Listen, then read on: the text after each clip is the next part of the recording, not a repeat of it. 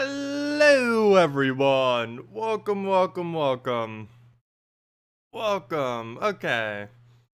So, Friday morning. Hello, Nuno. Just woke up about 30 minutes ago. My glasses, I just got back. That's why I started a little bit late. It was like just cleaning my glasses because I saw they were so dirty. And I didn't dry them completely. Oh well. Hello, Diego. Welcome. But today, since I haven't played on it for a while, after doing yesterday's video, oops, I forgot to make it, normal screen. But, after doing yesterday's video, I figured, it is Dragon's Week, or, let me fix this real quick. Our Let's Play account has a bunch of pretty good dragons, so why not go play on it? So, we'll go, play on my Let's Play account for, a little bit of the duration. Or longer, I don't know. If you guys want to see it. The only problem with doing my Let's Play account is if anyone wants any, like, suggested teams or anything, I can't really do it on it, since it has, like, no souls at all. Let me move everything around here. I need to make sure I can see everything on this one screen here. Let me see, move that down, that's fine. Move that there, move over chat so I can actually see it. And move this to the corner. And we should be good to go. Oh, let me move this so it's not in the way.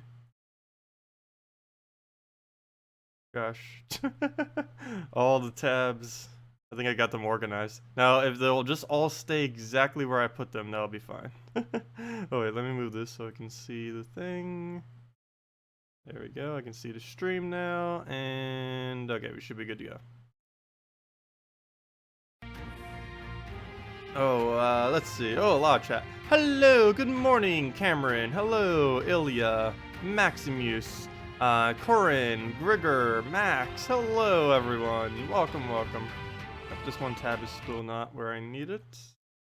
Let's see. Is that where I need it? Yes, that is where I need it. Okay. We're good to go.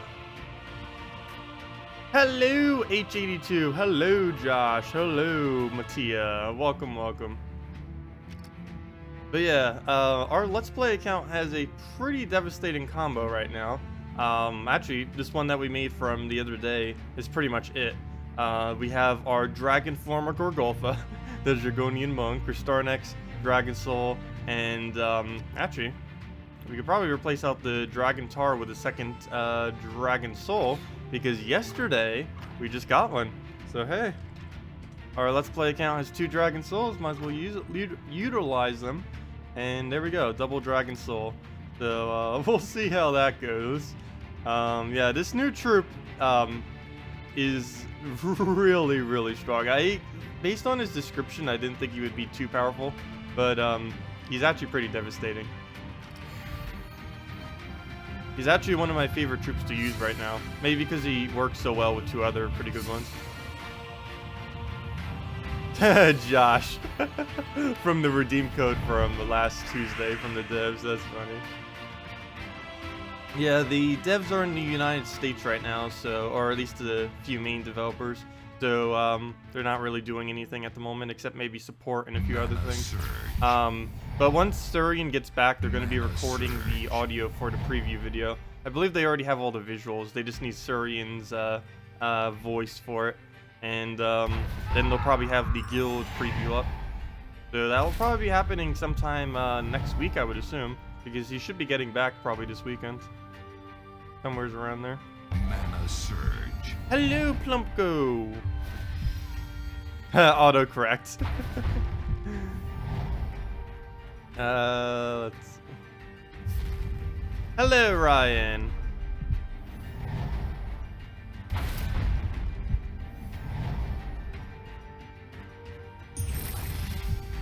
You love Dragonian Monk, he's made this game more fun. Yeah, I know. I really like when they add troops that are actually fun. A lot of time when they add new troops, it's just dead content upon arrival. And that stuff is normally horrible whenever they do that. But they do very occasionally add something that's excessively fun to use. That's actually something different than what everything else does. And it's pretty nice. Yeah, he's insane early on in the game. I was messing around with this a little bit on this account from yesterday and just playing a few battles, and we're going to be doing it, of course, again right now. But It's pretty insane how strong being able to barrier your entire team is earlier on in the game, because a lot of people don't have anything to counter it, especially defend teams. I don't think I have a single lose with this team. Then again, I don't think I have a single lose with any all dragon team on this account. Mana surge. Learned yesterday you have to turn off your malware bits every time you want to play. Oh, that might be a little bit annoying. Oh, that reminds me, I had a really weird thing happen to me yesterday and this morning. Something called filter keys, which is something on Windows. I have no clue how it turned on, but while it was turned on yesterday, well, I didn't notice until this morning, but for like the second half of yesterday, I couldn't use my keyboard at all because something called filter keys was on, and for some reason it was preventing me from type. My laptop built-in keyboard wasn't typing. The USB one I have wasn't typing. I typed in a different USB one and tried that, and that wasn't working. And it was just like without a keyboard for the second half of yesterday. It was really weird. And then I started up this morning, and it let me put in my password, but then when I got in, it's like, hey, it's still not typing. But then I just went into programs, and so I was like, oh, it's some filter key thing. I have no clue how that turned on and why it's preventing me from typing, but I fixed it by just disabling it. Mana surge.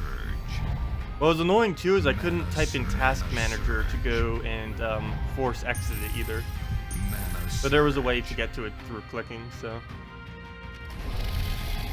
Yeah, have any of you ever had that happen? I've never seen that before. And it might happen every single time I restart my computer. It's really weird. Wish I could find a way to disable it. Actually, there's a lot of programs on startup that I should probably not have on startup. It still has all the defaults from when this computer originated. Good morning, Matt. Welcome. Also, welcome, Joeo. Welcome. But yeah, we might be able to take out every single 3 trophy with this team. It'll be interesting if it does. You've been using Dragonian Monk, the Dragon Soul, Shadow Dragon, and Salvani Mora. Yeah, that seems pretty good. I think someone else in one of my videos the other day said that they're using pretty much the same thing as well. Main problem with this account is it really only has 2 good dragons, and that's Dragon Soul and Salvani Mora. The rest are kind of just filler troops that I don't really need. Mana surge. Mana surge. Yeah, I'll need to do that later.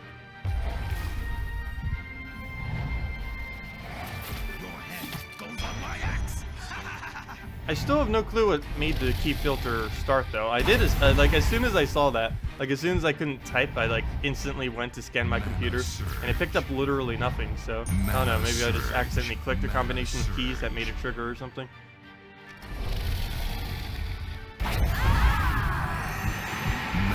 Yeah, I probably always do get your name wrong. It's Johnny in Portuguese. Okay, can I just call you Johnny then?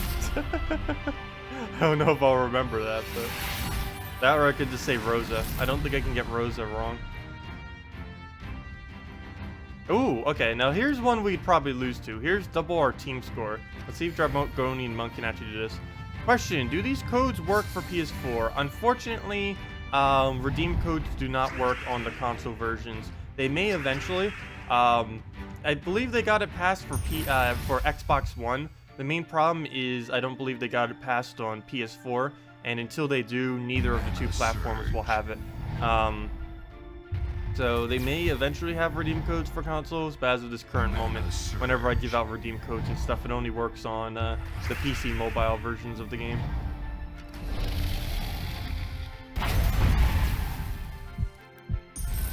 Oh yeah, I forgot. I could probably do a clickable keyboard. Let me see. I used to have a really easy one to get to. But yeah, I'll go find that later in case it does happen again randomly. I completely forgot about the clickable keyboard.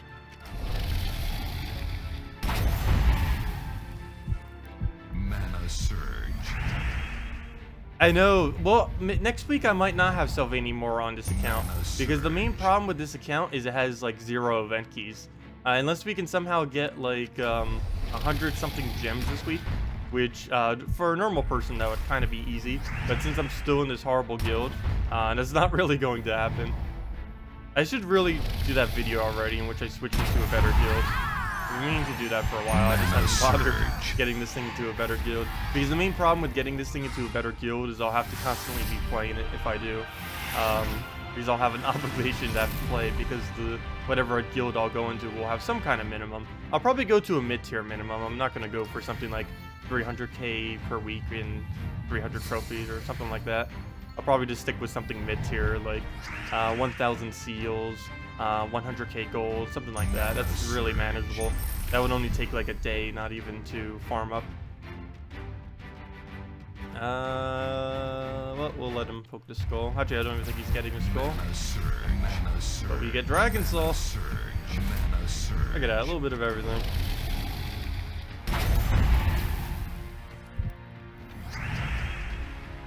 Yeah, I know. The problem with my laptop right now, you guys can't see, and I'm not going to bother adjusting the camera because it looks like horrible how messy I have it right now. But my keyboard is just a complete mess on my laptop. It has keys that are broken, some are like jammed, and it's just horrible. That's why I have to keep using USB keyboard. That wasn't the problem with yesterday though.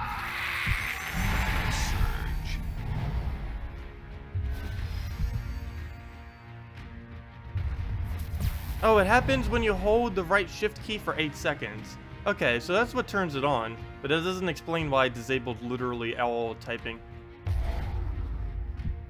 I guess that makes sense. Because I was holding down the shift key yesterday. Mana surge. That would get annoying having to do a type, like an on-screen keyboard constantly. I've done it some, but if you don't have touchscreen, it is ridiculously annoying to do, like mouse clicking it. Hello, Alisa. Welcome, welcome, welcome.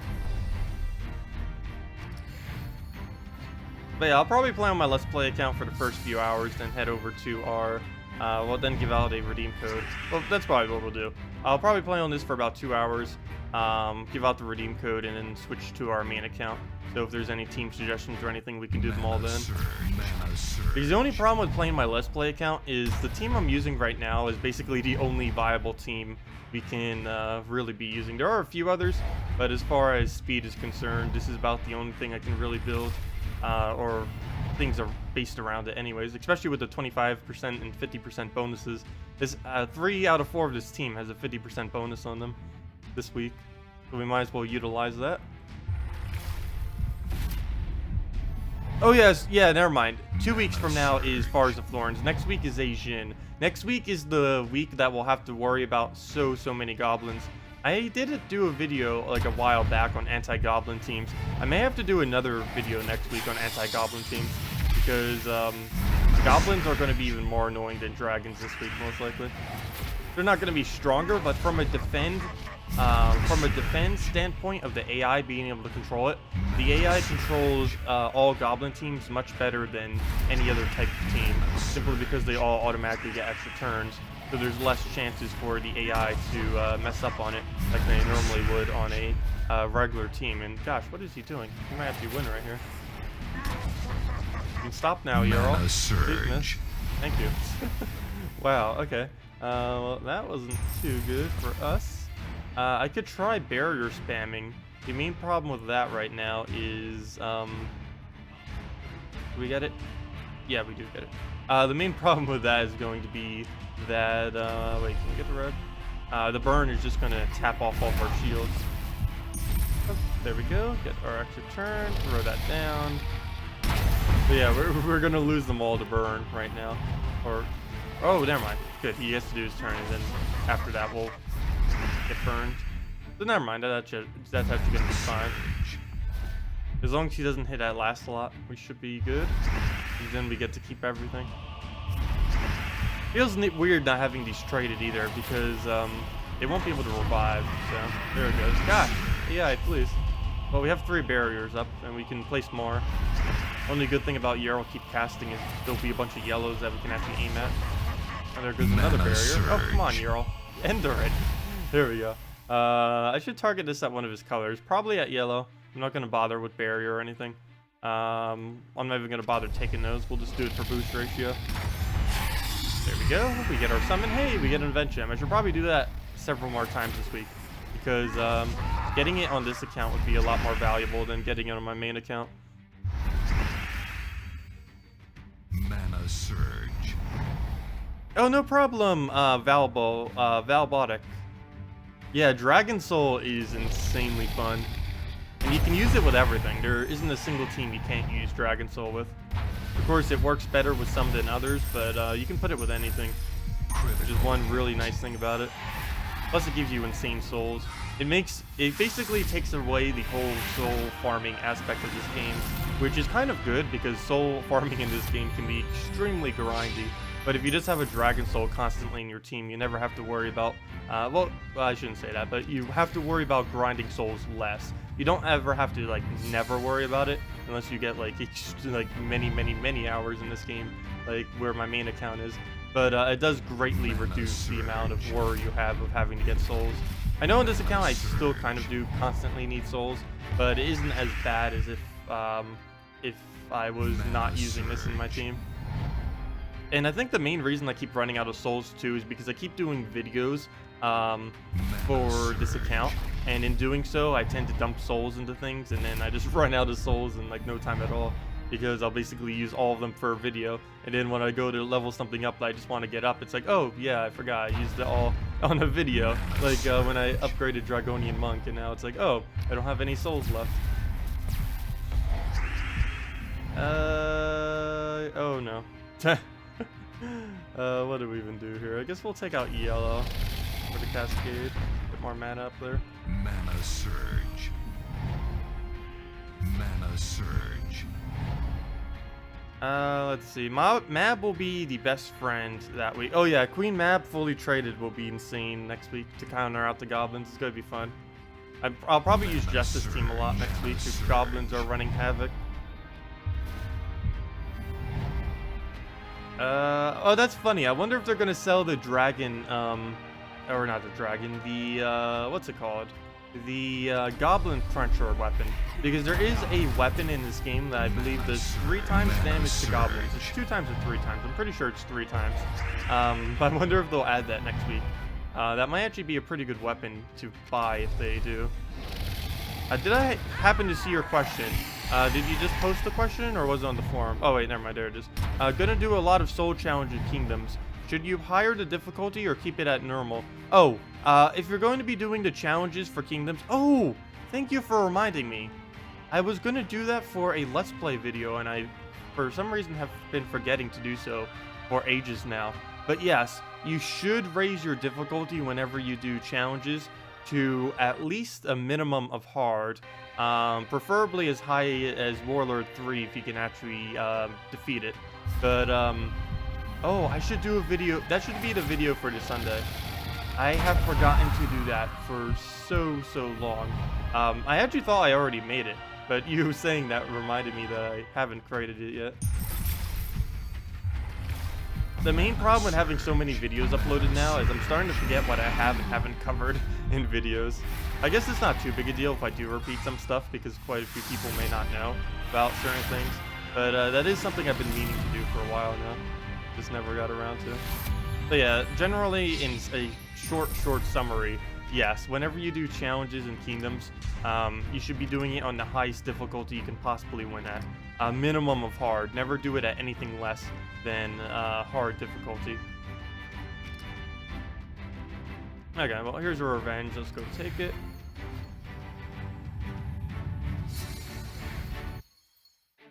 Oh, how am I doing? I'm doing pretty good. Stomach's feeling a bit off this morning, but nothing too big to worry about. If anything, that'll just mean I'll be talking just slightly slightly less. Mana surge. I've been watching some Breath of the Wild gameplay too. I also saw a speedrun of someone beat it in about an hour, which I believe is currently the record, though I'm pretty sure they'll have it down to about Ocarina of Time any percent by pretty soon. I think Ocarina of Time any percent's around 35 minutes if I'm not mistaken, mainly because of the extremely big sequence break. But with Breath of the Wild, there isn't really a sequence break yet. The people just rush straight to the final boss with the minimum supplies to beat it. And currently, it takes about an hour. I'm pretty sure it'll get it down to at least like 40 minutes or so. You just noticed, is there any reason you have so many kingdoms at level 9? Yes, there's something weird I'm trying with this account. I wouldn't advise doing all of them to level 9, just upgrade them completely. But, what I'm trying to do with this account is deliberately keep my team score as low as possible. You may notice I also don't really have that many traits on this account, except like absolutely essential ones. But that's essentially what I'm doing. Just to kind of test it with how the matchmaking system is. I still need to get this account a little bit later into the game to really be able to test it. But I'm deliberately just keeping them all like that in order to keep my team score lower. Also to give it more of a challenge. I only went for all of the offensive ones. So it won't really slow us down, the fact that I don't have any of them to level 10. Because I only went for the HP and all the attack kingdoms. HP and attack. I'm sorry, magic and attack. All the HP and armors are, I don't have any of them. Hello, Beowulf Alex and Murrow. Welcome, welcome, welcome. What do you need for Warlord 4? You got Dragon Soul fully traded. That sounds like enough. Cerberus, I would not advise. I would advise any kind of AoE rushing damage. Basically exactly what I'm using right now would be fine. Anything with a Dragon Soul would be fine. If you have a Behemoth, that would be fine. You could probably get away with double Bombot even, depending on how strong your Bombot is. Even if you don't have the traits, you can just put an Apothecary with it or something. Yeah, there's definitely a lot of options that you have to choose from, that's for sure. Yes, I am currently on my Let's Play account, as of this current moment. I know, it's been a while since I did my Let's Play account on stream. I'm just doing it for the first 2 hours or so, and then we'll switch back to our main account for any team suggestions and all of that. And if any of you have team suggestions now, you can leave them, though. I probably won't be able to get to them till later. A little later. Oh, you have Behemoth fully traded? Yeah, you can just do something around Dragon Soul Behemoth then. That'd be sufficient for doing challenges. Plus, you'd be getting extra souls from your Dragon Soul. You could probably go something like a Behemoth, Dragon Soul, double Necromancer would probably be fine, because you'll get the extra Necromancy from the Necromancers, and you'll get the souls from the Dragon Soul and the damage, and you'll have the Behemoth for additional damage of a different color. A little bit of mana conflict in there, but it'll get the job done pretty quick. I think every single battle with that team will be about a minute 10, minute 20 seconds, somewhere around there. Pretty quick. That's only for challenges though. Don't bother doing that in PvP. Might go a little bad.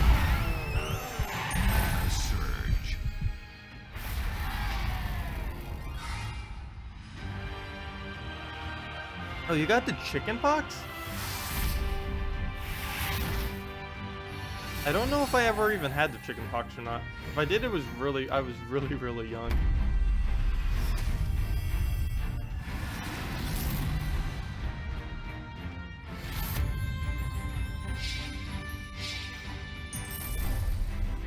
Starnex, Dragon Soul, double Necromancer, Warlock 3 for challenges. Yeah. Oh, that's pretty much what I just suggested too, except with the Behemoth that he had. But yeah, you normally do want to try putting some Necromancers or Necromancy in general with your Dragon Soul if you can. Since it's a 50% Dragon week this week though, I figured I would just do Dragons. But yeah, you can put Necromancers behind it, and it's pretty easy extra souls, especially if you're doing challenges. Because in challenges, you don't have to worry too much about the durability of your team, because you don't have any hard hitters on your enemy team. Challenges in general are just ridiculously easy, even at higher difficulties these days. Many of the synergies and challenges are just extremely bad, and most of them are pretty dated too, for any of them that even are slightly decent. Mana surge. Hello there, Amitwell. Welcome, welcome.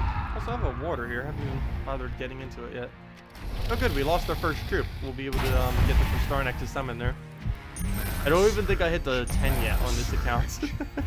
I need to get at least a 10, because I think that's like 20 gems or something, or at least 10. Something. It's something amount of resources. We'll find out in a moment. Mana surge.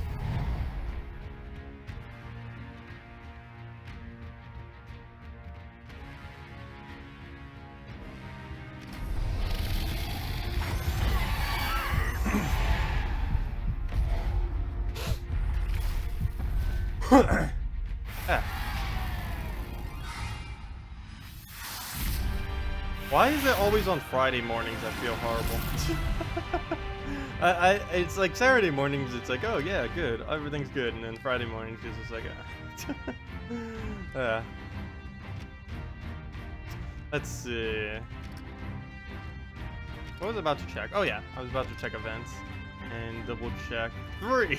Oh, he does give 10. Yeah, there's 10. Oh, there's no event keys this week. No! I want event keys for this account. And I'm not going to spend glory on them. That'd be a waste. Because it's Friday. I don't know. In schools, I would always love Fridays because Fridays would always mean, hey, end of the week. Though in college, it didn't mean that because I would sometimes have classes on Saturday, so that was annoying. But in high school and stuff, Fridays were normally like the best day. Well, the mornings were horrible. Like when you wake up in the morning, it's like, oh, you have like a billion tests and all the other stuff that they ram on you before the end of the week. But then afterwards, it's like, yeah, it's the weekend. Finally. I know in elementary school, every single time I would get back on a Friday, because it would be a huge quiz day. Because in my elementary school, you would only have one teacher for every single one of your subjects. And except for like music, gym, and like a few other things, but generally for like all of your academics, you would have one teacher for the entire year. And what would essentially happen is every single Friday would be test day, and we'd have like 5 to 6 tests all on Friday. And then I would just get home, crash on the couch, and like lay there for 30 minutes looking at the little cuckoo clock thing until it rings. I would sometimes sleep there too, just from being so tired.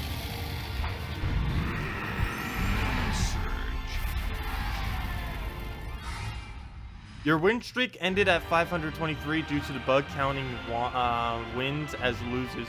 Oh yeah, that has been really annoying. That's what a lot of people have been saying is what kills their win streak too. You know that one glitch that occurs, or I'm pretty sure most of you know it, whenever I say, why is this happening? Fix it already, game. That one where it like fades into a screen at the end of the battle where it says, oh, your battle has already completed, blah, blah, blah. It sometimes counts your wins as loses. Yeah, they really need to fix that. That's been happening for a while now, almost a year, I think. It didn't used to happen back in the day, but for about the last year or so, it has been happening.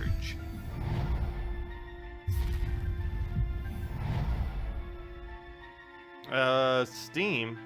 What about Steam?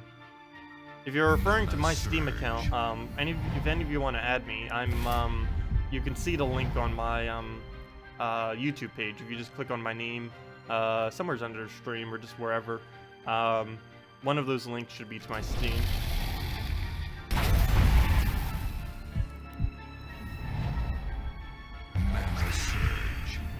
Okay. I think we're gonna go for the extra turn and hope we get enough mana from Cascades. Okay, not exactly what I wanted, but same difference, I guess. There we go.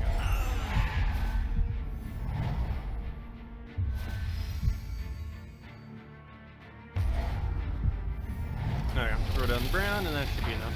And no revive, good. And it's still our turn.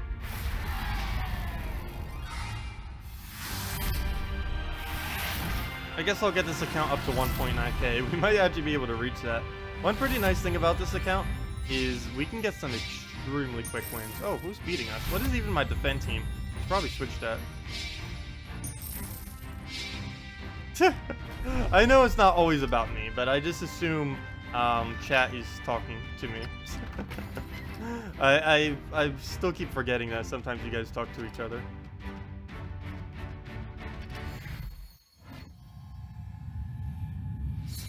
Because I don't always read like every chat message. I try to, but I sometimes take it out of context because I don't sometimes read like literally every single chat message.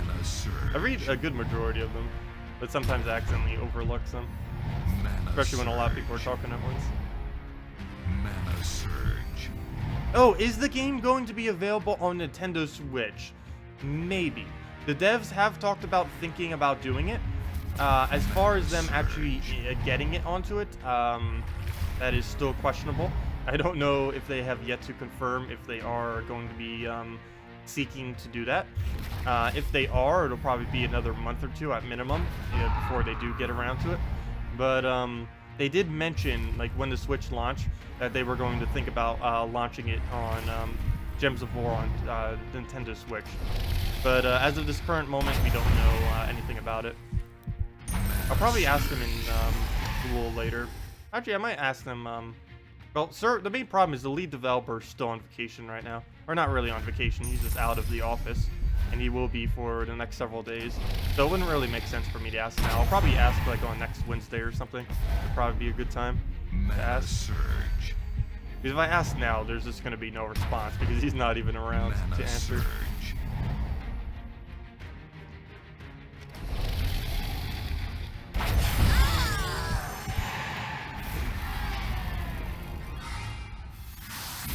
Try this team, Monk or Starneck. I don't have a Selvani Mora though. I wish I had a Selvani Mora. I'm gonna be trying for it in 2 weeks on this account. But these are all the dragons I have on this account. Unfortunately, one of them is not Selvani Mora.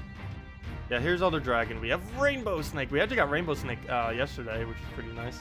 We got the Rainbow Snake, Bone Dragon. Like all the viable ones that we have are Bone Dragon, Quaidrel, Dragonette, Dragonian Monk, Dragonian Rogue, Dragon Tar, Emperina, kind of, Kristarnex, Silver Draken, kind of. Wait, what? How much magic do you have?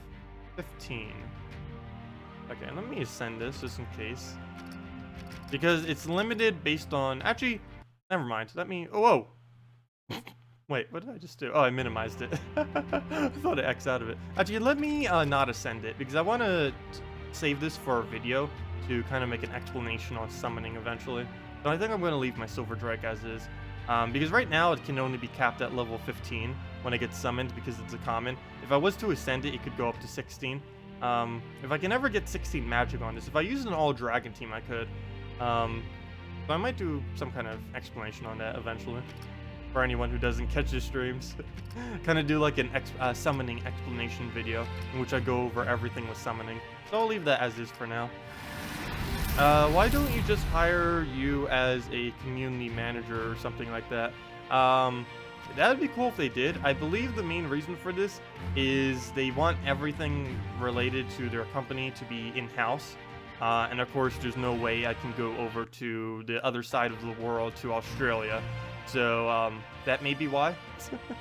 Because it is a lot harder to communicate over when you're not like physically there. But as far as like community manager or something like that, yeah, they probably could let me do something like that. I don't know. I just haven't really ever asked. But I assume that's the reason why they haven't ever asked or anything like that. I don't know. But yeah, I'd definitely be willing to do it. I pretty much already do it to a degree. Lately, I have been doing it quite a bit less. But if I was actually being paid for it, I would I'd be doing it like several hours a day probably. In college, I was pretty much doing that. Like between all my classes or when I was studying in the library, I would just have Gems of War form in the background and just be answering questions and doing everything. There was a couple months where I had a little bit, actually there was about 6 months, because one of my semesters in college, I had a little bit less classes because I was doing so many so quickly, like 6 or 7 at a time. One semester I only had about 4 or 5 classes at one time, so I had a lot more extra time between everything. I would have like an hour and a half gap like between, and I would just be in the library, either just studying, doing things, and the whole time I would just have Gems of War forum in the background. I probably have over 1,000 hours on the forum right now. Across all the forums, maybe even more than that. Do I think it would be possible to have a crafting system? I do not know if they're going to go the crafting system route. Because that would add a lot more resources to the game, and there's already quite a bit of resources. One thing that they did say is like having a card combining system, or what was it? They called it something else other than crafting, or maybe they called it crafting. But yeah, they might have actually called it crafting. But they have looked into doing it in the past. The main problem is they've had trouble balancing it, and they've decided not to implement it for that reason as of currently. But they may do it in the future if they can ever find a nice fix to balance it. 375 souls in Warlord 3 max level. Does that sound right, reward? Yeah, that sounds about right. That seems a little bit high, but that might be from your other bonuses and stuff. But yeah, that sounds about right. Mana surge. Yeah, it would depend on armor and VIP bonus. I believe just doing it with just 100% armor and on Warlord 4, I believe that is 300 souls, if I'm not mistaken. I need to go double check that, but it's around, it should be around 300 souls or more. So yeah, 375 sounds right then, if you're getting that many. And that's not counting the amount that you get from Dragon Soul and everything. I wasn't counting that into it. If you count that, you can get probably around 500 plus per cycle or something. But let's see, we can tell exactly, because you get 80 into, yeah, it'd be about 400 something, somewhere around there. Maybe a little bit under. So that seems about exactly right then, 375. I don't know if that's counting Dragon Soul or not in your calculation. Yeah, I can kind of go show that right now, actually. It'll only take us a couple minutes to get through a single challenge. So I might as well show that now. Mana surge. That's not gonna make me impossible to do a video on it because there's like a billion of them, so it won't hurt if we do one real quick just to show it. Because I believe we can do it on Warlord 3. I already explained all that, but yeah, I'm almost starting to repeat myself. I did that a lot.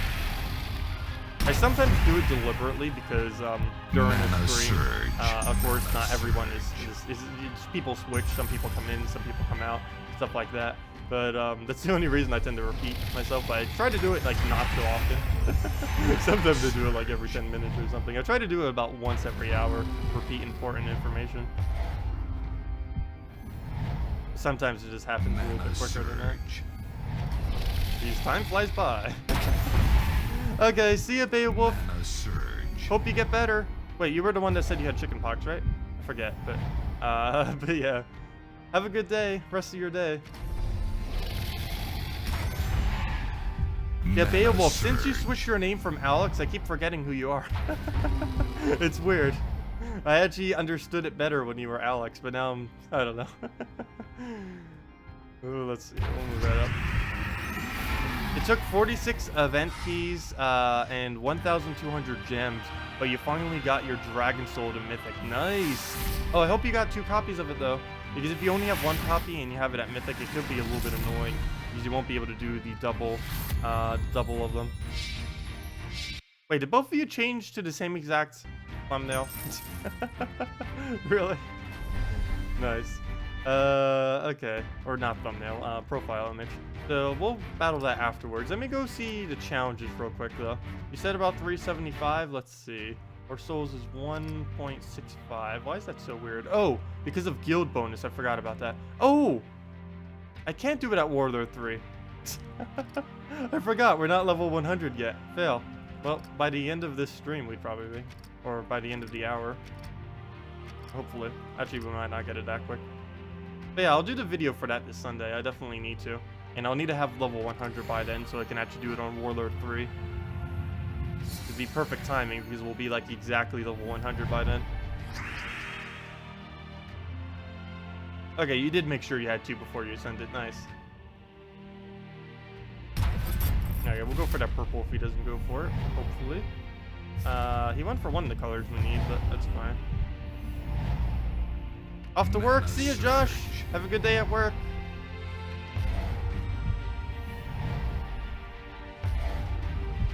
Okay. Well, we'll swipe the blue into all of that, get our nice colors, and then we'll just go into red. Thinking about trying Warlord 4, it's gonna throw, yeah, it's definitely gonna be a bit harder to do it on Warlord 4. Personally, I wouldn't advise it simply because it's going to take you more time than you're really going to be paid for in rewards. Because it's twice as hard for only 25% extra souls. So normally Warlord 4 is never worth it. There's very, very, very rarely is Warlord 4 worth it. And personally, for doing challenges, I wouldn't really advise it. Warlord 3 is about the highest you can do to really gain decent resources there. Minimum is hard, highest is Warlord 3. Normal, it'd be a waste to do it on, and Warlord 4 would just take too long compared to Warlord 3. Unless you were using like a bone dragon or something that could scale really well off their stats, maybe like a great maul or something. But I would definitely advise not really sticking with Warlord 4. It's somewhat helpful because there's only a limited amount of challenges, but you're going to be losing so much time from doing Warlord 4 that you're better off just taking the slightly less resources. Hello, Shane Ward. Welcome, welcome. Also, 1 second. Let me go turn off the heater. I just had it on in the morning to take off the chill. Now it's like 80 or something degrees out, and I don't need it on. 1 second.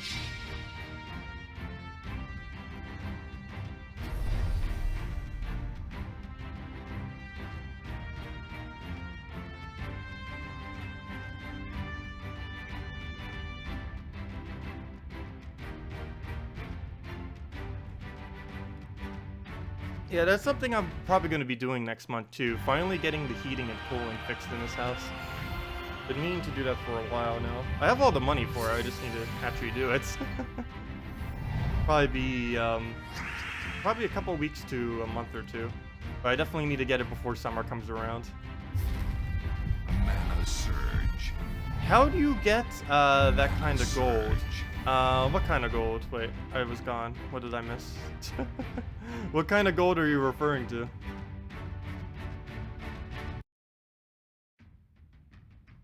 The main way to get gold in this game is just from doing 3 trophy PvP.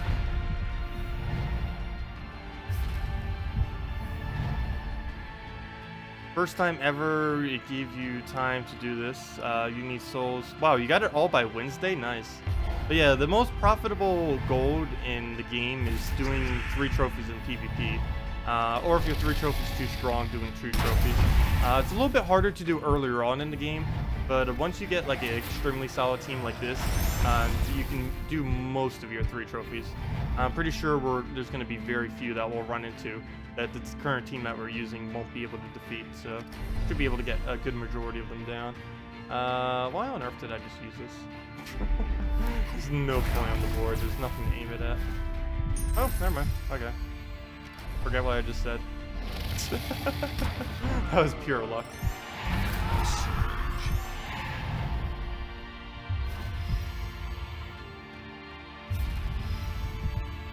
You only get 900 gold for your 3 trophy. It's based a lot on the difference between your level and team score. If you're losing that's one of the reasons why I'm keeping my team like this.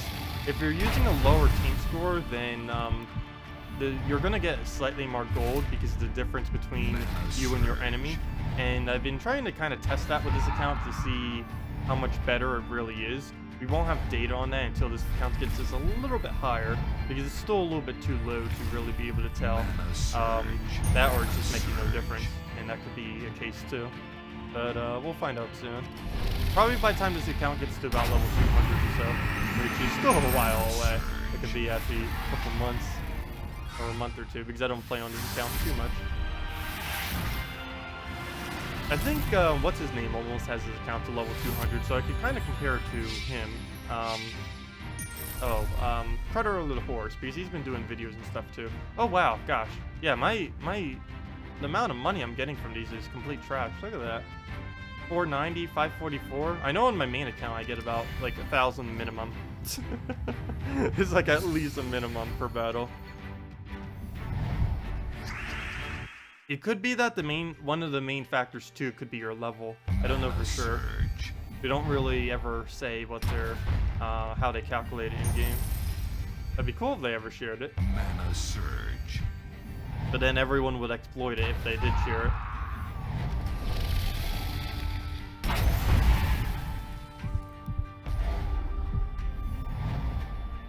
Mana surge. Oh yeah, don't forget the armor. Oh yeah. I completely forgot about that because I have to switch armors on this account because I'm using because this is completely free to play account, so we don't have Death Knight armor on it. So you have, but if you're playing 100% free to play on Gems of War, one slightly annoying thing is you'll have to get both the Dragon armor and the Celestial armor. And what's annoying about it is you'll have to keep switching between them because you'll need to be using Dragon armor for certain things and Celestial armor for other certain things. Actually completely forgot about that. Doesn't take too long to switch them though. Only takes about like not even 10 seconds or something. But it gets annoying, and sometimes I forget to switch it, which is also even more annoying. But we'll let him poke us with a skull. I actually need it to keep killing our first slot so we get more summons. That'd be pretty good. We'll just throw that down, get a Manus. And that is the match. So let me go do the challenge thing that I was mentioning earlier. And let me switch my armor to the correct armor for it as well. So let me go and... Hey, victory! Now that I switched my team to the correct one. Yeah, this team's probably gonna have like an wow, like a pretty good win rate, I would assume, especially at this low level. Okay, what I need to go do is change armor. Hero. Go to armors, and there it is. Celestial armor. And let's go test this real quick. Oh, I know why I didn't. Duh. I need level 100. Did I forget already? Let me use it. Why do they even level lock these? I guess so lower players wouldn't bother doing it, but let me do Warlord 3. I like that sound. But let me do Warlord 3. Oh well. Yeah, I forgot. Fail. Oh, we can't do it. But I'll definitely do a video on it on Sunday. That's already pretty self-explanatory. Hello, Chevy! Welcome, welcome. Good morning, Deborah. Yeah, nice to see you too. Oh, look at this. Whoa, look at the difference now. 1,713 gold for our 3 trophy. That is pretty insane. Look at these two. That is some pretty good gold. And you don't normally see extremely high ones like these later in the game because there isn't... it's based on the difference. Like you can see, there's the 6,061. And we're at 4,392. But yeah, it's based on your level and difference. And the difference, I believe, is based on your defend team. But I don't know. It takes a weird combination of like the team you're using and your defend team. Mana surge. But even sometimes when you use like an extremely low team score defend team, it's like, oh, yeah, it still realizes what your actual team score is for some reason. It's weird. Mana surge. You're taking a break from Zelda? Yeah, I saw some gameplay, quite a bit of gameplay from it, while I was doing other things, just like editing and doing my RuneScape thing. I still have another video I've been meaning to do for that too. I think I might need to start doing some more Stardew videos too, Stardew Valley. I just looked at my previous video, or one of the videos I did on it, and it's literally the most viewed video on my channel of all time. So, and it was only like 2 months ago, or 3 months. So I might need to start doing a little bit more content for that. Because from a money standpoint, that is insane. I think the video made about $25 so far and is already making more. And it's a pretty easy video to do too. It's about, I wouldn't say as easy as a Gems of War video, but it's pretty similar because I have a good, pretty decent understanding of the game. Mana surge. Oh yeah, Stardew Valley may come out on Nintendo Switch. Stardew Valley probably would be a pretty good Switch game to get. Mana surge. Especially once it gets multiplayer. If it gets multiplayer, if it's Twitch compatible multiplayer too, that'd be insane. I don't know if they would actually do that though. But I know that the devs of Stardew Valley, the main thing they're working on right now is multiplayer, which I've been pretty hyped for. Oh, what's my highest video? It's when I did, I believe I'm the first person ever to reach over 1,000 without hacking the game in Stardew Valley. That's why the video got so many views, I believe. It's basically a guide on how to get over 1,000 floors in Stardew Valley and get the most valuable resource in the game almost infinitely without using any hacks or mods or anything. He uses glitches, of course, but obviously. I tend to do glitch hunting in games, and I'm not really too much of a part of speedrunning communities, but I do find the concept enjoyable. But yeah, I'm pretty decent at finding and exploiting glitches in games. And that's essentially what that video was. It used 2 different glitches to do something that has basically never been done in the game before. So that's why I end up getting so many views. But just doing general guides for it too would just get more views too. Because Stardew Valley community is like probably over 1 million people. Whereas Gems of War, of course, is capped at about 100,000 or so. So I might as well make some more videos for her on occasion. Mana surge. I have been doing RuneScape guides too. I have one that I'll probably be posting soon. I've been getting footage for it for a while now. The main problem with trying to do RuneScape videos is it takes forever to get content for it. Like forever and a half. It takes, unless it's like something completely random that happens that's really interesting, it takes about 20 to, actually maybe not that much, I could probably do slightly shorter, but it takes about 5 to 40 hours to make a RuneScape video, simply because it's really hard to get decent footage for RuneScape. But yeah, I'll probably do Stardew Valley a bit, because it's ridiculously easy. In single-player games, it's a lot easier than multiplayer games to get good footage. I never really realized that in the past, but after doing like a couple other games and stuff, that is so obvious. It is so much easier getting footage for single player games, because you can replicate things pretty well. When you do it in multiplayer games, it is really hard to replicate certain things and get footage that you need for just that's generally informative or helpful or interesting. It needs to be one of the 3. Nintendo confirmed the version of Stardew Valley coming to Switch would be the first console to take advantage of the recently announced multiplayer mode. Oh, I did not know that.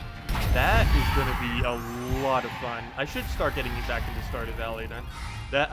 Gosh, I almost want to Switch now for that. I wouldn't buy it just for that though. I've heard there's a lot of hardware issues lately with the Switch, like the screen getting scratched easily and stuff like that, like the docking port scratching it and just other various things, which is why I normally don't go for consoles right away. It's kind of what happened with the DS too. It was like pretty horrible, and then they started upgrading it, and same as like the Game Boy Advance. Like when it first came out, it had like no good lighting and everything, and they had to add a bunch of peripherals, but then they just came out with like the Nintendo SP or whatever it was called, and then they came out with the S, and it just keeps getting better over time. I'm probably gonna wait until they actually fix some of the hardware issues with Nintendo Switch before I really get one. Also, even if I do get one, the main issue I'm always gonna have is if they do have that monthly subscription thing, just to be able to use online play. I'm gonna absolutely hate that, and they're gonna be starting that, I believe they said in October, and I don't even know if I'd have a Nintendo Switch by then. Yeah, I know. Pretty much all consoles have trouble at launch, which is why I never get launch. Get them at launch. Even the Wii, which I wanted like excessively when I was young, I didn't get it until I think like 3 to 6 months after launch. Mana surge. Mana surge.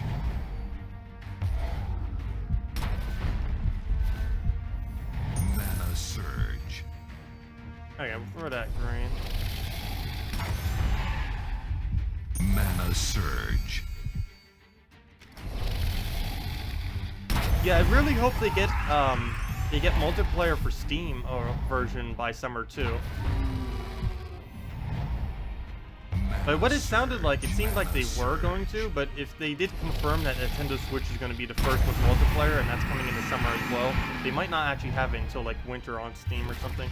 I wish they would have it out already. From what I've also heard, they were supposed to have multiplayer on Stardew Valley before they even fully released the game out of beta, but they end up releasing it anyways without multiplayer, and a lot of people were pissed off about that. I didn't really care because I didn't really see that as a factor, but I could understand some people getting in early access and they're like, hey, we're gonna have multiplayer, and then it's like, oh, a year and a half, 2 years, almost like 2.5 years later, still no multiplayer.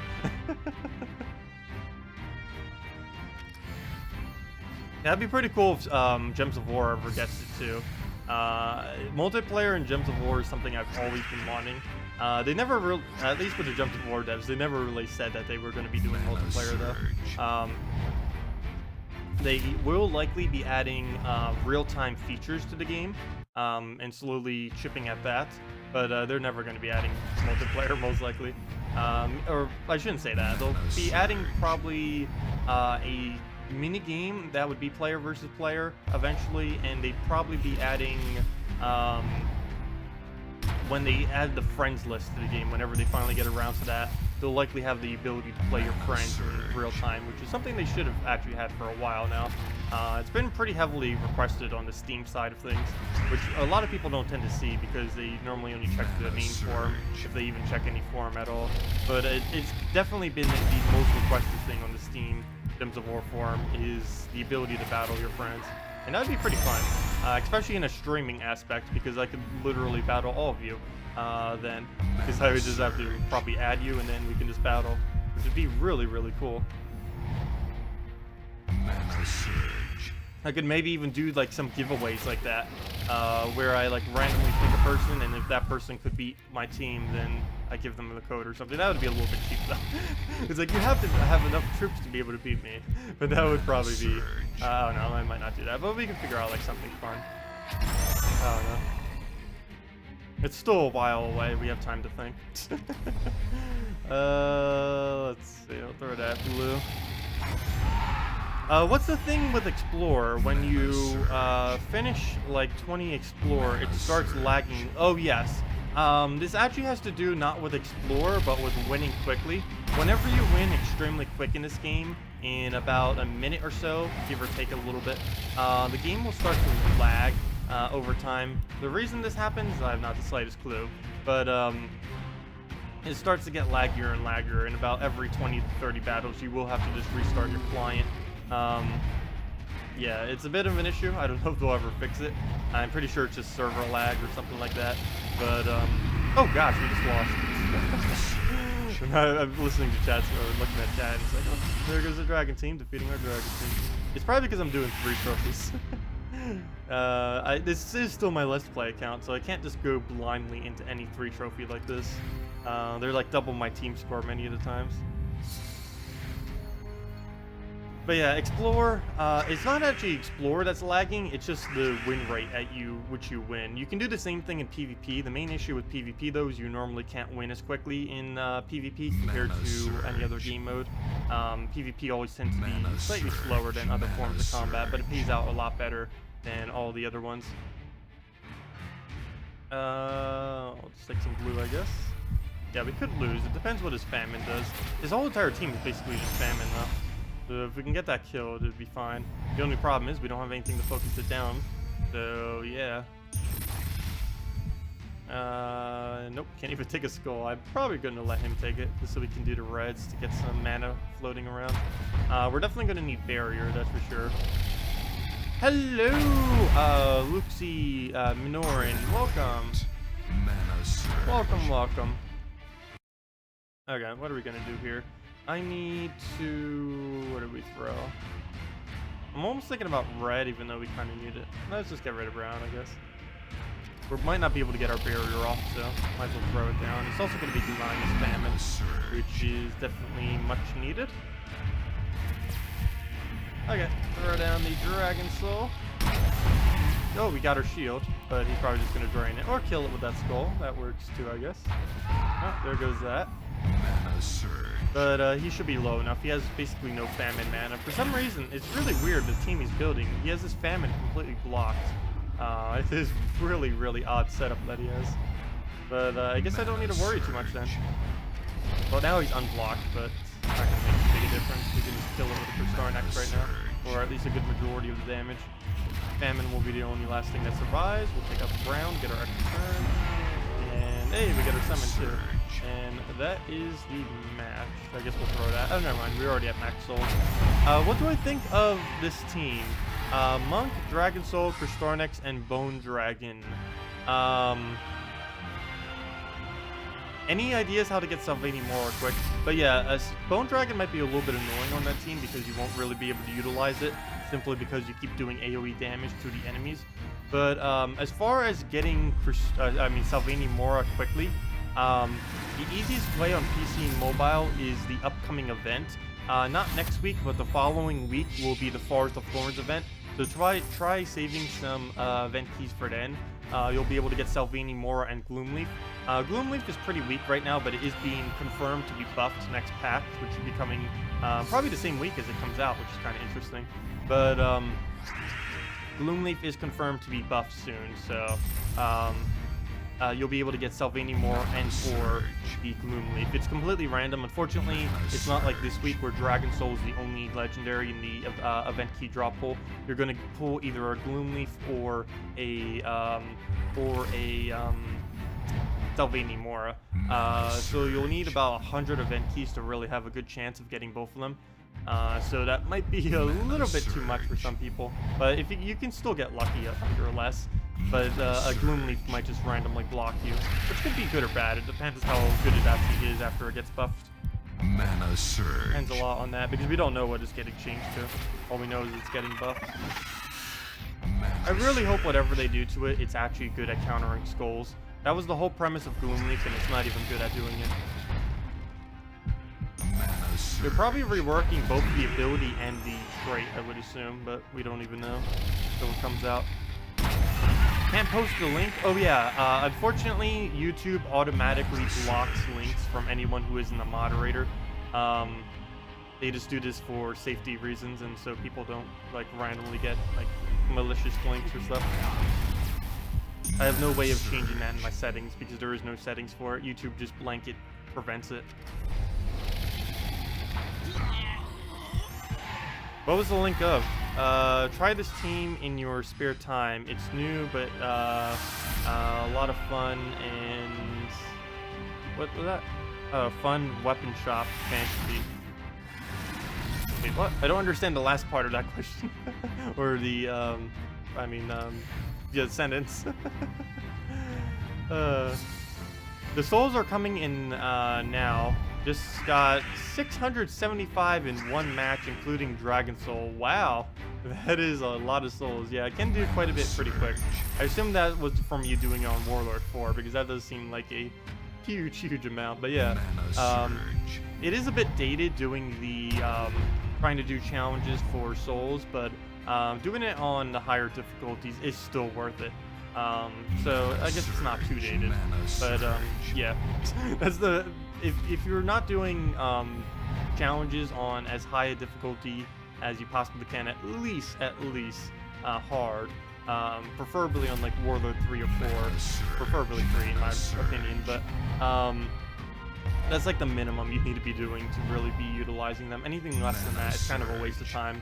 Probably be better off just doing arena on normal or hard difficulty. Because arena still makes quite a bit of souls too, because you can boost that based on armor and VIP bonus and all that other stuff. That's also how I ended up starting this Let's Play account. All I did was just farm arena a bunch, and within a single day we had like what was it, like 15,000 souls or something? It's pretty ridiculous, like enough to get a spy for a while, and it was really nice. Mana Surge. Does anybody else have a connection issue with the stream? Keeps buffering. Let me see on my end if it's doing anything with it. Oops, what did I just do to chat? Whoa, what just happened to chat? Whoa. Where did chat go? Let me refresh. Oh, what did I do? Oh, there's a hide chat button. What? Why would you need a hide chat button? That's why that happened. Let me see. Is it buffering? Oh no, on my end it's not showing it, but it might be. Try lowering the resolution some if it is buffering. It probably has it on, well, there's two things you could probably do. On the little cog on YouTube, put it to auto if it isn't already. And if it's buffering on auto, just set it to like 360p or 480p. Streams I do in 720p at max, but it can sometimes lag on it quite a bit. Most of my videos I do at 1080p 60, But that's because it's a lot easier doing 1080p 60 on a video than it is on a stream. Because my connection is not excessively good to be able to do it that high. The highest I can get away with is 720, and even that sometimes fails, as we have seen in the past. Mana surge.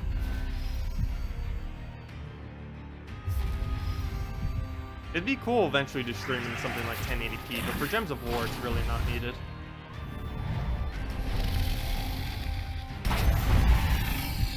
Plus, it would just make people lag like that, so it's not. It would just be more harmful than helpful. Oh, you did that on Warlord 3. Nice.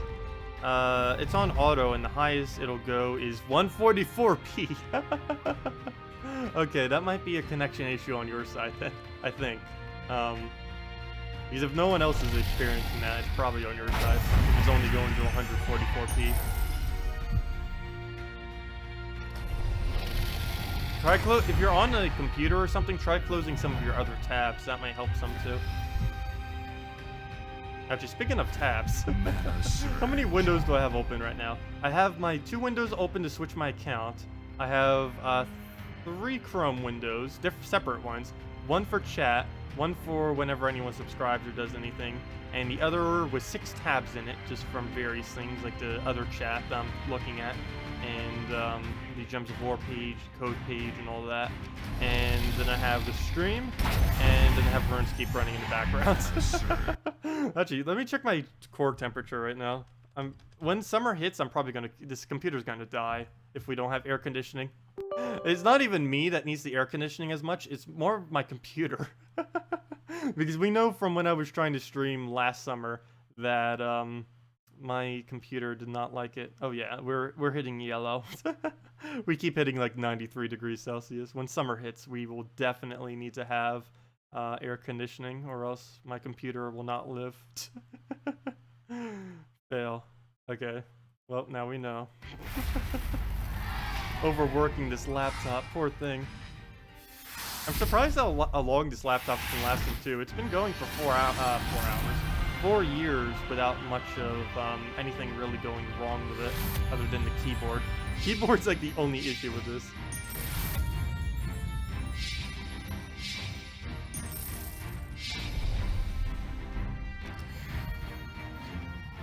You've got Crystronix, Dragon Soul, Dragon's Horror as a 3-team right now. Is it worth it for a dragon in front for the 3 extra the Dragon Soul damage, or is Traded Gorgotha a good choice? If you have Traded Gorgotha, I'd probably just stick with that. It's not too needed to go for the 3 extra damage. 3 extra damage makes very, very, very little difference, whereas a tanky Gorgotha will likely save you the game if you're up against like a Skull Spam. Because you may notice, actually it hasn't really been happening because our armor's a bit lower, but we can get trolled pretty heavily by the current Bone Dragon right now. And one bad thing about the Monk is it doesn't really resist that well against Bone Dragon. Also, or Skull Spam in general. Also, why is the AI so ridiculously bad at hitting yellows? That happened during one of my videos too when I was showing it, where the AI Monk just misses every single yellow on the board, and there he goes again. It's really, really odd that he can miss. There's like so many yellows on the board, he managed to miss every single one. It's like the AI is deliberately hitting somewheres that it will not hit any yellow. I believe it's just targeting skulls, but that's kind of funny that that's the second time now where there's like over 12 yellows on the board and just completely misses every single one of them. Also, let me help him with that. Remove those yellows. Actually, I didn't even need you to do that. Just kill them. But the other one boosts off the yellow, so I guess that'll help there. The only problem is now that I did that, I won't be able to use it for myself, and I kind of need it. Well, actually, we don't need it, but we could have gone for it. 1 mana short. Okay, he's gonna die unless we barrier him. Probably not gonna bother though. Take our turn. Throw this down, hopefully into skulls. Doesn't look like it though. Do it on green, I guess. Come on, Cascade Skull. Oh, never mind, I didn't even see that one down there. I was trying to do it up there, but that works too. What do we go for here? We'll let him skull, I guess. Oh, actually, let me poke him. I'll poke him first. There we go. Any redeem codes today? Yes, we're going to be doing 2 redeem codes today, as we do every Friday and Saturday. from 10 a.m. to 4 p.m. Eastern Standard Time. The times of them tend to vary, though more often than not, I tend to do it at noon and 2 p.m. Generally. That can switch from time to time, but generally those tend to be when I end up doing them. So I might as well do one now. Let me go see if I can go and get that in. Might take me a minute because I believe I don't have it up on the form. But I'll go and do that real quick. So let me go do the code. Let me go and fix this other tab too real quick while I'm just messing around here. Oh. Okay, so let me go get that code. It might take me just 1 minute. Other tab is not wanting to cooperate with me. So yeah, we'll go do that. Let's see. Have it up in a minute. Sorry, guys. Also, this other tab is distracting me. Let's see. Should be able to fix it in a second. Let's see. Where on earth is it? I'm trying to find the December redeem code one too, and for some reason it seems to be buried. I only have like 5 codes left on it, but I still need to be able to finish it. Okay. Oh, there it is. Found it. Fail. Okay. So let me just go into there. Wait. I lost track of it again. I wish the forums had some way to prioritize more important messages. I could probably do it if I set it up through email or something and then prioritize those emails, but it's really hard sometimes to try finding this a specific message that I just have dangling somewhere. Okay, so let me go get that. We'll go and put that in. Move this back down so it's out of the way. Move it somewhere here. Yeah, right there. Put that. Highlight that. Copy. And put that into the website. Get the code for the website. And it should be good to go from there. Oh, I'm just all over the place right now, gosh. But there we go. There we go. We got it. All is good. So you can, if you're on PC and mobile, you can go and claim that code at that link right over there. Let's see. Let me go and other thing I need to go do. Oh yeah, let me go use it myself and put it into the interface. So first things first, let's get it into the interface so anyone coming around can see it. So we'll get that and put that right in there. Oops, wait, why didn't it paste? Why didn't it paste? What? What? Why isn't it pasting? That's weird. There we go. Oh, that was weird. Okay. Put that there. Whoa, what is up with the... What? What is with the weird symbol? There's not even anything there. What? Okay, that's weird. That was really weird. That was technically a space, but it made it an invalid symbol for some reason. That is really, really weird. Everything weird's happening right now. But let's go use the redeem code. Yeah, no problem, everyone, for the redeem code. We'll have another one in a couple hours or so. Probably when a little after we transition into the other account. Actually, I'll probably be doing that soon. Right when we hit level 100, I'll probably do it. So we'll put in the invite code. Put in our code. Say we're not a robot. It knows too much. And now we're good to go. Oh, we have tribute too. Oh, and we got our event thing. Look at that. Look at that. Also, while we're on the Let's Play account, maybe I should give it to the Let's Play account too. I've never actually claimed the code for this. Or actually, I shouldn't say that. I think I did one because I was testing something with it to see if it would do it to both my accounts, and it did. So let me go give it to this account. I completely forget what its invite code is. There it is, Tested the Terror. So I might as well give it to this too. Might as well. I normally don't claim it so more people can get it, but we could use a little more resources on this account. Let me just type that in real quick. Tacet. The Terror, if I can type. Terror. I'm bad at typing with all caps on. Though it would help if I wasn't clicking shift and just click cap lock instead. Redeem, and there we go. Got it on this account too. So yeah, it just gives the normal reward of 2 treasure maps, 1 gem key, 200 souls, and 2,500 gold, as always. So if any of you are on PC and mobile, definitely make sure to use the redeem code below. You claim it on the Gems of War official website, just under game code, and you just type in your invite code, and your invite code you can find under, you can just see where we were doing it, under the settings, under the little cog right there. But yeah, there we go. That'll help our account some. Let's go open the gem key, see what we get. Come on, mythic. Get our first mythic. Go. Ah, trash. Come on, we could have, even a somewhat decent ultra rare I wouldn't have mind, because our account, this account still needs decent ultra rares. I wouldn't even mind if it was something like that. Let's see. Class will give a mana mastery bonus depending on its level. Yes, classes do give additional mana mastery bonuses. If you're not using a hero, the class that you have matter. Yes, it basically just says mastery as was just mentioned. It'll give you a anywhere from a 1 to 20 additional mastery, if I'm not mistaken, 1 per level. To whatever color it has affiliated with it. It'll make a very, very, very small difference, but earlier on in the game it can make a pretty huge difference. I haven't really bothered with classes much on this account. I probably should, because I haven't really explained it in this cycle. I did when I did the first Let's Play series for Gems of War, but during the second one I basically never mentioned classes at all.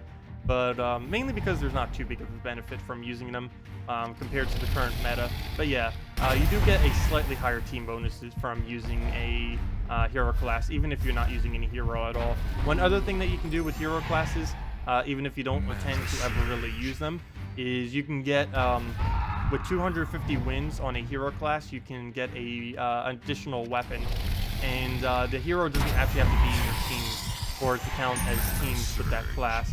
So you don't even need to use the class and still get all of the weapons. That's another thing that they're kind of used for as well.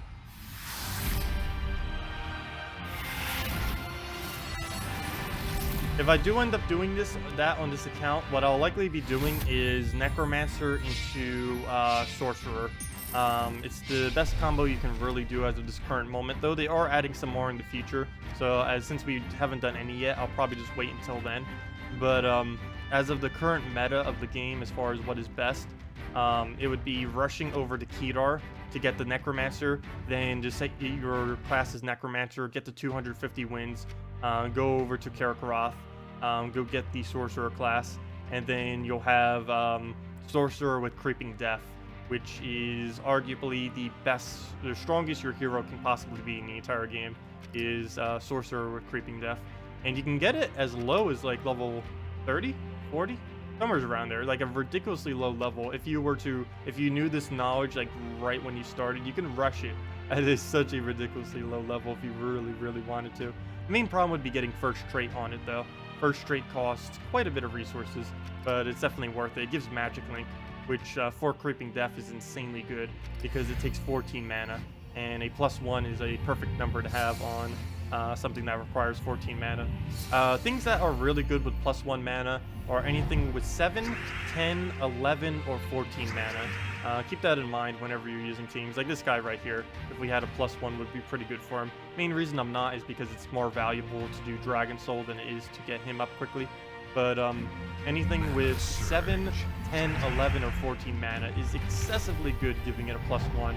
It's also why you normally see me doing Valkyrie with +1 and Green Seer with +1, because you're just really, really potent with it. It can save you an entire turn of having to take mana, and one turn in Gems of War is pretty huge, because you can get a lot done in one turn, especially if you're lucky. What do the redeem codes do? They just give a little bit of resources for anyone on the PC mobile version of the game. Not too many, so you're not missing out on too much if you're not getting them. But of course, it's a little something for everyone that watches and just in general. But they give, all it does if you redeem it is give 1 gem key, 2 treasure maps, 200 souls, and 2,500 gold. We also sometimes have giveaways that give even more than that. I still haven't gotten a response yet. I'll probably re-ask again once the devs come back, because the lead developer's still away for, I think, till Monday or something, maybe a little bit longer than that. But this Tuesday or Wednesday, I'll probably message him again and see what kind of answers I can get. Because he hasn't bothered replying to the previous one simply because he's not around. Oh, you know what? I probably could message Salty about it, which is another developer that has come up recently, who's been in the community and stuff. The only problem is he's not one of, like, the lead developers, so I don't know if he could actually answer some of the questions I have. He'll probably just say, oh, you'll have to ask Sterling or something. So I might as well just cut straight, not deal with the middleman, and just go straight to the lead developer. Could you give me your thoughts on your team? Dragon Soul, Vinoxia, Devoted, and Emperorina. Main problem I can see with that is, well, there's two. I'm not quite sure why you have Devoted on the team, and you probably don't want to have Dragon Soul in first slot.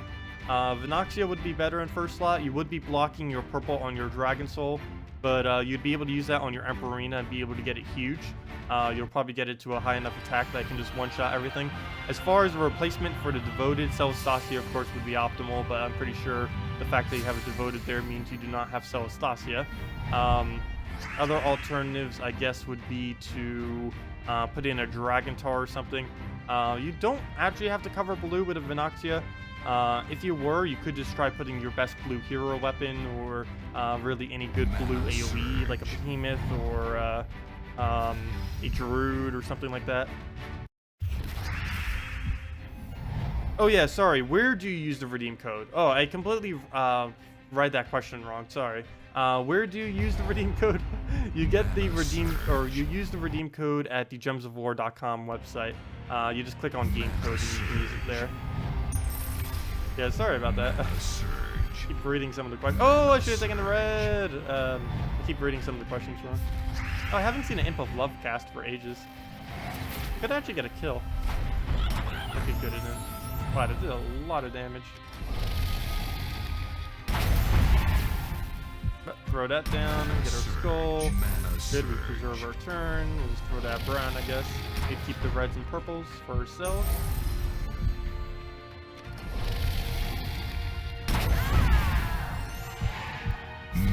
And that is match right there. And I believe we're approaching onto the, let me move this, I can't even see. But thank you, Marika, I think that's right. Thank you, Marika, for the subscribe, much appreciated. And there we go, we hit our 1.9k. Get all of our keys and such.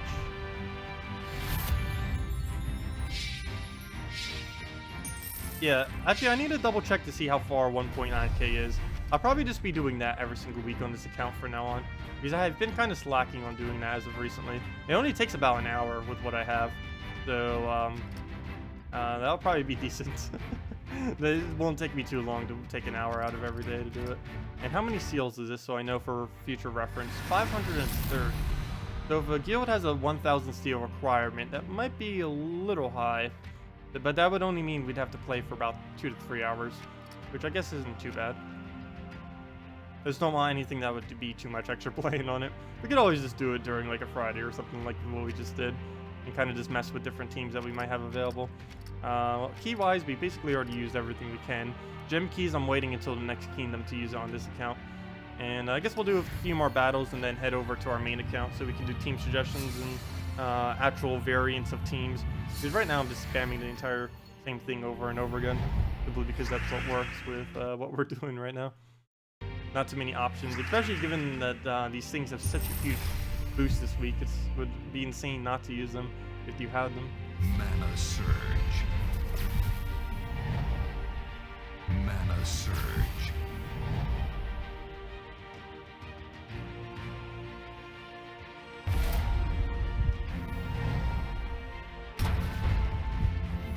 I think Maximus is counting the extra that he is getting from the challenges, because your challenges would be giving like 300 something, and he's adding that on top of whatever he's getting from the battle. Oh, you got a blast cannon from the gem key. Nice. Yeah, blast cannon, if they ever do rework mechs just in general, is one that they do need to kind of revisit some. It is pretty outdated.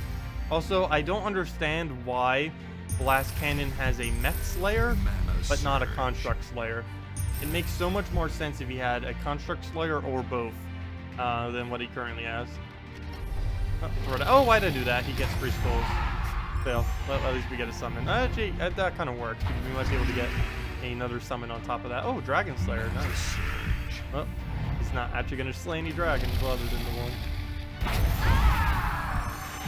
Mana surge. Mana surge. Oh, there we go. Game set and match.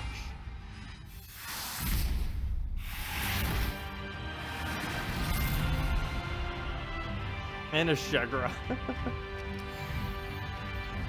Should we end it on the Shegra? Might need to. Yeah, we'll end it at this battle. Seems pretty straightforward though. Why is our stats so much higher than his? Gosh. He has a higher team score than us, and yet our stats are like so much higher. Probably because of the team bonus this week, I would assume. I'm really enjoying using this though. Maybe I'll keep playing on it. I don't know. If you guys enjoy, I might as well. But we're basically just going to be doing this team if I don't switch over to my other account's the only problem. Mana surge. Oh, you got a Hobgoblin. Yeah, Hobgoblin's going to have a 50% bonus most likely next week. So that'll be interesting how that pans out.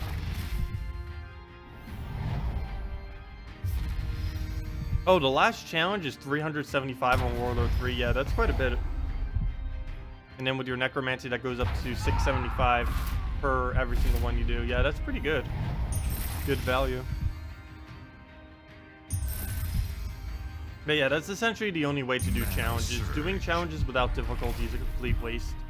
Which is why I've been waiting to do it on this account so I can actually get more reward out of them. Mana surge. But yeah, that'll definitely be the video this Sunday, explaining everything with that. There's something else I need to go explain too, and I almost forget what it was. Because that would be good for probably next Thursday's video.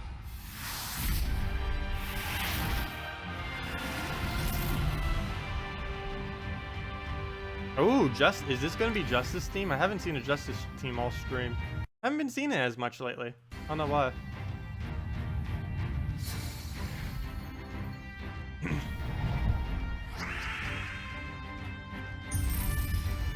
Mana surge.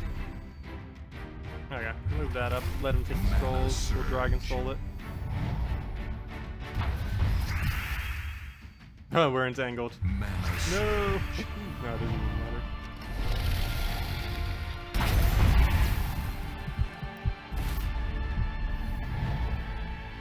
Mana surge. Okay, so we'll throw that onto the ground. Get out of the way, get the nice damage, and one more little poke will end it. Perfect, there's our little poke.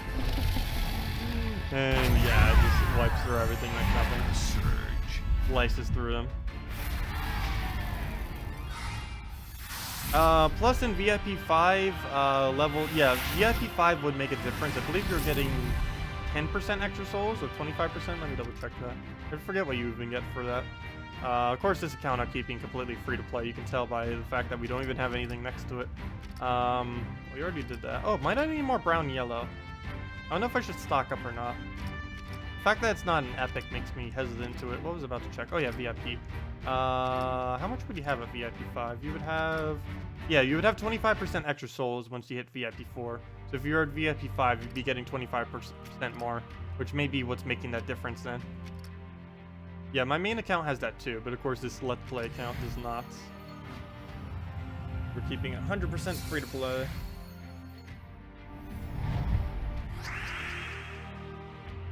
Oh, you got one from the gem key. That is some pretty nice luck.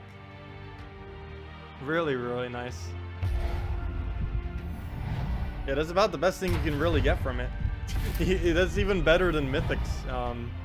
Or I would consider it better than a mythic. Better than most mythics, I should say. Not every single mythic. Mana surge. Okay. Red Surge. Mana Perfect. surge. Has anyone ever put their tongue on the game cartridge? What game cartridge? That does not sound like a good idea.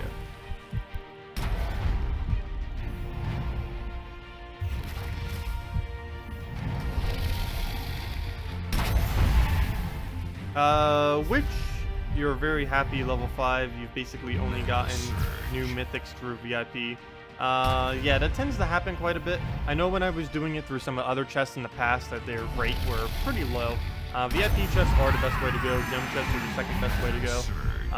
And of course, if you're playing 100% free to play, is the only way to really go. But well, you can do lure keys too. But I think you need to do like 5,000 lure keys to have a pretty decent chance of getting one, unless you get lucky.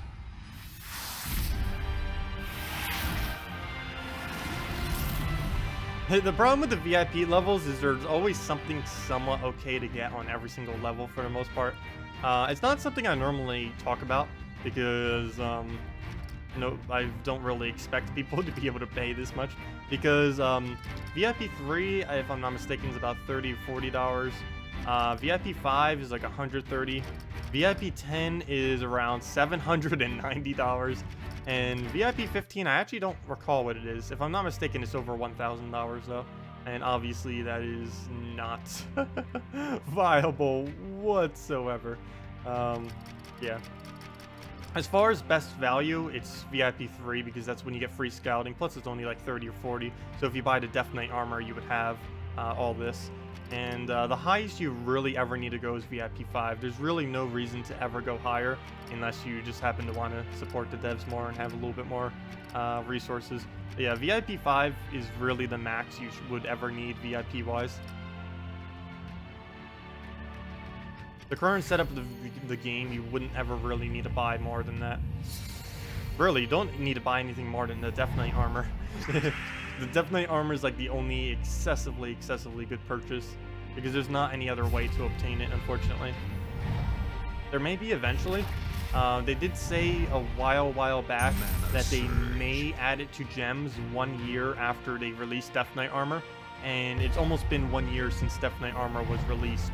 So who knows? They're also releasing the Death Knight class soon. So maybe they'll make it available through gems, who knows? If they do, it'll probably cost like 3,000 gems or something ridiculous. So it's still going to be pretty hard to obtain, but we'll see exactly what happens with it. I would assume they'd make it that high, or at least 2,500, I'm pretty sure. They definitely wouldn't make it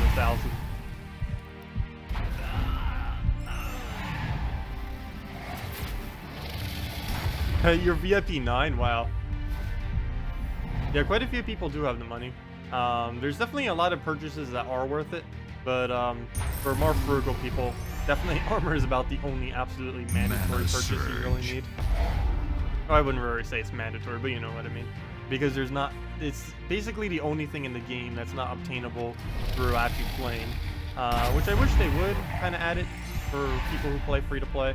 But they need to make money somehow, and it's not actually adding anything as far as Death Knight armor doesn't actually add anything like ability to win wise. The only thing it does is make the grind shorter in the game. You still get basically the same exact thing out of Dragon armor and Celestial armor. There's a very small difference. Actually, the main thing it has that's benefit is, well, there's two things. It's the only armor with 100% extra EXP, but the main one is it just makes it so you don't have to keep switching between Dragon armor and Celestial armor. That was something that was suggested for a while, and that's basically the main reason why Death Knight armor even exists, is because there were a lot of people on the forum back before it existed saying that we need some kind of way to not have to keep switching between Dragon armor and Celestial armor.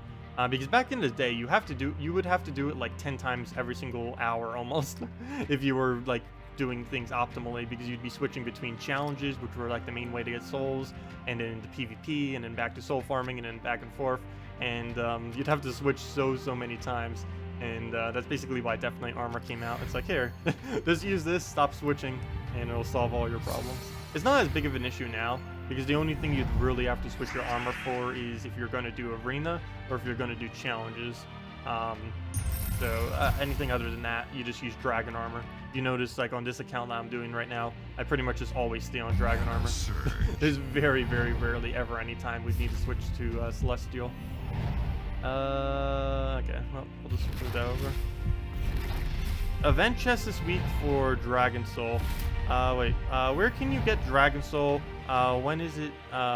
When it's not in the event chest, and how rare is it? When it's not in the event chest, you can get it from glory keys, gem keys, VIP keys, and guild chests if your guild chest is up to at least legendary, which I believe is level 4 or 5 for the minimum for that.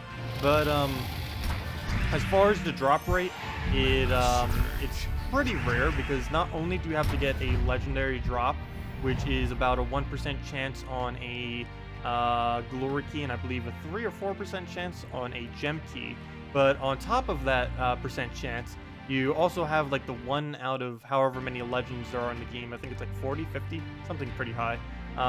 You also have that chance that it'll actually be a Dragon Soul, so pretty rare. If you're trying to get it off of the event week, of course you can just use event gems this week and get it really easily, because within about 50 or so you'd get it on average. On this account I ended up opening 14 and we actually managed to get one, which was pretty lucky. But on event chests, it's the same exact thing as gem keys, about a 3 or 4% chance that you will get it from it, which is why doing 50 is pretty much I wouldn't say guaranteed, but more often than not, unless you're getting really unlucky, 50 event keys is enough to get a legendary drop off of it. But yeah, on off weeks, it's really annoying to get specific cards because there's no way in the current setup of the game to do so. A lot of people have been asking for like crafting systems or disenchanting systems that will actually give resources where you can like convert some of your cards to be able to get other cards. Because unlike some other games, Gems of War does not have any way to obtain cards that you do not have in an easy fashion other than event keys. And even event keys doesn't cover everything.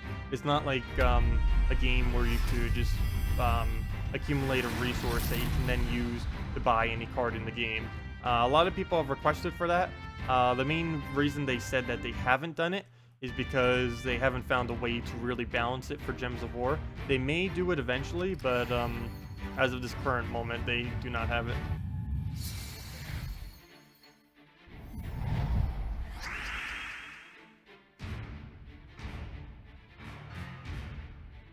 Mana surge. Yeah, VIP 3 to 5 is about $100. Actually, it's exactly $100. Is that worth it? I don't know for sure. The main thing with VIP keys, they're not exactly a necessity. They're mainly for people that are completionists that want to collect everything in the game. Because if you have access to VIP keys, once you hit the late game in Gems of War, you will be able to eventually accumulate every card in the game. And having VIP keys unlocked will help with that. But for people that aren't like completionists that want to get like literally everything, there's basically no need for VIP keys. The only thing that they really help with is getting every single higher rarity, which some people may still want, but unless that's what you want to do, there's really no point. And even when you're first starting, until you have all of your ultra rares at Mythic, VIP keys aren't really worth it until then. Simply because you'll want to have all the ultra rares from gem keys first, and then accumulate all your cards, and then you can start going to VIP keys. So there really isn't much need for it.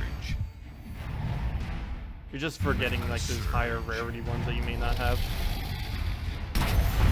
But yeah, doing 50 VIP keys would probably give you a Dragon Soul, but that would be way, way, way too many resources. And plus, it might not even give you one, which would be even worse. I have seen that happen because it doesn't give you like every legend. It's only going to give you about 20 or so. And of course, that's a pretty good chance that you'll get the one you want, but of course, there's the chance that it won't. Well, we got our summon. We're going to lose. This guy is maxed out. We're against basically a maxed out Dragon Soul team using our own Dragon Soul team. Oh, he's about to get barrier or something too right now. Oh gosh, don't kill us. This is looking pretty bleak. Okay. Oh, greens, hello. Fail. Please use shield, please use shield, please use shield and miss, please use shield and miss, please use shield. No!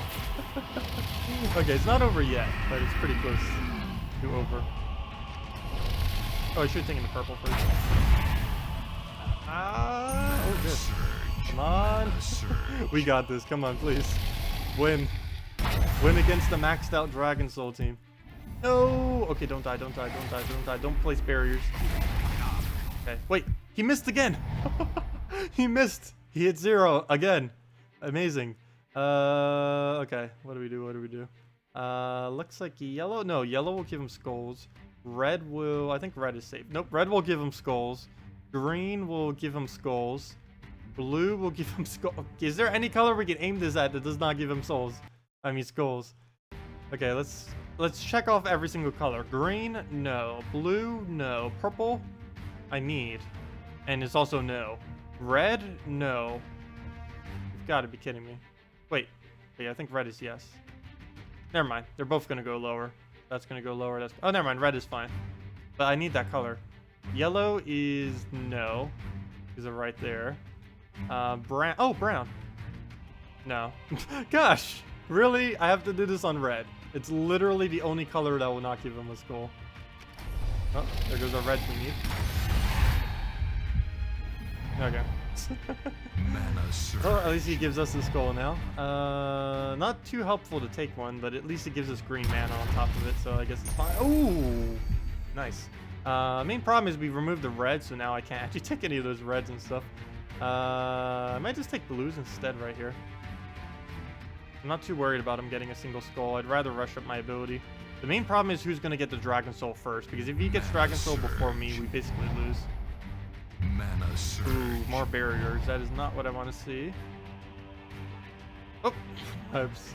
Good thing I did that, because I almost would have done that in the wrong direction. Oh wait, never mind. Either way, I give him a brown extra turn. Oh, we'll just do that, I guess. Mana surge. Regardless, he would have gotten that. Okay, so he'll poke a skull. And... Oh, purple, please surge. Please surge and give us a blue on Cascade. Oh wait, even if it surges, that won't be enough mana. And I can't take blue. I can take green though. That'll be enough. Let's do that. Oh, okay, I think we got it now. That'll bring him down to a Dragon Soul. And just for safety, let's remove purple. Since he's only going to be using that one color. Well, that red. Oh, never mind. I didn't even see that as an extra turn. Nice. Okay, I think we won. Pretty close. We'll see. Mana surge. Mana But there we go. We just won with a Dragon Soul team against a maxed out Dragon Soul team. This guy is like a 9,000 something team score. I think he's like double our team score right now. So we'll just throw that down into Kristarnex, and that is match. Mana surge. Actually, this might be match right here if it's enough skulls. There we go. Perfect. Mana Sweet. surge. Well, that could have definitely gone a bit smoother, but we did end up winning against the Rasper. Hey, we get 3 event gems. Not bad. But let me go check his team score. I'm pretty sure it was like double of ours right there. Yeah, I know. Don't retreat because you still get the event gems. I know. Hey, double victory. Or even our defends are winning like crazy. Let me double check that. Rasper. What is his team score? Oops.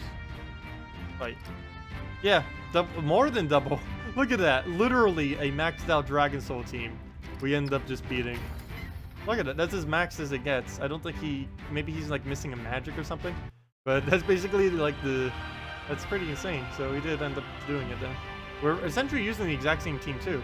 Except he's using the Dragon Soul up front instead of the Dragonian Monk.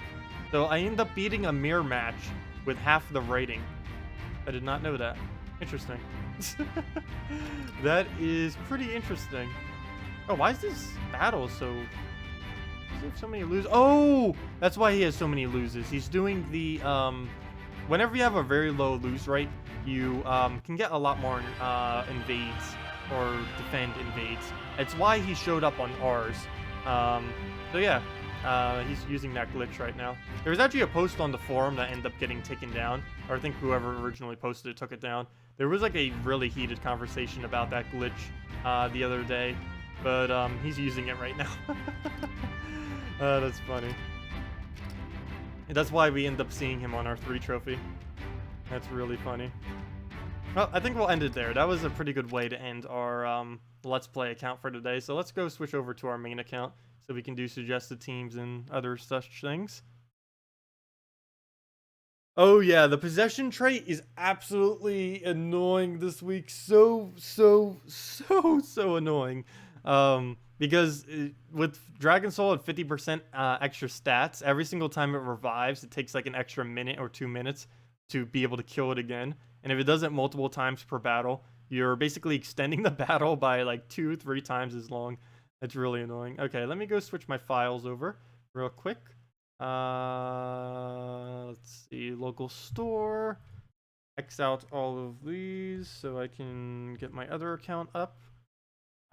Paste this in here so we have it backed up. Also, that's something else I did yesterday. I completely backed up my entire computer for once. I should have done that ages ago, but I figured because I was starting to run out of room, I would put it to my external storage. I ended up doing that around Christmas. I think on Good Friday or something, or whatever that's called. The Friday before Black Friday.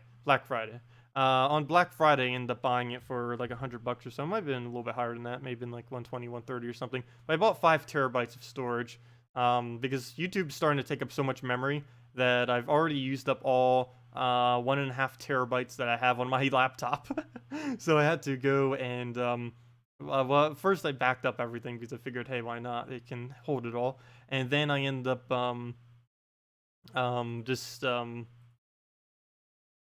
what was I about to say? What was I about to say? Well, I backed up everything is regardless the bottom line here. I was about to make some kind of point and I lost where I was tangenting with that. Fail.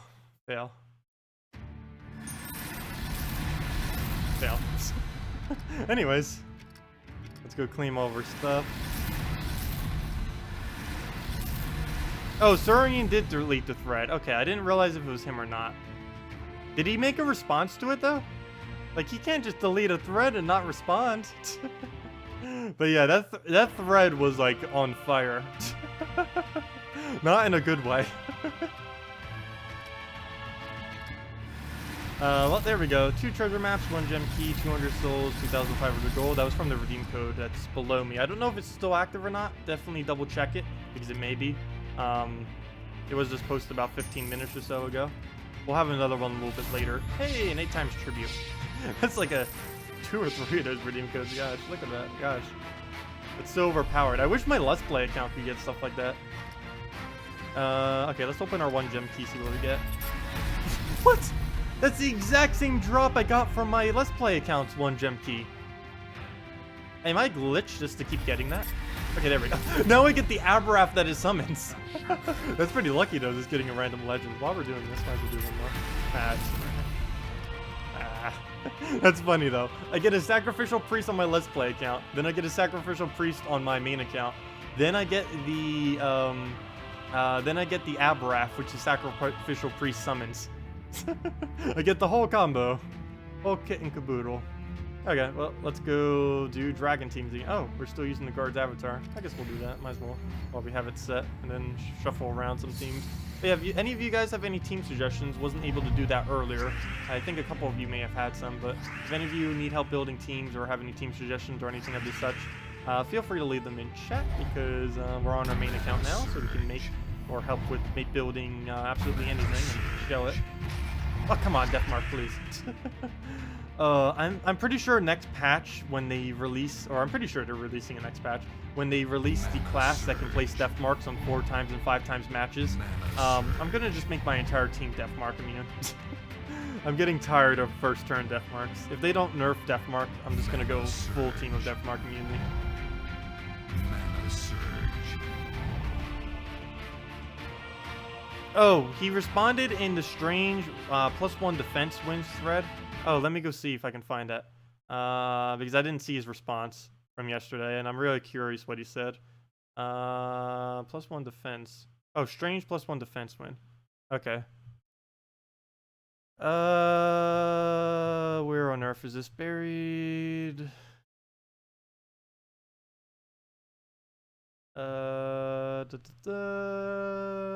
Surian. I hate that you can't search by a specific name anymore. Where did Surian respond? Do you have a post number of where he responded? I'm kind of curious what he said about it. Really curious, which is why I'm looking it up right now. Come on, where's Surian post? There is a lot of conversation on this. Wait.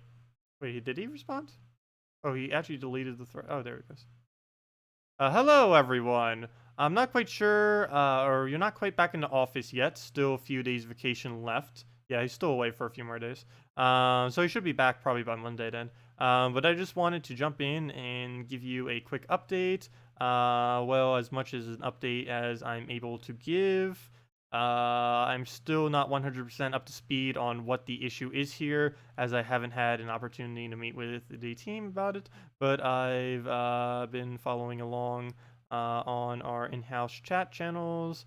You'll be looking into it, blah, blah, blah, blah, blah, blah, blah. I actually deleted the previous thread, obviously. We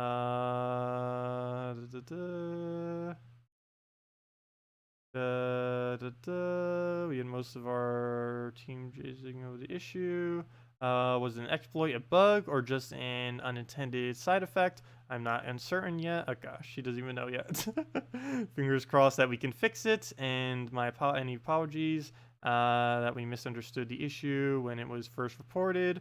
We'd been hunting for it in the wrong place. Okay, so that's his full response. Interesting. Okay. So they're looking into it at least. So yeah. But yeah, you can saw the guy on our Let's Play account was actually using that glitch. What it essentially is if you reduce your, currently in this game, if you reduce your win rate by enough, like if you get a ridiculously low win rate, because win rate is one of the things that determines how you get match made in Gems of War as of currently. If you reduce your win rate by a ridiculous amount, you'll be placed against a lot lower level players. You saw earlier, I was a level 94 on my Let's Play account with a team score of 4,500, and I was up against a maxed out dragon team. I still ended up beating it, but people do this in order to rack up an insane amount of defend wins. Because it does two things. It matches you up with excessively low-level players, as you saw on our Let's Play account when we did it. The other thing it does is, for some reason, it matches you with more defense than you would normally get. Because you're going to be in the high-level bracket, you'll be in the low-level bracket. It basically puts you in every single matchmaking bracket in the entire game for some reason. You'll probably even show up for like level 5s or something. But it's really weird how glitched it is. But they are looking into it, and that should, I don't know if they'll have it fixed by 3.0 patch, but they'll probably have it fixed within the next month or two. Man, that has been going on for about 6 months now. And they're just looking into it now. Fail. But he did say in that post that he misunderstood what exactly it was when it was first reported. So at least they'll get into it now. I didn't even know they didn't even know about that. I've known about that for like 6 months now. I haven't been using it at all because you'd have to reduce your win rate by an excessive amount, and I didn't feel like doing that because that would make my win rate look even more horrible than it already is. Oh gosh, I might lose. Speaking of horrible win rate. Let's see. Oh gosh. Where you could lose here. We'll take that for a skull. Nope, no skull. Need to get that guard up. Please miss. Ooh, yes, he missed. Shit. Oh no, he didn't miss. No, at least he's not getting Bone Dragon mana yet. That's gonna be really annoying though. Once he gets Bone Dragon, he wins. As long as he keeps doing the things back and forth, he should be fine. Should. Questionable. Question mark. We'll see. I'm probably gonna lose this. He has such a ridiculously high attack. He one-shots anything he touches, and we lose. Good job, Guards Avatar team. Let's see. Yeah, we might as well just let him lose. Here, have the skull to win. Here's your skull. Have the free win. Oh, can you do a team with all the various imps? Sure, I can do an all-imp team. All-imp team. I would normally not advise doing an all-imp team. Main reason for this is the imps have very bad synergy with each other. Imps are made to be built around a specific color spawning on the team. But we can still do it to mess around with. I might have to do it on my 2 trophy though. 3 trophy might be a little bit too hard. Then again, that's a lot better synergy. Let me just do it on my 3 trophy. So let's go get some imps. Using all 4 imps, there's really not any excessively good team you can make. You'll obviously, and another problem that occurs with it is, wait, what am I doing? I can just go and search them by Eternal, I think they're called, or something. They're called, they have their own category of some kind. If I can find where that is. Primal. Okay. Imp of Love and Spring Imp are the 2 strongest imps. The problem with this is the Spring Imp counters the Imp of Love. So you can't use them both together, which is a pretty big issue. So we'll definitely use the Summer Imp. That'll create reds for our Imp of Love. Autumn Imp might be okay with this. Spooky Imp is pretty much useless. Being able to give the enemy a Wraith is not good. So we'll probably just throw Winter Imp. Winter Imp has the highest attack of any imp. It also has one of the highest attacks of any troop in the entire game. If we sort by attack and just skip over all of the dragons, you can see that once we get past all the dragons and all the 25% bonuses, it is the 2nd highest attack in the game. 34 is the highest base attack, or sorry, 35 is the highest base attack on Wolf Garrick, then 34 on several troops. I'm just ignoring all those 25%. And the next one down is 33, and that is what he has, 33. So it's 2 lower than the highest possible attack on any troop, as far as when it's fully maxed out, excluding bonuses, of course. But let's see, what else do we need in here? I guess an Autumn Imp. There's always that issue with these. Gosh, oops, go back to normal. There's always the issue with trying to use these imps that they do not have synergy with each other. You build like 1 or 2 of them into a team, normally only 1, but trying to use them all together is pretty pretty abysmal. But I guess at this point we just put in an Autumn Imp, even though I don't have it fully upgraded. Should be fine. We'll set it to double red because out of any imp, Imp of Love does have the highest damage potential. Winter Imp does have a higher damage potential if you're using it in a true damage team, but of course it's the only imp that does true damage, so it's technically not a true damage team. So we'll see what we can do with this. I did not advise trying to use a team of all imps. You would just build a single team based around 1, such as maybe a Summer Imp in a Yerl team, or a Imp of Love in a Hellcat team, a Winter Imp in a Valkyrie true damage team, and an Autumn Imp you basically never use. It's kind of weak. It's also why I don't have it at Mythic right now, because the week it came out, I was like, hey, this thing's not good, so I didn't bother getting copies of it. But I definitely should have, because it's the only imp I do not have at Mythic at the moment. And I can't do that until like until like August, I mean. Until autumn. We'll go and get his mana up. Mana surge. And of course, there's like no reds on a board that I need, or with a team that I need all reds on. There's so much red. What makes Imp of Love good? It was your first legendary from a chest, but you've never used it. What makes him good is the fact that he has Charm. Charm is normally horrible, because it's just not that good in general. But the fact that he has split damage plus Charm is pretty decent. Relative to imps, it's the highest damage any of them have. Because, for example, if we hit on Dragon Soul, that will do 48 to 2 enemies, plus it will do his split damage. And if any of them die from anything in that, it'll also give him 8 additional magic. So it's really potent in that regard. Compared to other troops, it's a little bit weak. Or I shouldn't say weak. He's basically just average compared to other troops. But compared to the imps, he's pretty strong. We'll just throw down the skull right there. And we can actually get a kill if we get this to hit the right target. So please hit. Okay, we didn't get the right charm, but there we go. You can see it does the split damage, and then it did additional 47. So that imp right there did... How much damage is that then? That's 84? I think that was 84. 84 damage right there. So not bad at all. Definitely things that can hit more than 84, but for the imps, it's definitely decent. Plus, if we get one to hit it in both directions, it would be even more damage. So let's go get him his mana. It's also a lot easier to get red mana than quite a few other ones. You can just do it with a Hellcat. With imps, in regard to imps, you can do it with a Summer Imp. And there's definitely a few options you have.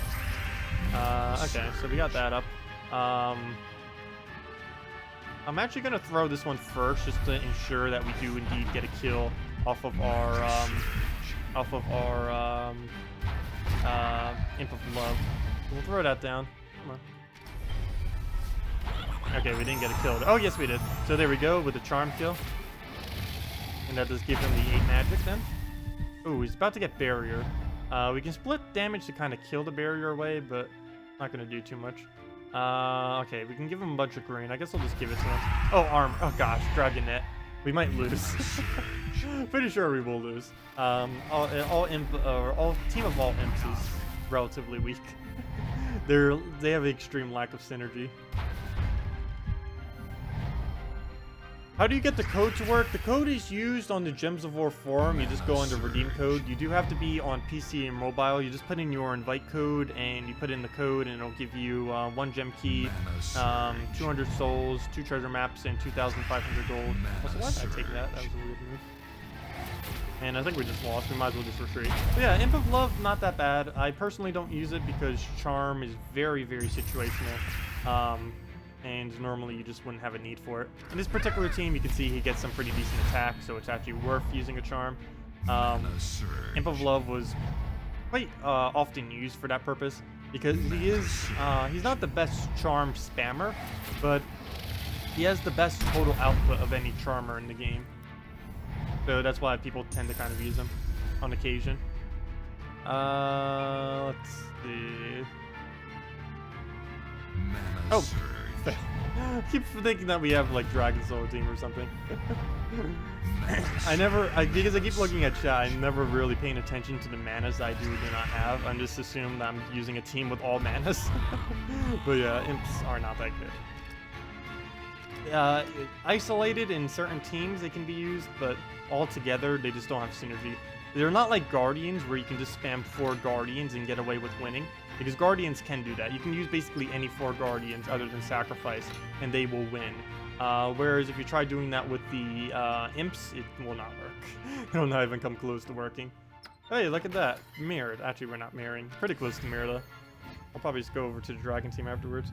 What is the invite code? The invite code is under your cog options, or under the options menu. If you go and click on the cog when you're on the main map page, you'll be able to see what your invite code is. I can go show it after this battle. I can't do it within a battle, though. There's no way to see it, because if you click on the options in the battle, it doesn't show your invite code. But if you click on the one on the map screen, it'll show your invite code right over here in this corner on that screen. When you do it in battle, it doesn't, though. Let's see. Well, we'll go and take reds there. He'll waste his turn on brown. Since we have impervious, he won't be able to get anything off of that, so good for us right there. Let's see, we'll take our purple. The code may be dead at the moment, though.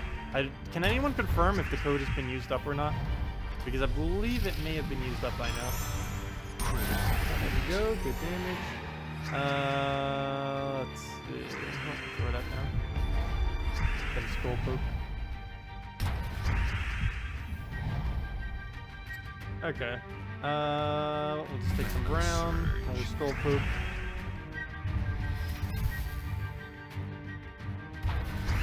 One goes down, but we still have plenty of team. Just need to get Bone Dragon before him, and we should be good to go. Problem is getting Bone Dragon. Here we go. And now we just basically auto win. Good job, Bone Dragon. Courage is helping some too. Oh, okay, there we go. Hey, map. Can we drop this? I don't want to give him purple. Well, then again, he doesn't actually get to use it. But let's buff up instead. Maybe we can get a red extra turn. Oh, frozen on red too. Fail. Fail. Fail. Oh, the fail is strong. We're frozen on red too. That doesn't help. What is this board? Okay, well, that went horrible. Could have had him dead. Oh, good. Okay. He's only gonna get a skull out of it. I'm gonna have to waste my, yeah, I'm gonna have to waste it. But if we could just get one skull anyways, we win. There we go. Can I do an all-Guardian team? Sure, I can do an all-Guardian team. I have to shuffle around a little bit because it can't win against everything. All Guardian team works a lot better earlier on in the game, but we can definitely get away with it later in the game. We cannot do it against a Bone Dragon, that's for sure. We can do it against a Dragon team, though. Let's try finding one without Sevhina anymore. But I end up doing the minimize thing again. Okay, let me get something that's not the meta. Please stop. Bone Dragon, please stop existing. Great Maw, I guess we can do it against this. Might be a little bit annoying, but I think we can get away with it. So let's go and suggested teams, clear this out. So here's all imps, pretty bad, but we can do quite a bit with all guardians. I am going to use these assuming that they are traded. Of course, earlier on in the game when you're first starting out, you would not have them traded. But I go and come on. Aren't they called guardians, or are they called something other than guardians? I normally don't have to go under their tabs specifically. Let's see, primal, no. What are they called? Did I pass it? I'm pretty sure I passed it. What? Oh, there they are. They are called guardians. Wait, I don't know. Okay. Anyways, humility. Actually, move honor. We'll just go with the offensive version. Actually, this is basically the same order you would do it if you were a newer player. But you can also use honor if you had to deal with skull spam or something. But we'll run with this. Banner, quite a few we can do. I'm going to set it to a double green though and put that a little bit further back. Actually, never mind. I'm going to keep it there. And we'll just go double green. Mainly need that for the HP. We could go double red or double blue as well. Actually, maybe double blue because that would give us a bit of everything. The main reason for doing green though would be it gives you a lot of HP. But we'll go double blue. It'll give us attack and HP, so we'll throw that down. You can really do double on all of them, other than humility. You can't really get away with doing it on humility, mainly because it's going to die too quick. Well, I guess you kind of could, but if it dies, then you don't have any banner. Because you're only using 4 colors, and one dies, you just lost the color. But they get some pretty high HP, which is pretty nice, and armor. Just all their stats in general. They're getting a huge amount of extra bonus, as you can see right over there. They're getting 3 different bonuses, all on 4 times. One of the only teams in the entire game that can even do that. Mana Surge. I'll see you tomorrow, Dbarrel. Have a good day.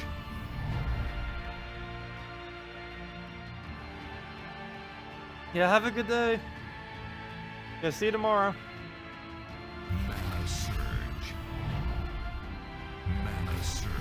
Yeah, redeem codes move to the Gems of War website to be able to use them. You just click redeem code on the Gems of War website. I believe it says redeem code. Or no, it says game code. But you have to do it through their website now. This was mainly because of Apple and their policies, which made it have to be like that. If it was up to them, they just have it in-game, but unfortunately, Apple would not allow them to do it how they did in-game. Okay, well, we'll red surge that. Missed the thing, but there goes the little ground poke. I do need to make sure we can kill that Great Maul as soon as possible. We'll throw that at the reds, or the skulls, I mean. Obviously, it'll be red, as he has to do red. Okay, we get some free reds from that. Recast. Oh, nice. We need him dead, so pretty close to doing that. Not going to bother on those reds because we need a skull fear here. We could have taken it over there, but I prefer to do it from his extra turn, especially with the board set up as well as it is right now for reds. So we'll just keep spamming this until we miss. There we go. And hey, maybe we won't miss. Maybe we can win the entire battle off of this loop. But yeah, as you can see, this is much better than the imps, mainly because these have loop ability, whereas imps, every single imp except the autumn imp will end its turn after a cast, which any troop that does that tends to not be as good unless its ability is insanely strong. It's always good to have, oh gosh, double possession, 50% annoying thing. But yeah, it's always good to have, oh, what was I about to say? Phil. Train of thought, Phil. It's always good to have something. Gosh.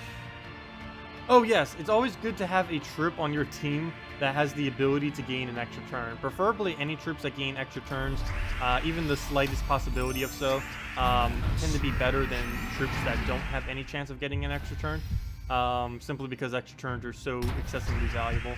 It's also why freeze is one of the most annoying and strongest debuffs in the game, simply because it can stop extra turns.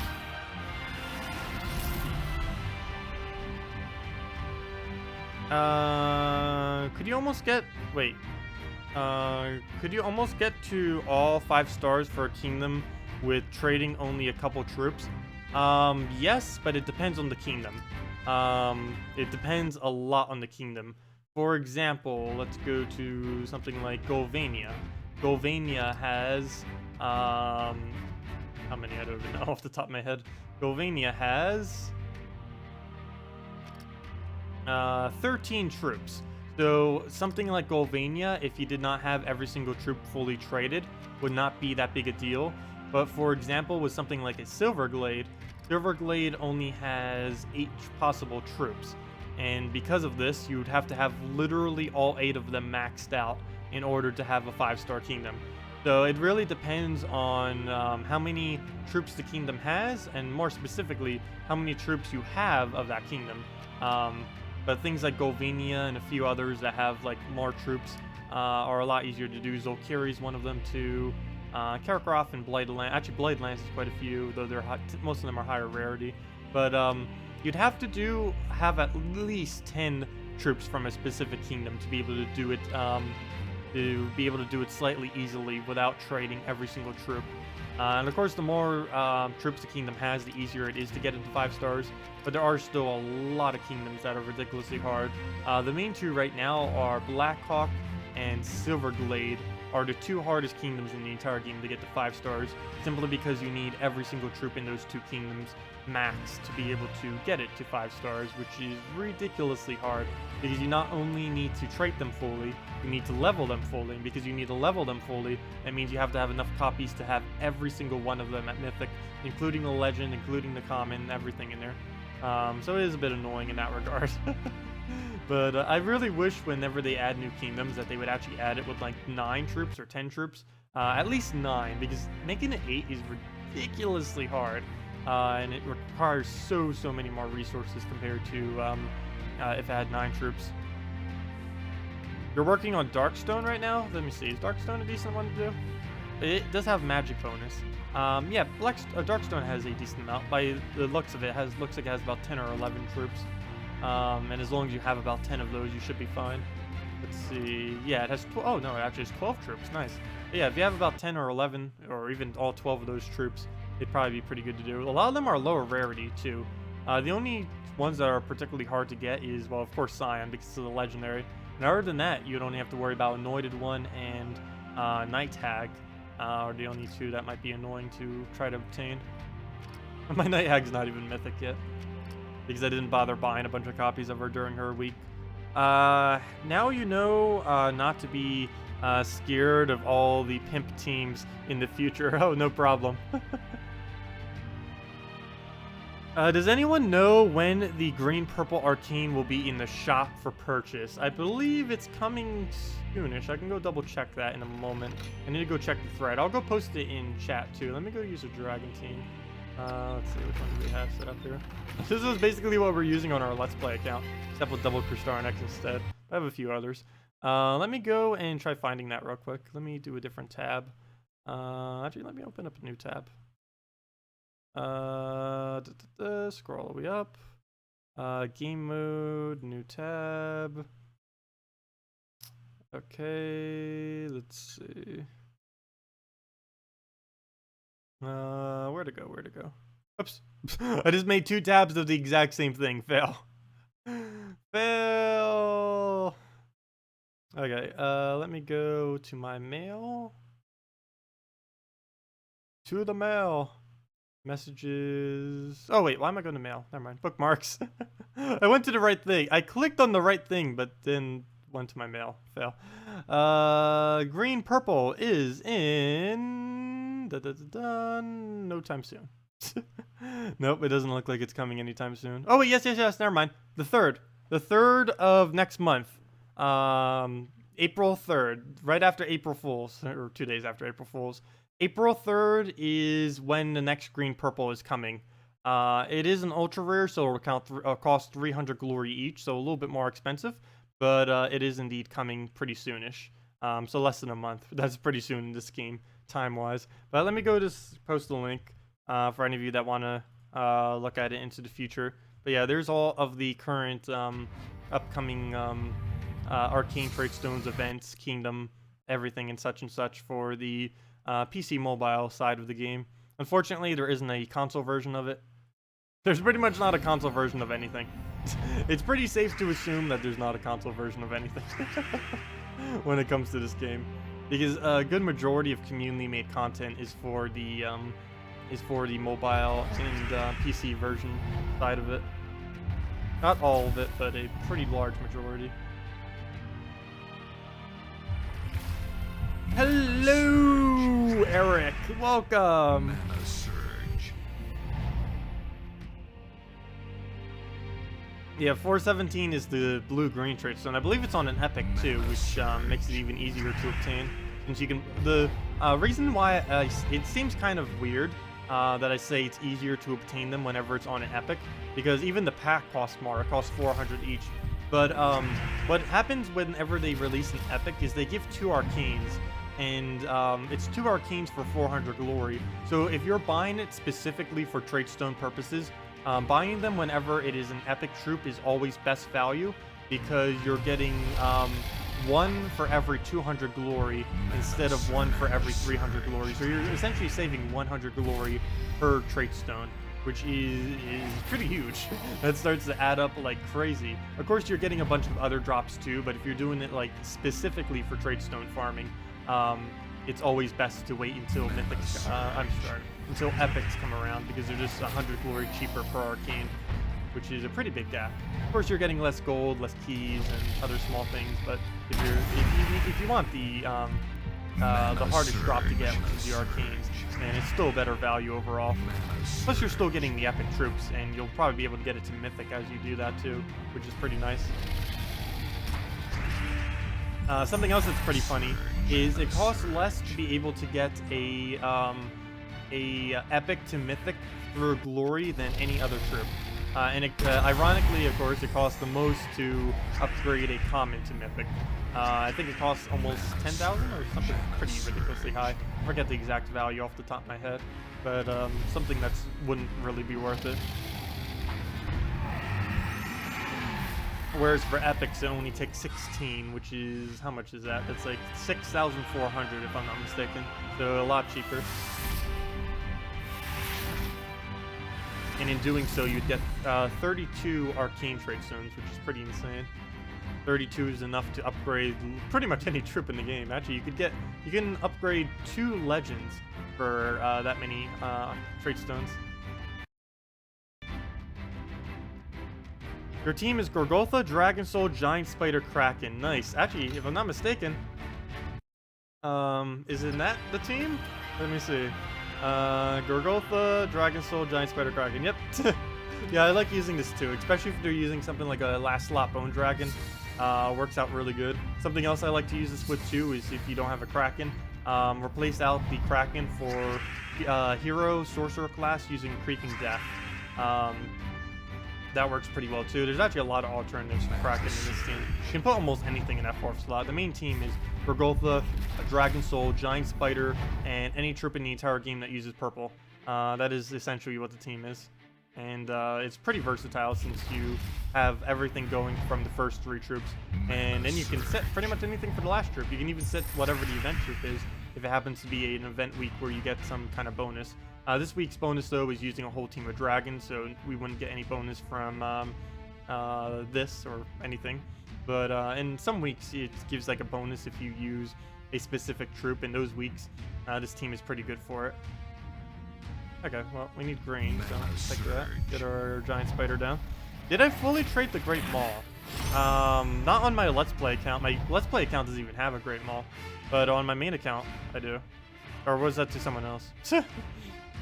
Let's see. But yeah, Great Maul and Gorgolfo are the best two things to trait this week if you haven't already, from the brown yellow. If you have some spare glory laying around, definitely worth. Even if you don't have them yet, even just storing them away may be pretty good value. I haven't bothered on my Let's Play account, mainly because I'm basically going to be using Dragon Soul and that new monk as Gorgolfa, so I'm not really too concerned about getting a fully traded Gorgolfa. And as far as the Great Maul would be pretty useful on my Let's Play account, but I have no clue when I'm going to get it. It could be months before I get a Great Maul on my Let's Play account, so I'm not really too worried about getting brown yellow on it. I'll definitely be stocking up on green blue when it comes around, because that is so ridiculously valuable. That, and if red purple could ever come back around too, that would be insane, especially if it comes back on an epic. I'd buy probably like 100 of them on my Let's Play account. There's a lot that uses it. Mana Surge.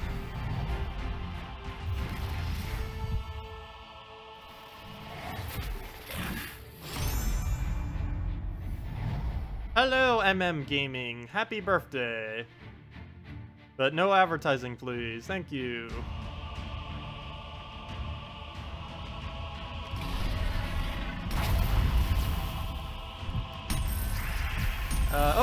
He died to Kraken. He popped to the Kraken. The 3 split damage whenever they do extra turns. Mana Surge. Mana Surge. Mana Surge. Okay, where shall we throw the giant spider? Throw down brown, I guess. Get that down. Mana Surge. Dragon Sword after, and probably follow that with a Kraken. Should be good. Oh, it should have taken the purple right there. Not gonna make too big a difference though. You can just Dragon Soul into another Kraken. Surge. I wish that thing would get out of the way. Might need a Dragon Soul again just so we can get the Devour chance on the Bone Dragon. Because if we do it now, there's no chance that we will get a Devour. Unfortunately, it cannot. It does damage and then it does the chance of Devour. So if you're actually going to kill the last slot, it has a 0% chance to Devour. So do keep that in mind if you're ever using Kraken. One pretty annoying thing about it. Mana Surge. But I guess that does make sense for balance purposes. Mana Okay, I need one more extra turn or he's not going to die. And that wouldn't be good. Is he really going to survive with 1 HP? Because I have no way to do that 1 HP damage to him. Okay, hopefully we get an extra turn somewheres. Mana Surge.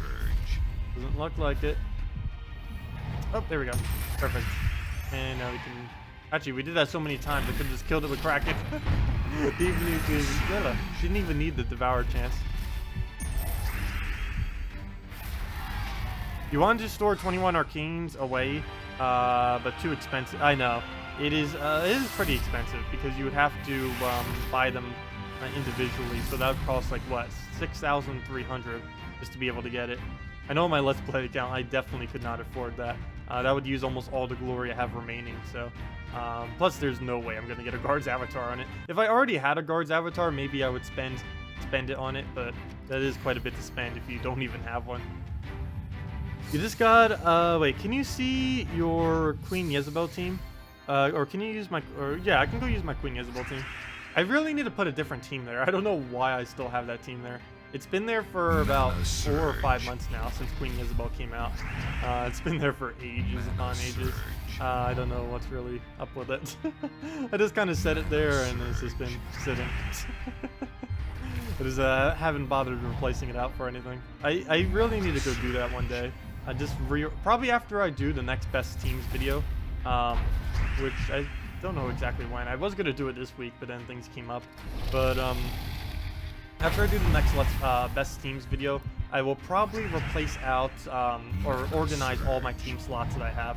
The first like 9 or 10 teams I'm gonna make ridiculously organized and cover absolutely everything, so I don't need to worry about actually, I might wait after the next patch before I do that, because I'll probably have to reshuffle some of them afterwards.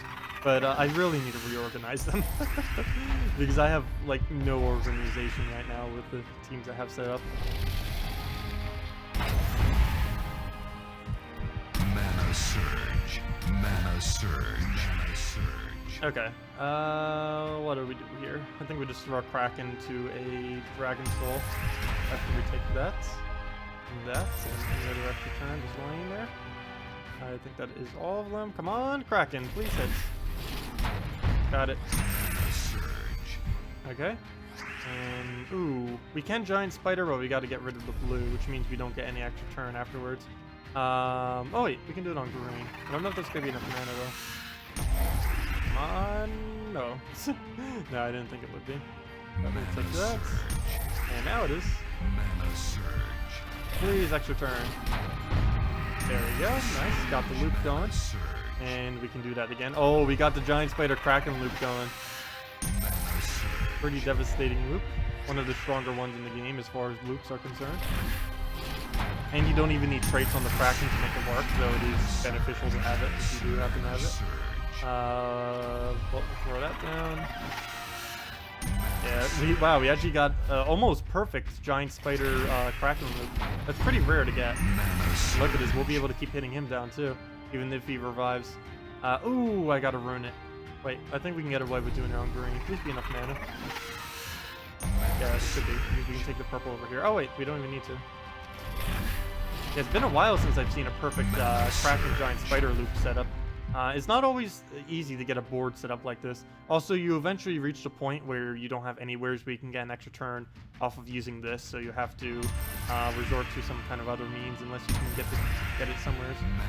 It doesn't look like we can, but we can just Dragon Soul or something. Actually, that's giant spider on the blues. We don't need the extra turns anymore. We already won. Yeah. There we go. Overkill. It's still our turn too. We can still take another skull and everything else, and then Kraken again. But yeah, that was actually a pretty solid. That was almost a perfect giant spider Kraken loop right there. It normally doesn't go that smoothly, but that is essentially the goal of giant spider with Kraken, is to get it looping between each other.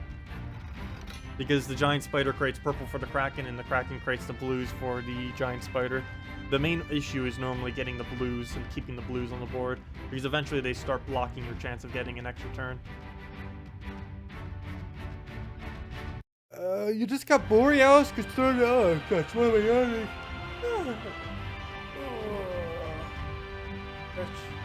Actually, 1 second. Let me go stretch. Be real. Stand up and stretching.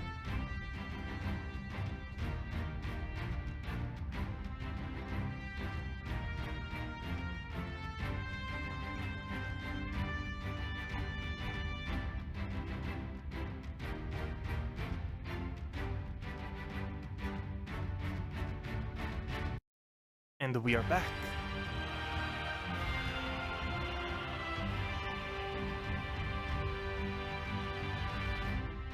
Hello, Viper! Welcome, welcome. Where were we? What do we have here? Okay, let's just throw this out while I look at chat. Oh, sorry. Use my Queen Jezebel team. I need to go do that. Fail. Shouldn't have clicked that so quick. But yeah, we'll go do the Queen Jezebel team right after this battle. Let's see. You just got Borealis, Crystarnex, and Shadow Dragon. Pretty nice. From 50 gem keys. That is pretty nice. 3 legendary dragons on a Dragon Week. I know. There isn't even a higher chance to get dragons off of... that'd be cool if there was, but there isn't. There isn't any higher of a chance to get dragons off of other chests. Unless they hiddenly added that for some reason. Which would kind of be pretty cool, but I think that was just because you got lucky. It's not because it's Dragon Week. Just coincidental. Why am I so out of breath? Gosh. All I did was 20 jumping jacks, and I'm like... I'm so out of shape. I've been trying to go for walks again. Every single day. It's something that I stopped doing for a while, and I really need to get back into it. I'm starting to get, like, excessively out of shape. I keep, like, weighing myself, like, once a week, and every single time it just keeps going up. It's like, okay, this needs to stop. Throw that down.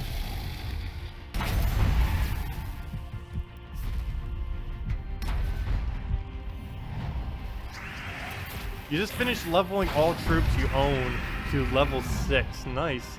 With 1,000 or 17,000. Wait, how many souls? Or with 1,715 souls remaining. Nice. Yeah, that's essentially what I did when I was first starting out. Got all of them to level 5, then to 10, then to 15. Basically all like the 5 markers. Because most troops do gain a little bit of extra benefit from it.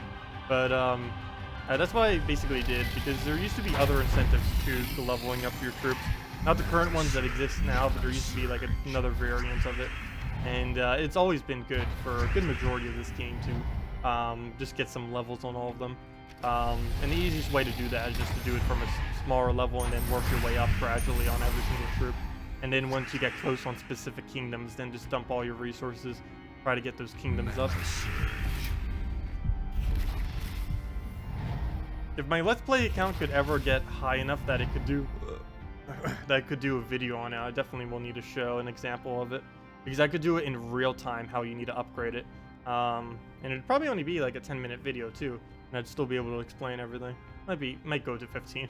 Every single time I think I'm gonna do a 10-minute video, I'll look at the time afterwards, and it's like, oh, I just did a 20-something minute video. That sometimes happens. I really have no control over it sometimes. Depends how quickly the battles win and stuff like that. I tend to not ramble on too much though with them, I think. that's arguable. I do tend to ramble sometimes. As long as the match is progressing, then it doesn't really matter as much. And as long as it's interesting. Well, let's see. Well, nothing we can do there. What's this magic? Oh, it's one higher. Perfect. Or two higher, actually. But we'll throw that. Get our blues. Ooh, we missed his turn. Extra turn. He'll tap us on skulls. He's entangled those, so it's nothing. Oh gosh, he has another devour. Let's remove these blues. I think that's an extra turn right there off the little arc. Yes, it is. Perfect. And oh, is this enough to kill it? Oh no, we can just kill it that way. Perfect. Right before he gets another devour.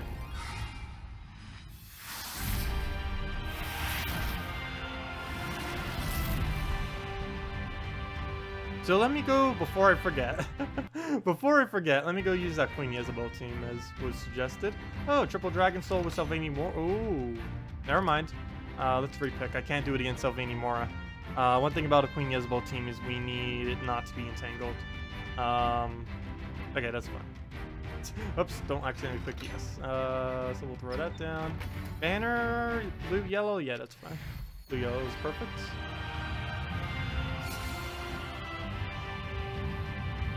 Oh, ear is itchy. Itchy ear.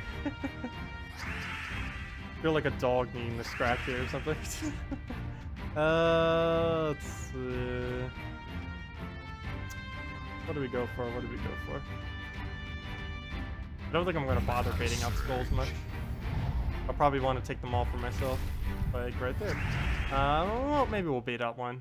But we don't have any good moves, so... Well, I guess taking Valkyrie Man is a good move. We'll let him. That's the only one I'm going to give him, though. Anything more, and we're going to lose our first troop. Oh gosh. Is there no move?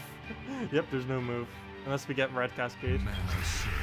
Ooh, come on! It gives us a red on both sides, but not in the middle where we actually need it. Fail. Okay, well, we got Valkyrie. All is good. Now we just win. Now we just instantly win. Okay. Yep, pretty much. Come on. So just keep throwing that on him. We'll gain more attack from... Oh gosh, only 3 mana is the lowest it could possibly do. Gain, please. 6, go. There we go. Actually, I think that was an 8. I think that it just did the lowest and then the highest it could possibly do. Insane. So at least the average is about 5. Which is how much we need to get both Valkyrie and him up, so it works out nicely. We'll just throw that. Actually, I should have thrown that purple. We don't need purple. We'll do that with the next one if we can find one. We'll bait out a skull because, yeah, we need the yellow. And he's tanky enough that it won't matter. Depends what color he hits here. I'm not going to really matter too much. We'll get the rest of our Valkyrie from that. So, there we go. And just keep doing that until we win. Oh, another dragon. Oh, he took away blue. Oh, that is a bit annoying. We do need blues. I might have to use the North render just to put blues on the board so we can use Valkyrie. But that's what he's there for. Ah, he removed where I was going to use it. I guess I'll do it on purple just to get him off the board or something. It'll bait out a skull too. So we'll go for that, I guess. Okay, I still have quite a bit of mana to get back on her. Probably just rush up the Valkyrie instead. And if we can bait out another skull, I will. No more than another one, though. Mana surge. We'll just do that. Oh gosh. Too bad there wasn't a way to take out that row right there. That'd be nice. Come on, anything that has destroy row, come into our team. We will recruit you right now. We need that little thing. Okay, we'll stick a yellow. Oh, green. We'll convert those greens over. That looks like a pretty huge amount of mana. Should be able to get both of them up. Yep, there we go. Get our browns as well. And we get skulls to bait out an attack. Doesn't look like it. We'll take some for our own, but I couldn't just leave them there, or he would have gotten an extra turn.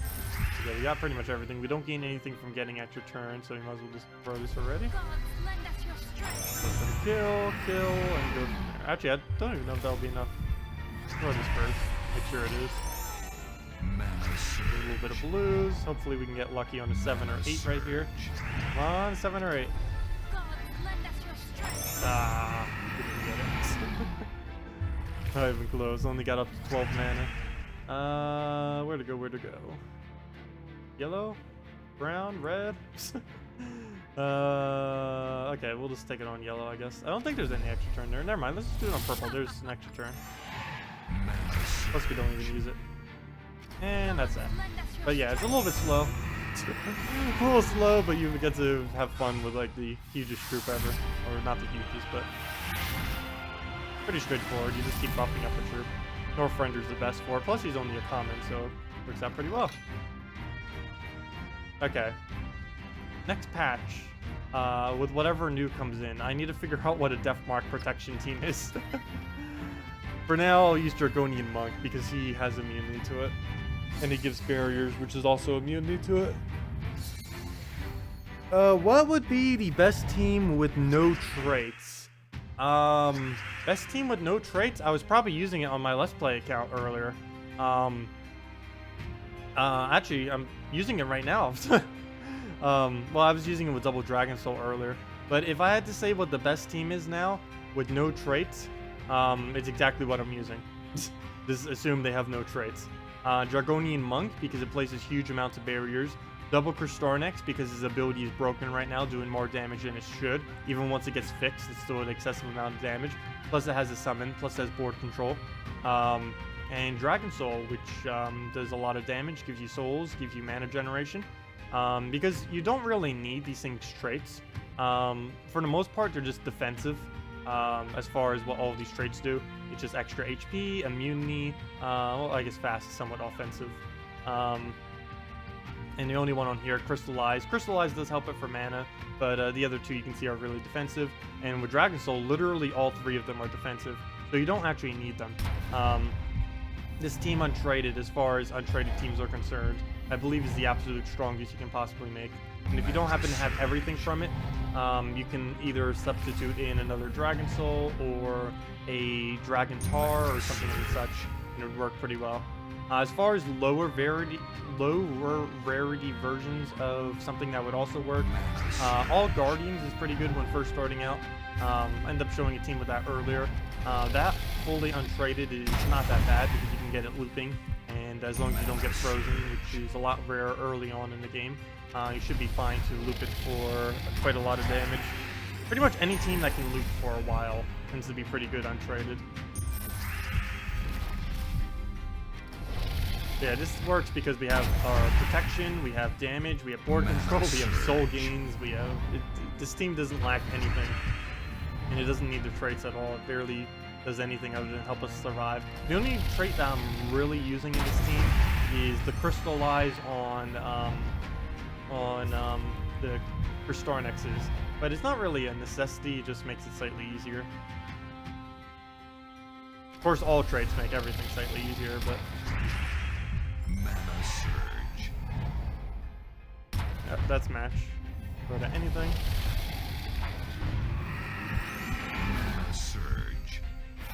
Yeah, tooltip says 2-to-1 and it does 1-to-1. The other thing that is broken is its magic, or the amount of damage that it does once it gets over 20. Will always say 20, but it actually does more than that. Like if we go and check my amount of damage in this battle right now, its magic will say like 25 or something, but its amount of damage will say 20. In reality, its actual damage is a lot higher than that. It's 26. 26, I believe, is the exact damage that he does, plus the 1-to-1 ratio, but it actually says 1-to-2. It should be one.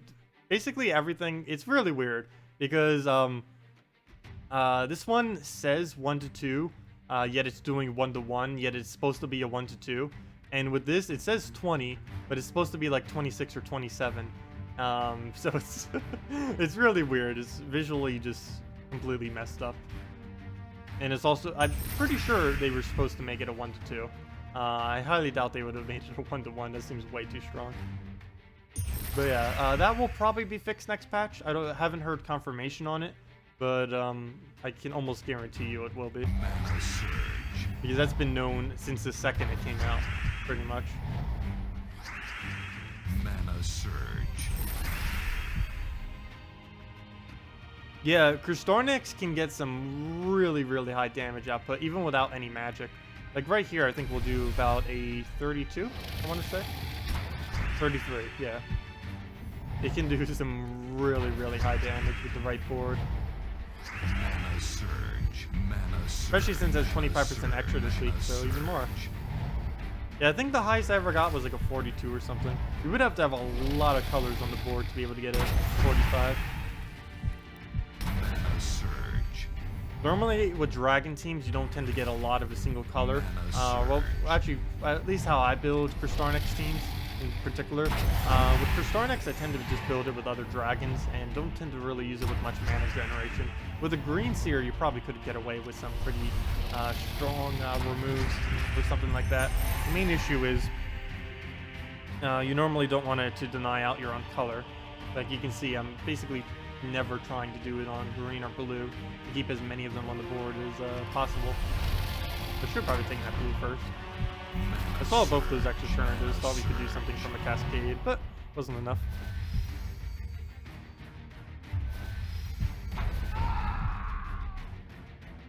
Mana surge. Oh, was it? Okay, that's really weird if it ended up doing 45 damage without enough gems. Because I don't believe it's glitched beyond that. It might be. Mana surge. I've never seen that happen, though.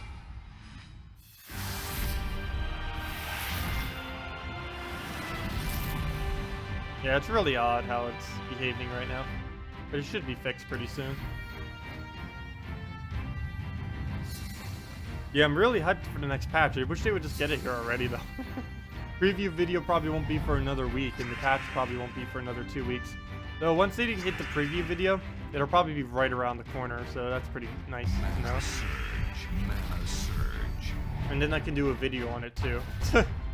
Because right now I haven't done like any videos. I've mentioned it quite a bit on stream, but I haven't bothered doing a video because a lot of it has just been like pokes there and there and information. And I've kind of just been waiting until they do the video where they'll compile all the information. Because if I say something about it now, then I might say something incorrectly. But if they actually show a video on it, then I can't say anything incorrectly because they will literally be saying it to us and explaining everything. Mana surge.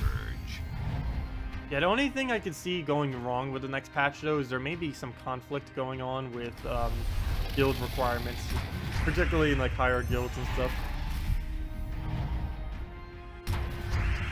Because it is a type of update that doesn't really force you to play more, but for extremely competitive guilds, it probably would kind of force you slightly to play more.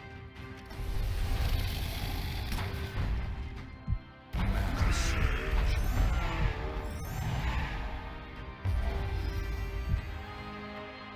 Keep playing with my hair.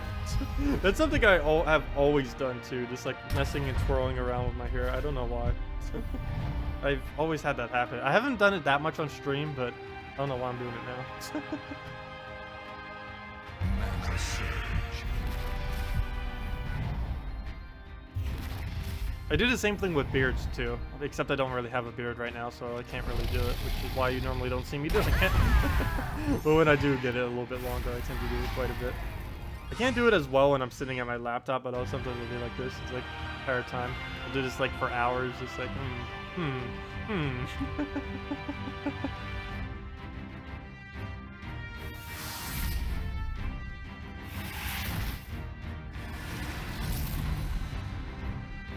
You love Kristarnix, though. It's been mowing through matches. Please don't fix. They're definitely gonna fix it. Yeah, Kristarnix is just way too strong right now. Even if it didn't have the glitch, it would still be a really competent troop that could still be like the top 10 in the entire game. And any console players out there, you guys are getting Kristarnix soon, and I definitely highly advise spending all of your event keys on it.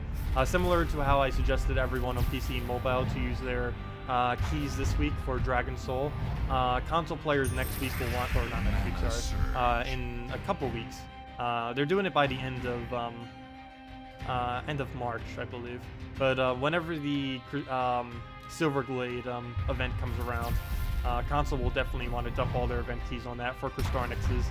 It is arguably even stronger than Dragon Soul. Dragon Soul is a bit better because you have to get soul farming and stuff from it, and you can use it in more teams for the most part. But Kristarnix is still pretty decent. It has the best enchant in the entire game as far as any troop that can enchant, simply because it can do it while still getting an extra turn, and it just has extremely broken amount of damage. Still broken that it's even glitched right now. I don't know if console's gonna get to glitch when they first gets it released, because I know sometimes glitches are specific to specific platforms, and more often than not, consoles tend to have different glitches than the PC mobile side. Oh, there goes Crystallized. And one pretty good thing about that, having double or triple Kristarnix too, is even if you're blocking them, as long as you have them fully traded, they'll still get all of their mana, which is pretty cool. There we go, get our purples. Get our extra turn. You can see we just got Crystallized on both of them without actually wasting our turn, because we get it from the Cascade.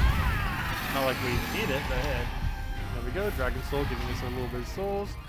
Is there any way in game or out to filter troops by 2 mana colors? Yes, there is. Let me go get you that that website real quick. I believe there's a few tools. This is the one I tend to use the most. Troops as a table, and this right here, and oops, yep, this right here, and you just type in on the color category a color / another color, and it'll bring it up. If it doesn't work in one order, just place it in the reverse order of what you did. That link right there, ashtender.com/gems/troop table. Well, you could just do it to Gems of War, but that's that link right there, and you can sort it by any double color that you want. For example, let me try putting in, let's see, how about red-blue and see if that works. Might have to do blue-red though. It is order sensitive, unfortunately. So let me type in blue-red, blue/red. And there it goes. And then it brings up every single blue-red troop in the entire game, which is 1, 2, 3, 4, 5, 6, 7, 8, 9, 10, 11, 12, 13, 14, 15, 16, 17, 18, 19. 19 plus a mythic are red-blues. But yeah, that you can use that website. You can search by pretty much any kind of category you can ever think of on that website. So I would definitely advise using that for sorting purposes. You can do it by durability, you can do it by colors, you can do it by traits, you can do it by really anything you can think of. So, oh, Revenge Battle, let's take that. But yeah, that's how you do it, that website. I don't know if there's anywhere other than that website that you can do it. I'm pretty sure there are a couple tools players have made. That's just my personal preference, though, is using Ashtender. It's always fully up to date, which is one of the reasons why I tend to use it. Because some of the other areas where it's possible are sometimes slightly outdated. But yeah, Leah, Lyya, runs that. She's been doing that for several months now. The devs used to have like a really outdated one on their website, but then Leah came around and just made that, and then they basically removed it from their website because hers was so good. She did a really nice job on that website. But yeah, there's a lot of other tools from the community too, laying around. Most of them I tend to not use. That website I do simply because it's I just love the interface of it compared to some of the other ones.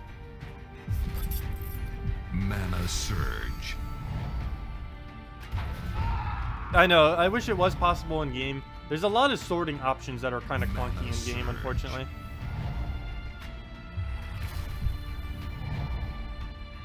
Oh yeah, you can search by effect too, like true damage and stuff. You can actually do that in game as well. That is one thing that you can do in game is sort things like that. Because if you can sort by keywords within Gems of War, and this doesn't help with everything like colors because there's no way to keyword colors. But that would be cool if they added the way. But you can use it to keyword something like true, and then everything that has true damage will come up because there isn't any troops I don't believe that have true in their name that don't do true damage in some way, shape, or form. And I can show that right now. Like if we type in like red, blue, obviously it'll not bring up anything. But if we type in true, it'll bring up everything that has true within any of their descriptions, within their trait or within their ability itself. So if we go to like our search option right now, there's another option you can do it too if you don't have everything. So if we go to our, well, let's take our trippy first. Come on, 5 or higher. Yeah, 9. Ooh, maybe I should start saying 10 or higher. If there's a few more kingdoms come in, I may have to. Okay. Anyways, make sure to click Show All. If you don't have every single troop in the game, this will help you to see troops that you don't have. I can't show that right now because I have literally every troop, so it'll show no difference. But you'll want to make sure there's a box around the Show All option. This will show every troop that you do not have if you are missing any, which pretty much everyone is. But luckily I don't. But anyways, if we type in something like red, blue, like we were doing earlier, obviously nothing will come up. But if we do something like true, it'll bring up everything with true damage. As you can see, all of these do true damage. Some of them that pop up will only have one form of true damage. That's not on their ability. Let me see if I can try finding one. Like Orion, his ability doesn't do true damage, but his true shot, 75% chance to ignore armor, does do true damage. So do keep that in mind if you do. But yeah, here's everything that can possibly do true damage in the game. Not too many actually. I always thought it was a bit more than this. It's mainly because the same few are always used over and over again. The main few true damagers are Amira, Astral Spirit, Crimson Bat, Emperor Corvash, Marilith, Miststalker, Spirit Fox. Actually, it's used mainly for its mana drain. Scion, same reason, mainly used for its mana drain. Shadow Dragon occasionally, it's used for purple mana generation. And that's it. That's about all the troops that are used. Wolf Knight early on in the game is sometimes used. Vampire Lord is sometimes used with Crimson Bat plus a Draculist combo and stuff like that. Oh, and this doesn't actually show all the true damage. There's one other true damage called Life Steal. Let me go with Life. Or never mind, I won't bring it up. Steal? Life? I don't know how to bring them up. Let me see what white says. Because there are a few more. Steal. Oh gosh, because it has a number in between. There's no way to actually bring them all up.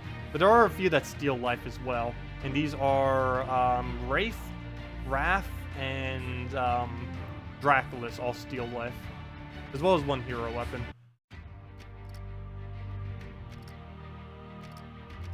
Yeah, they really do need better ways to sort within the game, though. There's really not that many options. Also, there's one really weird option, too, where it can do an either-or. For example, if we type in dragon right now, we can type in dragons and knights at the same time if we do a shift, that one mark that's right above the enter key.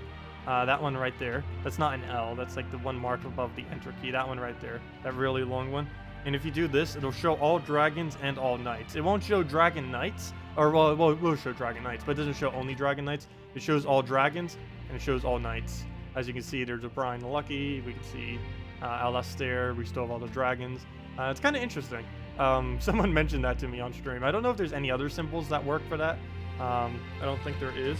But if we do like dragon knight or something, yeah.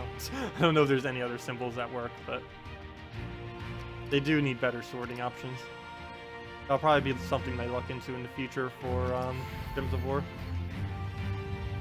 Yeah, Draculus is true damage, Wraith is true damage, White is true damage. All three of them are life steal, so they don't come up when you say true, because they say life. Or they say steal number life. So you can't even do like steal life to try to find them because there's a number in between them that's different for all of them depending on level.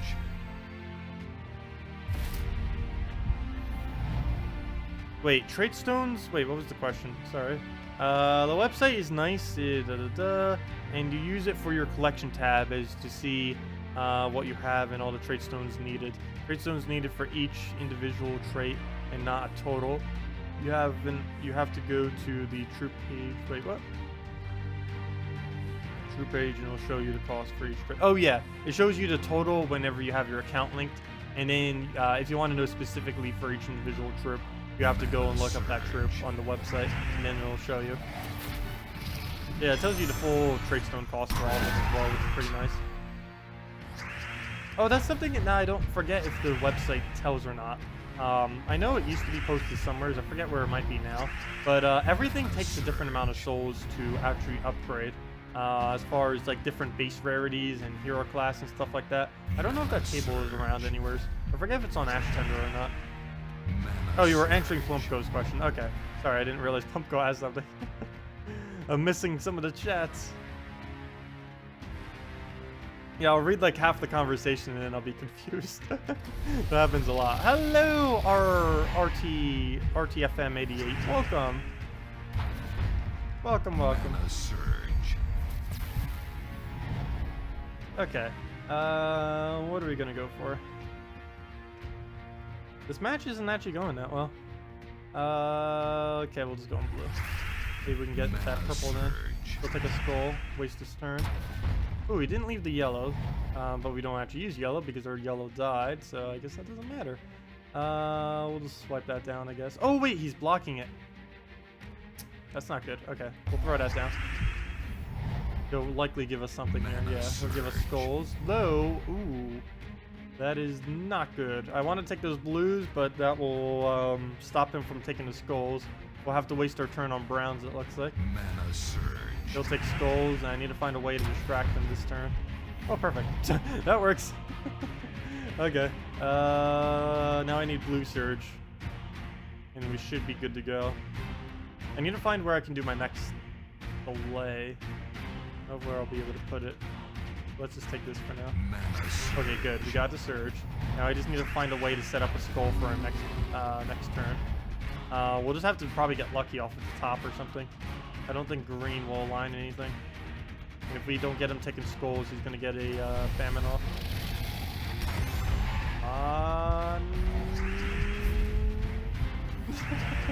No, he got famine. Oh, he didn't get a kill. Nice. The Dragon Soul is so durable this week, it doesn't even die to a famine. Taking that much mana. Well, that's good then. Hello, Mitchell! Welcome.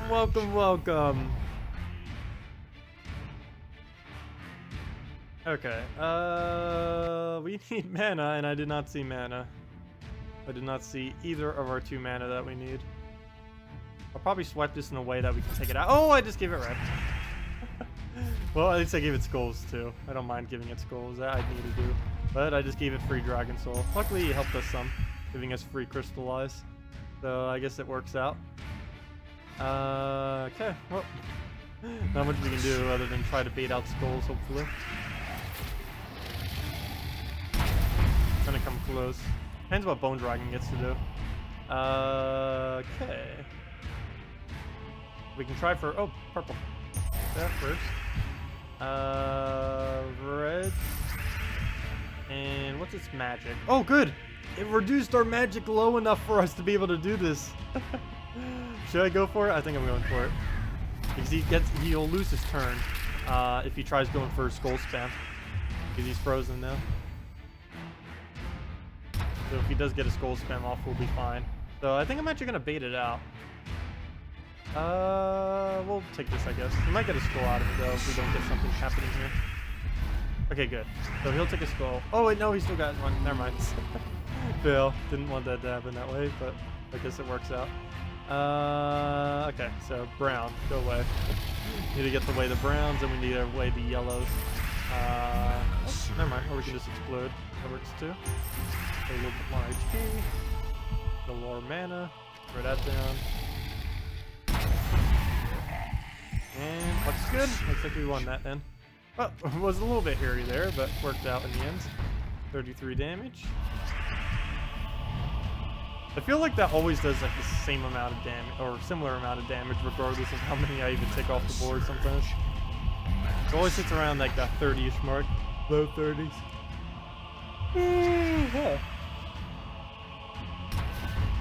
Why am I yawning?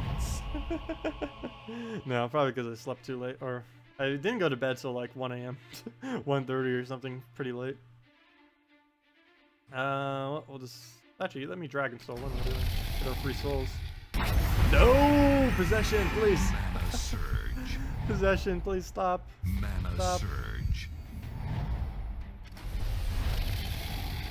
Come on, yellow. Oh, purple. What? We just got a 4 times purple out of nowhere. Okay, you better not possession again. Nothing is more annoying this week than infinitely possessing Dragon Soul. Surge. Mana surge. Like, I love being able to use Dragon Soul this week, but oh, come on! But this is pretty ridiculous. That's the only thing I hate about Dragon Week this week, is Dragon Soul. Having to face them. Because this will keep happening over and over and over and over again. Takes like 2-3 extra minutes. Alright, we'll just spread out blue, I guess, for more damage. 33, I feel like that every single time, 33. Mana surge. I can't be doing exactly the same amount of gems every time. That doesn't seem likely. Doesn't. Mana surge. Okay, you take the purple we needed, which makes sense because he needs it too. Surge. You can just get a poke on him. Surge. We'll go blue, I guess. Mana surge. Please don't revive for our 3rd time in a row. Or is it 4th? I've lost track already. Okay, we'll throw this down at, let's take the brown and then throw it at yellow, I guess. Mana surge. There we go. Finally it died. Mana surge. Good to go. Good to go. Hey, and we got 4 summons. Nice. How many are we at? I think we're almost maxed out this week on this account. Aw, 1 win, 1 lose. Couldn't have been 2 wins. Okay, well, let's go and, oh, we got the next objective. Oh, we're only at 40, gosh. We might need to farm the rest of them tomorrow, then. We're only at 43. Feels like we summoned a lot more than that. The main problem is I might be doing a lot of battles where I don't get to actually do summons, which may be a problem with that, but, it won't take too long to go out of our way to go farm them, specifically. They're really, really easy to farm when you're trying to grind them out. Probably only take about an hour. But I figured I'd just do it from normal battles because why grind them when you can just do it naturally? Because by the end of the stream tomorrow, we'll probably be at around 80, I would assume. 70 or 80-ish. And then that would just leave like 10 to 15 minutes of grinding them. Last a little bit. Mana surge. Mana surge. Not like we even need the rewards. But I figured I might as well. We'll be close enough anyways. If anything, I should be grinding on my Let's Play account, who actually needs it. Mana surge. Probably even quicker because I can put some kind of extremely weak dragon up front and just let it die, or just even use a team of nothing. Because one thing that you can do too is just set a Dragon Soul, or not even Dragon Soul, but just anything that summons, anything that summons a dragon on your team, and just put that as like literally the only thing. That or something the mana drain, or like a Dragon Soul, or just anything that will feed it mana, and then you can just keep spamming it, and you'll get 2 or 3 summons, and you don't even need to worry about it. Then you can just win with whatever, or just let yourself die. The only problem is you do have to either win or lose, which can be somewhat time-consuming if you don't have the right team.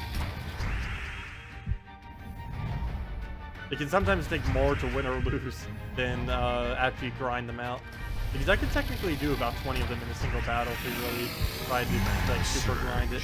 But the problem would be with a team that would be able to do that, it wouldn't be able to die that easily or win that easily. And it has to be a PvP battle too, so I'll probably have to repick until I find an easy 1 trophy. And that would, well, that's a slightly easier, but Kraken would make it, and Shegra would make it so it's not easy. There's a summon glitch where you have to start with a 4-person team to get credit. Oh, do you? I've never actually tried it with less, but okay, thank you for letting me know. I have been using it with 4-player teams so far, always, but and just using sacrifice and stuff for it, simply because they're easier to win or lose with. I did not know that you actually had to have 4. But thank you for letting me know. Now we know. I did not realize that. Mana surge. Mana That kind of makes sense because they really don't want people using teams less than 4. Though a lot of people do for related exploits and just making things easier. Mana surge. But it looks like it doesn't work for that then. Mana surge. Okay. What can we do with this X? We've seen a lot of cool patterns, but nothing we can really do. We'll just Dragon Soul until we find something. Yeah, you have to win or lose to get credit. You don't actually have to win, but you can't just retreat. Like if I just X out and retreat right now, let's say if we had like 5 event gems, we'd get 0 if we retreat. But if we lose, we still get all of them. Doesn't matter if you win or lose. But it has to actually conclude on the end screen to be able to get them. Mana surge. Let's see. Oh, we can get some red. Some brown, And I can deny that skull too and still get our mana. Let's do that. Maybe we'll get some kind of interesting cascade out of it. Oh, or I'll just give him a 5 times the skull that I wasn't paying attention to. Eventually, I will learn how to use that X perfectly. Mana surge. I just don't think it's worth the time to figure out where to cast it in most instances. For Starnex and Dragon Soul and stuff like that, they cast a lot quicker because it doesn't take anywhere near as much time to figure out where the OK spot is. Well, for Starnex actually takes a little bit longer, but Dragon Soul, it takes no time at all. You just click and then boom, you're ready to go. A lot of people tend to use teams like that, even though they require less thinking, but they are a lot quicker because they do require less thinking. Being able to have like a consistent board clear like that, you don't need to worry about what that board actually is. Whereas for Starnex and other troops, you have to think out where their best option is to get extra turns, to get your mana, to get whatever you may need, or just to not give the enemy turns.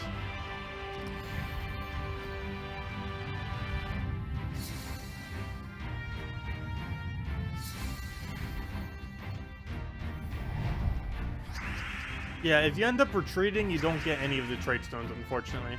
So if you do it till like 10 and then you just like retreat thinking you'll get all of them, unfortunately it doesn't work like that. That'd be cool if it did, but it doesn't. You have to actually lose or win. Normally it's quicker to win, but especially if you're using a summoning team, because obviously you'll have a full team constantly replenishing itself. But normally you just put like 1 kill card on the team. You can just keep it on reserve for the final blow. Mana surge. Mana surge. Mana surge. Hey! I was going to use that. It took it away from me. Well, we'll go and get some of the mana back. We might use the X to get the last of it. Mana surge. Where? Oh, where? Did I distract with a skull? Nah. Do it right there.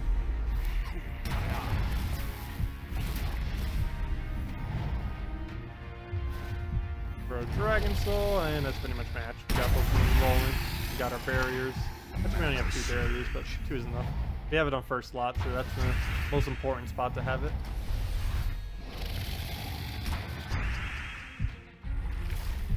Then we'll throw it at yellow, the other color we don't use as much. We'll take a skull from it. And then we take the other skull.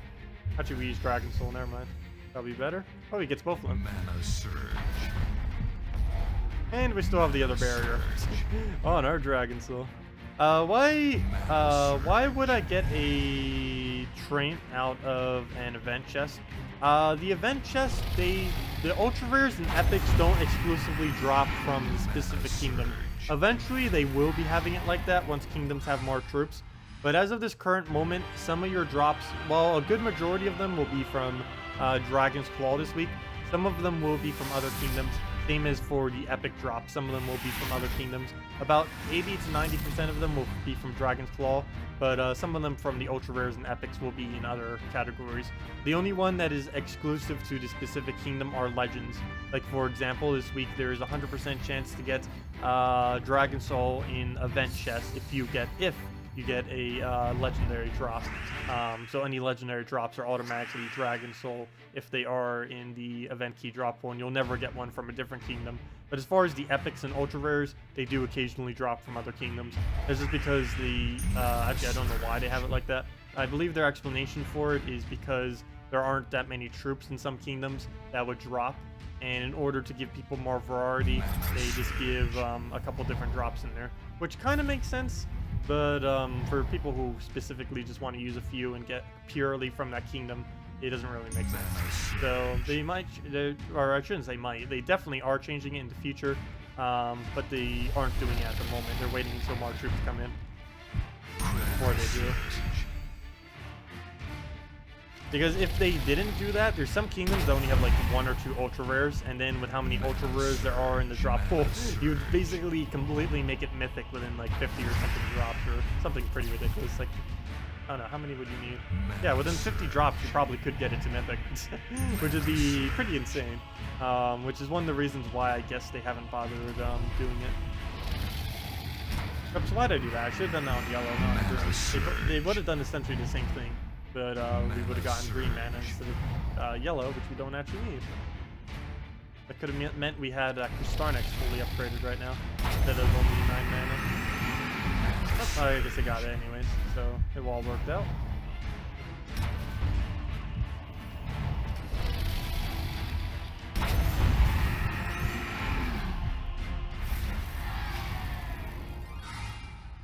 Is there a best kingdom to make home kingdom? Yes. The best home kingdom is Whitehelm, without a shadow of a doubt. No kingdom is better to set as your home kingdom than Whitehelm. The main reason for this is the only thing that home kingdom determines currently in this game is the tribute that you get. It gives 2 times more tribute for whatever your home kingdom is, as it shows in this screen right here. Double tribute reward earned for your home kingdom. And the main reason people tend to do it with Whitehelm is it has the best value since it has pure glory.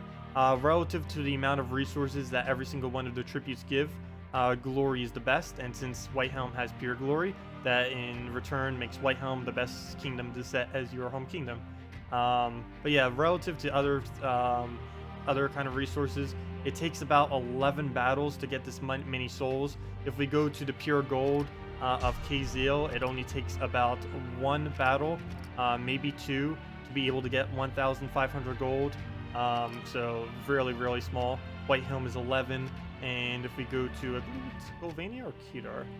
Kedar. I forget which one. It might be Golvania. Nope. And if you set it to Kedar, that would be 240 souls. And if you were using a soul farming team, that would take about, well, it really depends what kind of team you have. Around 3 to 6 battles. So it's either 1 to 2 battles from KZL, 3 to 6 from Kedar, or 11 from Whitehelm. So pretty much everyone sets their kingdom to Whitehelm. That is why everyone sets their kingdom to Whitehelm. Pure glory. It's relative to the rarity of the amount of resources that all the other ones give. Glory is just way, way better than any other tribute. I'm kind of surprised they haven't like scaled that down any, but yeah. Okay. What's a good team for a untraded Forest Guardian? I've never actually used Forest Guardian untraded. I don't even think it can be used untraded. It seems like a really clunky troop to try to use untraded, because it's basically like Inferno King, except you don't get the benefit of, well, you don't really get any benefit. You don't really get the benefits of damage. Personally, I would not bother using Forest Guardian if you don't have it fully traded. Actually, I don't even use it fully traded. There isn't that many good beasts in the game. And the few that are, like Wolf Garrick and stuff, are based around it, or Sybaris or something, and those are harder to obtain than most other troops. But yeah, I personally wouldn't really advise using Nature Guardian if you don't have it fully traded. It's not that good a troop. You're better off with Inferno King or something else that actually does damage. it's already a pretty slow troop, and without having the fast trait on your entire team, it's even slower. Mana surge. And it just isn't worth the time. Also, you tend to not use soul farming whenever you use a nature guardian, simply because there's only one beast in the entire game that can gain souls, and that is a warg. And it takes a while for a warg to actually get up to max souls. It takes 4 casts, and since it has no chance of getting an extra turn, that can take a little amount of time. Mana surge. Okay. Let's see. We do here. Let's hope for the red. Okay, we didn't get it. We got a random brown over there, but didn't get the red I wanted. Oh, he's using a creeping death team. It's really weird. He's using creeping death with Oh no. You know, if once the next patch comes, there's gonna be a weapon that does true damage to all enemies plus places a death mark. That's gonna replace out creeping death. Well, not really completely, but it's gonna replace out creeping death as far as true damage, or yeah, as far as the true damage alternative of it. Like in the team he's using right now, he just used that new Death Knight weapon. I really hope they don't make it too overpowered, because I can already see that the Death Knight weapon they're going to be adding is going to be extremely strong. And it's not like Death Knight armor, it's actually going to be free to play, or it should be. I highly doubt they're going to paywall any classes. If they do, then there'll probably be some outrage for it, because that'd be like the first actual content they would ever paywall. I highly doubt they would do that though. They're pretty good about not paywalling anything.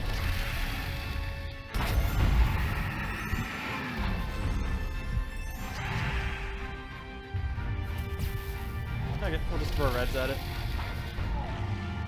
Mana surge. Actually, I shouldn't say that. There is technically one thing that could slightly be considered paywalling, and that is mythics. This is ridiculously hard to get any mythics without spending money on the game. Speaking of mythics, hello, Def. Actually, he's using... he's kind of using our, the base of our Kraken team right now. There's a lot of teams that get built around this general premise though. Gorgolfa, anything, Giant Spider, anything, with those two both being purple. There's a lot that gets built around that general base because it's just so strong and tanky. Because Gorgolfa is excessively tanky, and then if the Gorgolfa dies, the Giant Spider makes even more tanks. Plus this will stand alone as an entire team once the Gorgolfa dies, so a lot of people tend to use various teams related to it. Actually, just mirror it. Or not merit, but you know. Are we using Sorcerer class right now? Go get rid of Kraken for Creeping Death. We'll throw that in there. I believe we're using the right class. Yeah, we are. Okay. So let's go and throw that in. You finally just got it? What did you finally just get? The Nature Guardian? Yeah, I wouldn't say it's like a horrible troop. There's just very little synergy that it has without all traits. There's already almost no synergy with the traits, and without it, it's I don't know. Personally, I find it useless. You probably could put it in a don't use it in a beast team. I think you would want.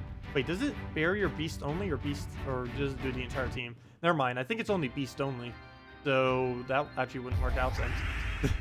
That'd be a bit of a problem. Yeah, I don't really think you could get much out of it without having fully traded. Mana surge. Mana surge. Yeah, it is beast only. Okay, so yeah, that wouldn't really leave many options because you're really limited if you have to do only beast and not have the 50% extra mana. And one of the best ones you could possibly do with it are going to be mana blocking, like Spirit Fox. That's going to completely mana block on yellow because it drains yellow. Because that already has some power, so you wouldn't need to worry about the fact that you don't have the fast trait. And I don't think many beasts even have the fast trait normally. Because those would be okay to use with it. Untraded, of course. Because there'd be no difference. Okay, throw that down. Actually, I think we kill it with just Creeping Death. We probably could get away with that if we really tried. Hey, double Death Mark kill. I can't recall if I've ever seen a triple or not. Come on, let's see another double. That's the whole reason we use it, is for stuff like that. Come on, at least get one. Oh well, we'll just end it with Dragon Soul. See that double. No, he's gonna be dead by then. Mana surge. Mana surge. And that is the mock. Mana surge. Got a little bit of golden souls.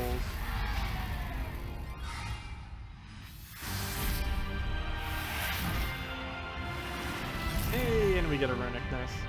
Need those runics. I feel like I'm always running low on them, even though I'm not. Because I used to run low on them a lot, but then I got so many that I never did. I need to go double check how many I have. I don't even know what low would be considered these days. Like, when I say like a couple hundred of one, it's like, oh, that's getting low. Let me double check. How many do we even have? Runics. I know one of these is like extremely low. Yeah, red. Red's about the only color I would really need is runic reds. Anything else is not really that needed. The minor trait stones too. Runic reds and minor reds. I need so many more of because they're much lower. Though I think they're high enough at this point that I may never need more of them again. I definitely will never need more runics in the history of this game. If they ever add a way to convert trait stones, the first thing that is going is all of these majors. Or sorry, why did I say runics? All of these major trait stones.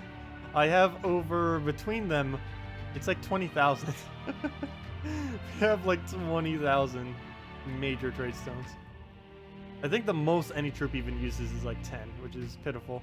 Because you use more of every other trait stone in the entire game than majors for the most part. No, actually that's not true, but it's really weird how they have it scaled because they don't actually use a lot of the majors. It seemed like they should and would have, but they don't. I don't understand why. They might fix that in the future because there's a really big imbalance with it. But hey, it's Esli. She's the leader of Match Matchers, I believe. If she's still the leader. I don't know if she switched leadership, but she is still in the guild, so I would assume she's still leading it.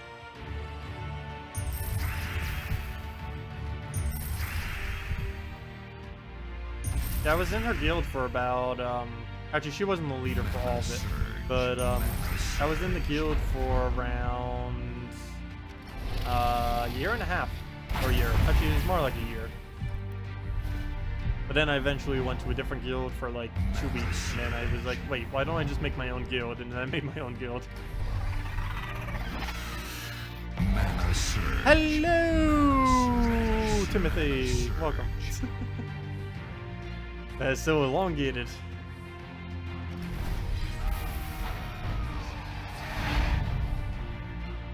Yeah, I'm just waiting for Surian on like one of the videos to say hello, everyone. I don't think he has yet. Did he do that in the previous video? Let me go check that real quick. I don't think he did. I think he just said hello, Surian here, and blah blah blah blah blah. That's normally what he does for his intro. Let me just double check. Let me go see if I can find a Gems of War video. I'm kind of curious. I forget what he said in his most recent video. Let's see. Open a new tab. Gems of War channel. Gems of War channel. And I'm pretty sure mine will be like the first thing. Let's see. Mine. Something that's a song. My actual channel. Okay, gosh, it's going to be hard. I can't even find the Gems of War channel in all of this mess. There it is. It's like the 12th option, buried under like 10 of my videos and 2 other ones. Fail. Let me go see. What does he say for it? Also, if any of you haven't seen it yet, the devs did a video that wasn't a preview video. They did a top 10 tips for beginners, which I have also done as a video. Let's see what he does for his intro. I'm kind of curious. What does he say? Come on, Surian, go. Greetings, adventurers. It's Sirian here with our top. Yeah, that's what he says. Greetings, adventurer. This is Surian here.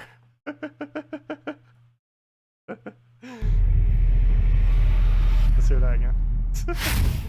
Greetings, adventurers. It's Sirian here. Yeah, that's what he says. Anyways. Oh, I know what I'm doing for April Fools. Oh, I know what I'm doing for April Fools. Oh. Oh, yes. Oh, yes. I know what I'm doing for April Fools. I'm pretty much going to pretend. Oh, I shouldn't say it because then all of you would know. Oh, yes, I know what I'm gonna do. Never mind, I'm not gonna say it because that would spoil it. So after that, you guys might slightly know what I'm gonna do. But I definitely know what I'm doing for April Fools now. I'll need to do that in advance though because I'll have to edit it quite a bit. But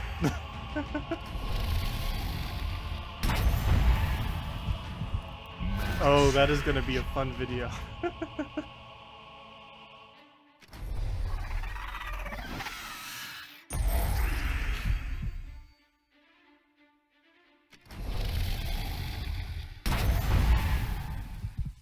Mana surge.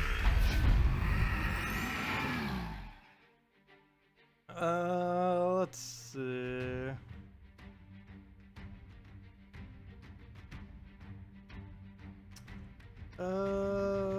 What do we do? What do we do? We'll just throw Gorgolka down.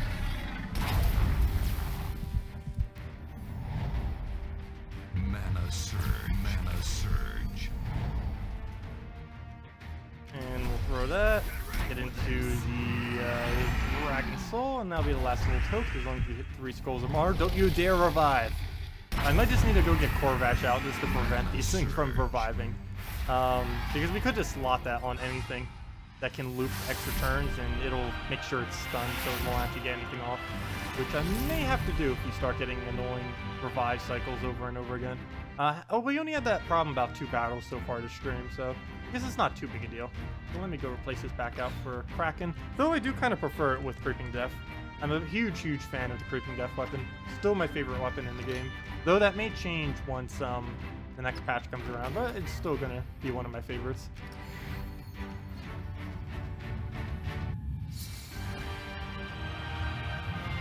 It's always going to be really good with things like Dragon Soul, Crystarn X, and stuff like that. That's never going to change.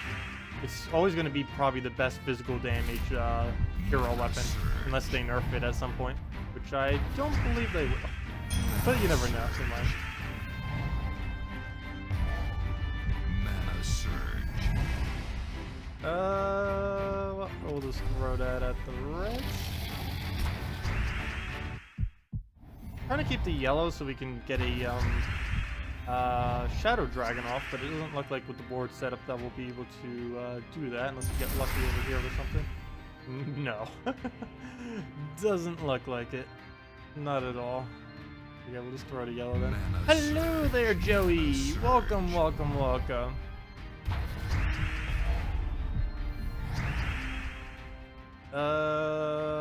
Gosh. What is this board?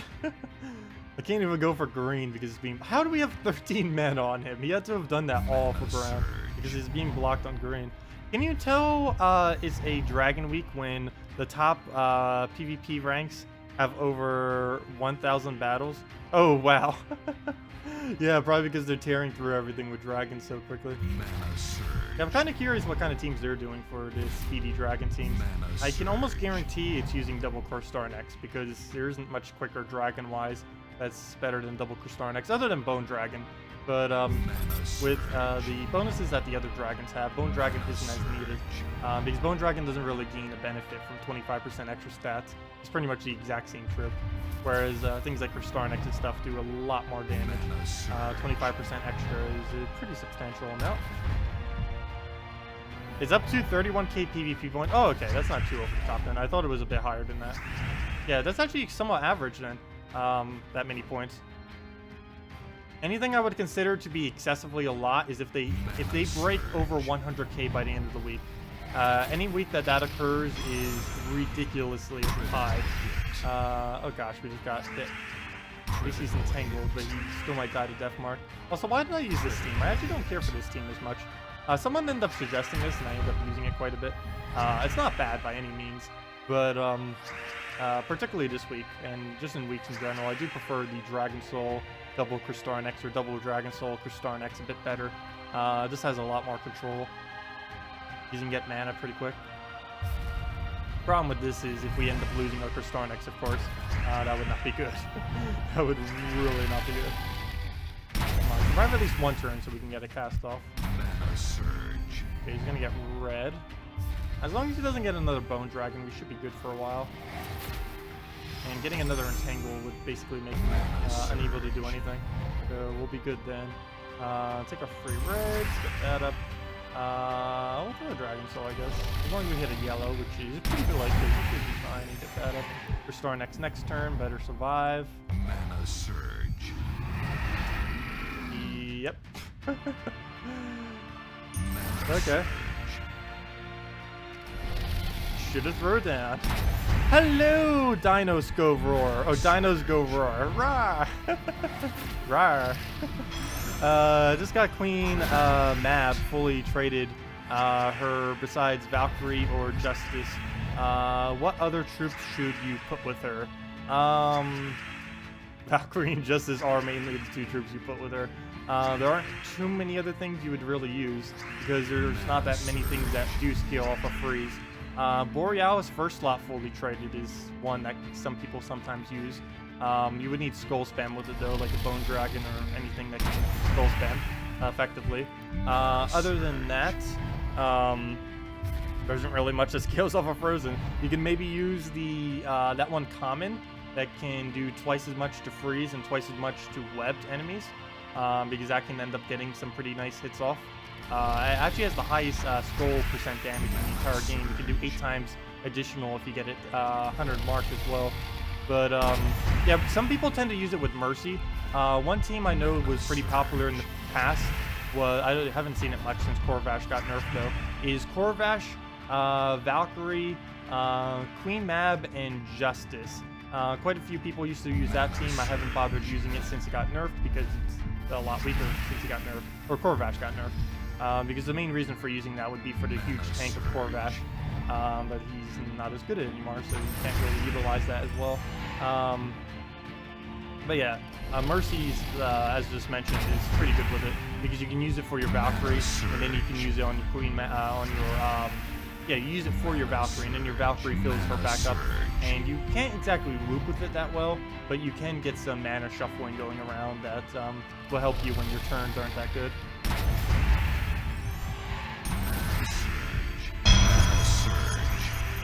Okay, speaking of mana shuffling, that's basically exactly what Mercy does, except from purple, or just converts to purple instead of to yellow. Still the same colors related though. And that is the match.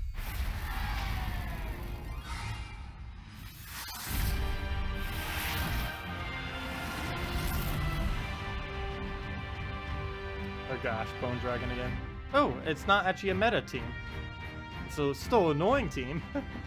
But yeah, this is still, I think, one of the... not that one. This is still one of the better dragon teams, I think, in the game now. I absolutely love that they add Dragonian Monk. When I first saw its ability, I didn't think it would be much, but it's a lot better than I initially thought. A lot better. Like, after the first time I tried it, it's like, oh, this is actually a really good trip.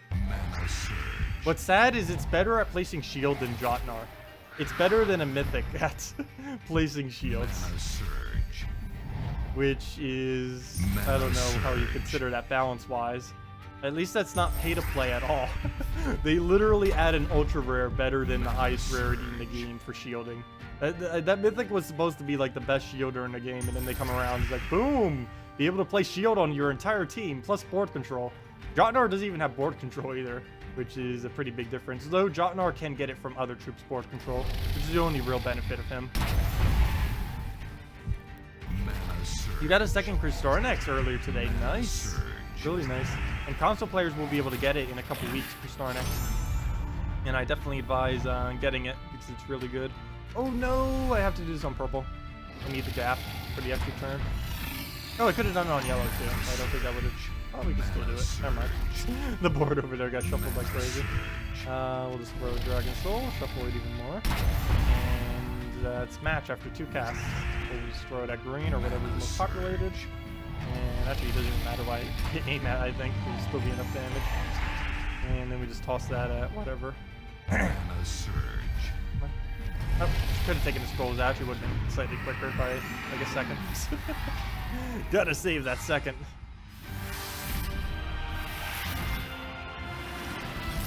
Oh, what is the double Stardew team setup? What I'm using right now. Dragonian Monk, which is really easy to get.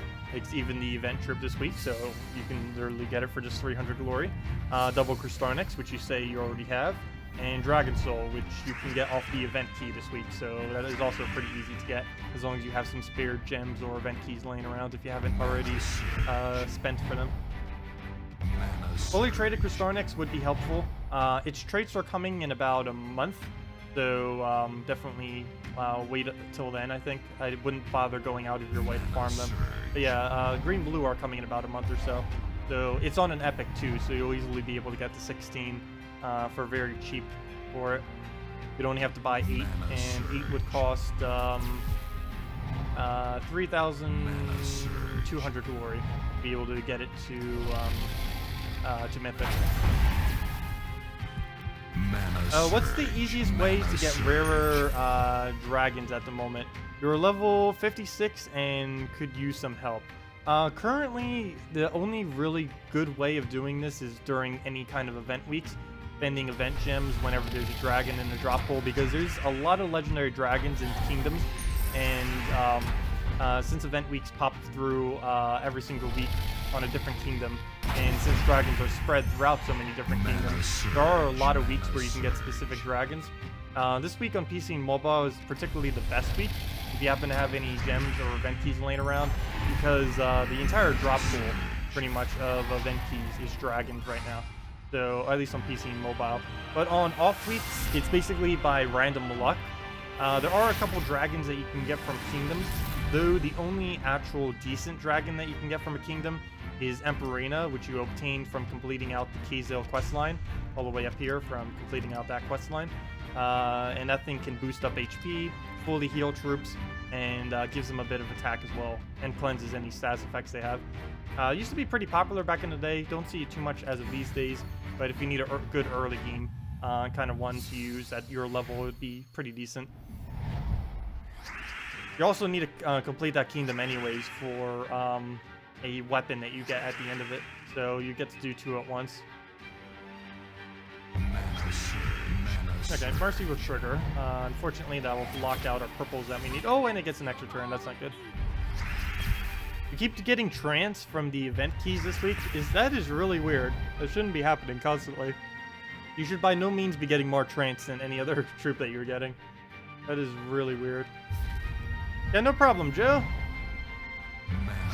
Yeah, one slight problem this game has is there's so many kingdoms, and the way that they have to focus out specific troops are based on whatever the event is for the week. And since there's so many different kingdoms, it can take months before a specific kingdom rolls around. Like right now, it's Dragon Soul Kingdom, and it's like the best time ever to try to get dragons from event keys and stuff. But on a normal week or after this, it could be anywhere from about 2 to 4 months before we see another Dragon Kingdom event. Actually, if I'm not mistaken, it's going to be so long until the next Dragon Event Kingdom occurs that my troop will likely be in it. The one the devs said they were going to make of my character.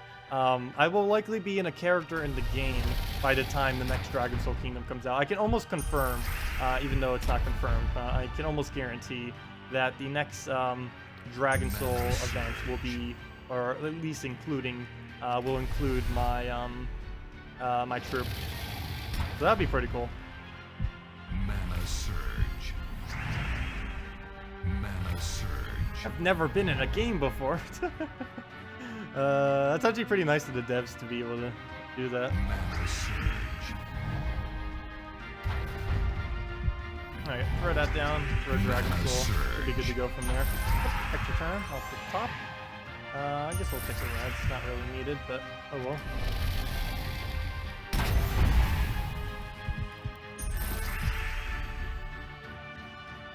Oh, it's not more, but it's definitely more than normal. Wait, never mind. Wait, it's not more, but it does spawn. Oh, that's normal if it does spawn. Every single event week will have troops that aren't supposed to be in the kingdom. This is mainly just to outplace the fact that many kingdoms don't have that many ultra rares in them, or epics. Because there are some kingdoms that only have like 2 epics in them. I don't know if I can think of any right now that only have 1 epic, or 1 ultra rare. But actually there might be. Let's see. Silverglade, I believe, only has 1 epic, if I'm not mistaken. It's kingdoms like this why they do this. Let me see. Silverglade. Yes, if we go to Silverglade, there's only one. Oh no, no, never mind. There's two.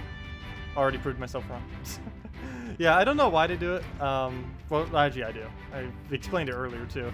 Their explanation as to why they do it is because they feel like some kingdoms don't have enough ultra rares and epics to be able to give just that specific one. But yeah, I kind of wish they would. They just give the specific one, because there are a lot of people who may just go specifically for that one, and then they get a bunch of other ones. It's like, hey, I don't want this. The only one that's ever only exclusive to that kingdom is the legendary, because obviously if someone's opening event keys, they want the legendary.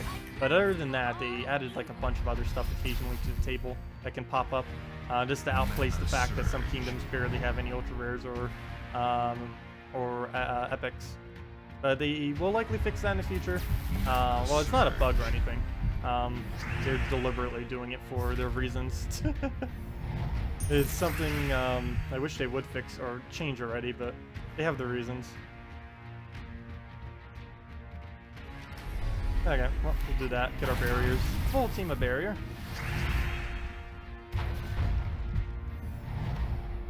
Mana surge. And we'll just throw that down. And we're Mana good to go. surge. Fail. That awkward moment when I hit the wrong tab. Too many tabs. So many tabs. Move that up. There we go. Okay. And actually, we'll be giving out the next redeem code probably in about 20 minutes or so, after several more battles. You tried to use the same team you're doing now, but it really didn't work at all. Are you using the Dragon Soul banner or another one? I am using the Dragon Soul banner. What about it wasn't working for you? Because you should, even if you don't have the traits, you should pretty easily be able to use the X to do stuff around the board to set up really nice moves like that and get a bunch of mana and get the barriers for your team. Because regardless of traits or not, you still have the damage output and you still have the ability to do barriers like this.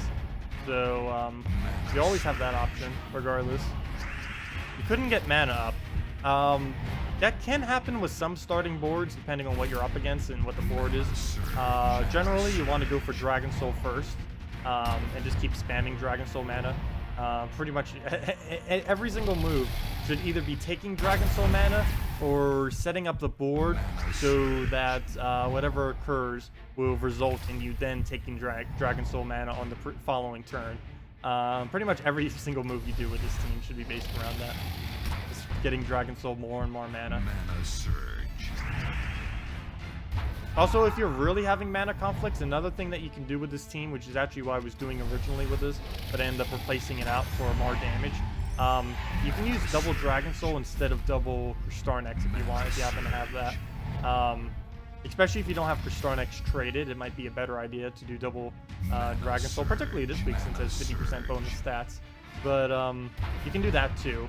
And once it does get looping, you'll have the extra benefit of having even more purple mana, which will leak into your other dragon, which will then give you even more explosions, and can work out even better depending on how the board is. But I prefer double for Starnex, just because it can have a higher damage output, and normally it wins quicker with it.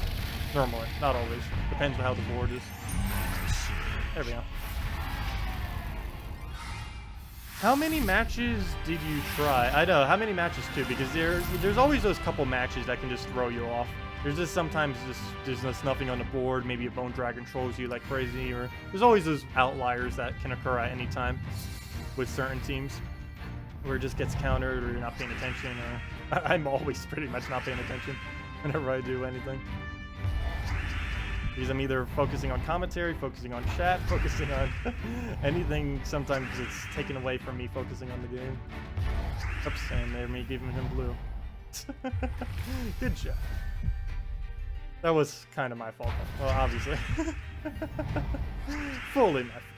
Oh, we'll let him take another skull. Go there. Would you recommend double Dragon Soul over a Shadow Dragon or Sevhina Mora or something? No, well, over Shadow Dragon, you normally can get away with doing double Dragon Soul, but for Sevhina Mora, if that Sevhina Mora is helping you to cover every single color on the team, I do not advise switching it out. But if he is not helping you to then cover every single color in the team, then you can just put in another Dragon Soul. The only other time you may use a Sevhina Mora over a double Dragon Soul is if you happen to have it fully traded and you're using it for the purpose of Entangle. That's the other instance where you may, but generally you can get away with double Dragon Soul instead. It's cheaper, and unless you really need something specifically that Sevhina Mora does, then you won't really have any downside from using it. Okay, well, here we go on purple. Unfortunately, the summon blocked, but we got enough cascades. It doesn't matter. Gosh, there we go. Enough cascades to get a map. A few as in what? You less than 10, more than 50, need at least 25 sample size against a variety. Yeah, normally if I am ever seriously testing a team, I will test it for about, I'd say a dozen battles. I should probably get larger sample sizes than that, but normally it's only a dozen. Sometimes for some videos it has like no practice because like on, for example, whenever a new mythic comes out, if I do a new, there's two examples for that. Whenever a new troop comes out, I normally don't test it as much. I test it during the stream after, but when I do like the initial video, I normally don't have as much testing with it because it just came out, so there's like not that much time. Same thing comes with mythics because there's really no time because I stream at 10 a.m. and the mythic comes out at 2 a.m. and obviously I don't wake up exactly at 2 a.m. and even if I do, I'd be ridiculously tired and would be slightly slower, but I would only have like normally like 30 minutes to look at it, see what I want to do with it, and then make some kind of team with it or several teams. But other than that, I do test them for at least a dozen battles each to see how they tend to work. Because there's always a lot of outlier battles. There's always those counters that you need to know what it does and does not work against and just stuff like that. Like right now, you need to know what does and does not work against a Bone Dragon, or else you're just going to lose horribly. And there's a few others as well, but it really just depends. One that normally does it in early game is Ranger. Ranger is the death of so many battles when you're first starting out in the game. I don't think I've really lost that much on my Let's Play account, but I could see with how much it was doing at the time. It did have a 5x boost ratio back then though, when I was a really low level on my Let's Play account. But with a 4x boost ratio, it's still basically the exact same damage, just slightly less overpowered. Still really powerful.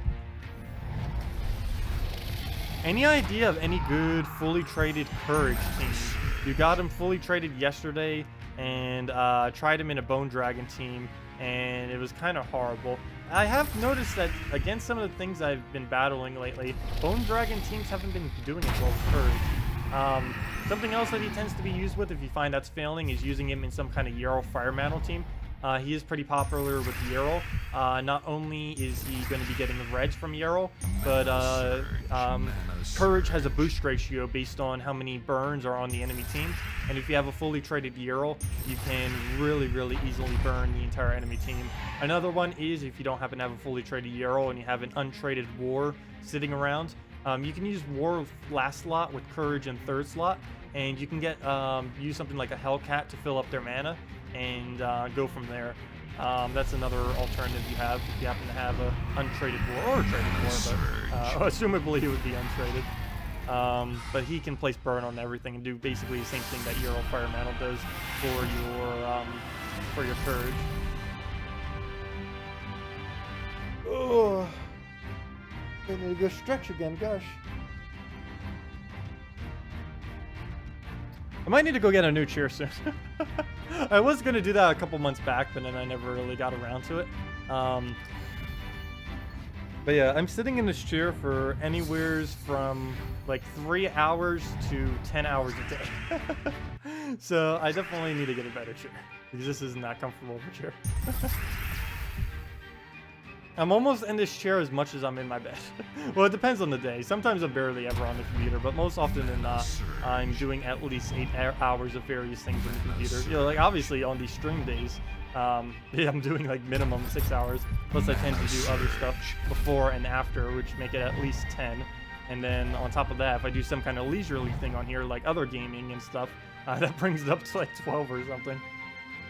Let's see, what would be purple? Well, on a normal day, it's only about 3 to 6 or so. Mana surge.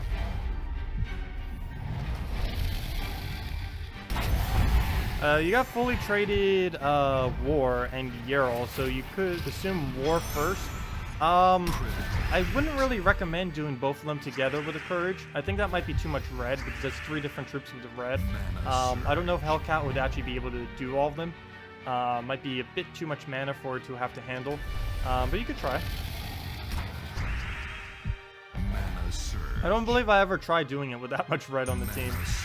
Normally I don't put that much red that doesn't do mana generation.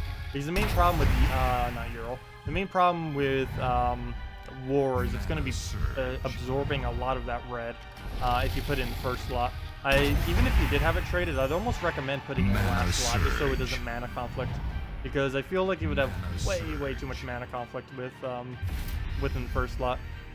Team suggestion. What team suggestion?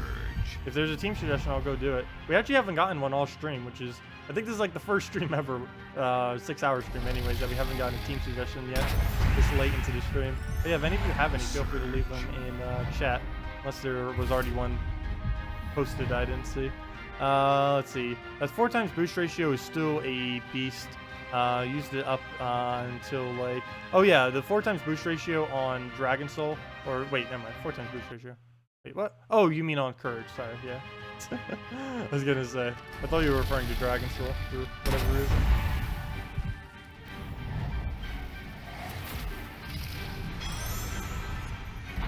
War, Yarrow, Herd, Courage, Hellcat. Well, you wouldn't put Hellcat in the last slot. You'd probably put either War in the last slot, or if you're not gonna put War in the last slot, you would put Courage in the last slot. But I'll go do that. I'll try it both ways. Hello, Jack. Welcome. Hey, and we passed by. There we go. Okay. So let me go and switch that over then. Let's go do the suggested team. Let me go get that team up. Let me go and make sure. What does my OBS look like right now? Okay, everything's in order. Nothing is doing anything weird. Our code is still there. Actually, after this suggested team, I'll go and do another redeem code, I believe. So we'll go do that right after. But yeah, actually, let's do both team placements and then we'll give out the redeem code. But yeah, let's try it in both ways. Let's try the first one of War in the back, and then we'll try War up front. So actually, let's try War up front first. So we'll go do that. Do clear. We'll do it exactly as you say, and then we'll try it the other way that I think might be better and see which way it goes. War. Oh gosh. Endless. I think this thing is called endless conflict. I believe if we type in conflict, it'll be the only one. Yeah, maybe I should just start typing in conflict whenever I need war. Same thing. War is conflict. Yarrow. Yeah, War plus Yarrow, even though it has full mana blockage, is actually still pretty good. Courage. So fully blocking our Courage is not good. And Hellcat. So we'll do it exactly like this, and then I'll try it the other way. Oh, you should put Courage in last slot. Banner, probably just going double red. As much as I don't want to have to go double red on this team, I think we kind of have to. Okay, so we'll go and try that. War never changes. Oh, you meant on Ranger. Oh, never mind. Sorry. I didn't realize. Yeah, I didn't realize what troop you were referring to there. Yeah, 4 times boost ratio. Yeah, 4 times boost ratio is still really good on Ranger. Used it up until like level 101. You started using Crystar next after that. Okay, that makes sense. Thank you.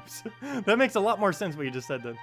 You should make an Amazon wish list or any way to accept gifts. I don't know. I guess I could. Well, I have donations enabled right now. That's basically the only way I can accept gifts. But yeah, I guess I could make a wish list eventually. My Steam wish list is pretty outdated, but I guess I could make an Amazon wish list eventually. I don't really expect people to do stuff like that, though. And it's a lot easier just getting actual cash, because that can be used for anything rather than just the specific thing that people gift. Mana surge. War! What is it good for? I cannot say.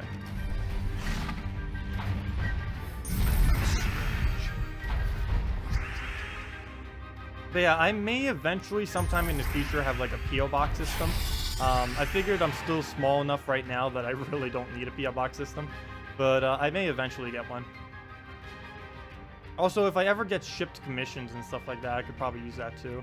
Because right now I send my actual address, which is not a good idea to ever do. Send your actual address for things.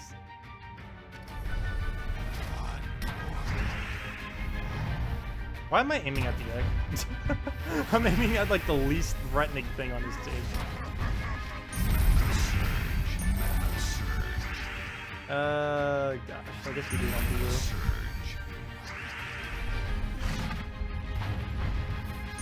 I don't think we're going to be able to get a single courage rock. Oh, actually, never mind. Now we can. I lied.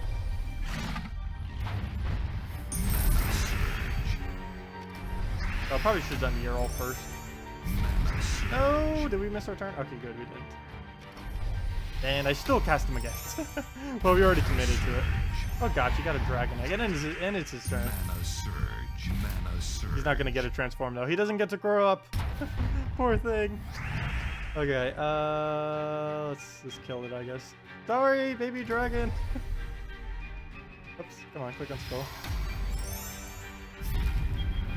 You have Starcrows outside your house every single day. Well, I live in Myrtle Beach too, so if anyone ever went to vacation on Myrtle Beach, I could like come say hi. Seriously though, I could do that. You could hang at the beach or something. If you ever come to vacation at Myrtle Beach, let me know.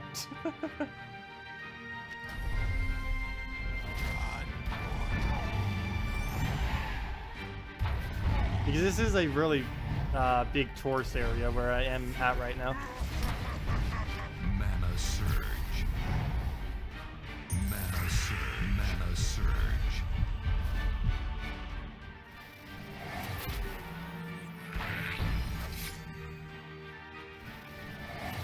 Come on, end your turn. What's it going to transform into? Hey, Sevhina more. That's actually a little annoying if it gets entangled. We won't be able to kill it. Never mind. That is a non-issue. Well, that didn't take long.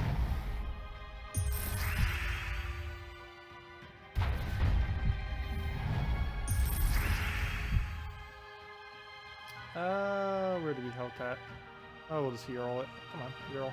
Go. Yeah. Fine, we'll skull it. You won't let me click. Go in skull. Okay, let's try in the other format. Let's try it with war in the back. Hello, Kevin! Welcome, welcome, welcome. Oh, a Wraith. Ooh, ill. No.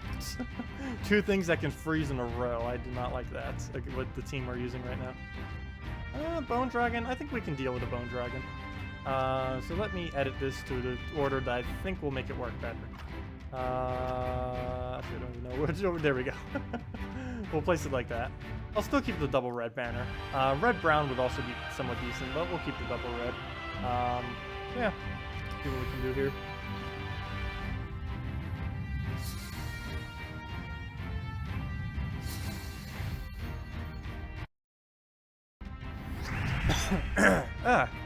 Okay. So, we'll take this down. And we'll take the skulls into... Oh, never mind. That wouldn't give us blue. Take this skull down and get the red. And now we have the Earl. And as long as it doesn't miss, we pretty much just won right then and there. I hear a plane going by. There's also an airport by me. I'm really close to the airport. Not like ridiculously close, but like 15 minutes close. Like 10 to 15. At least by car anyways. It's definitely not walkable. It would take like an hour plus to get there and back from walking. Probably even longer.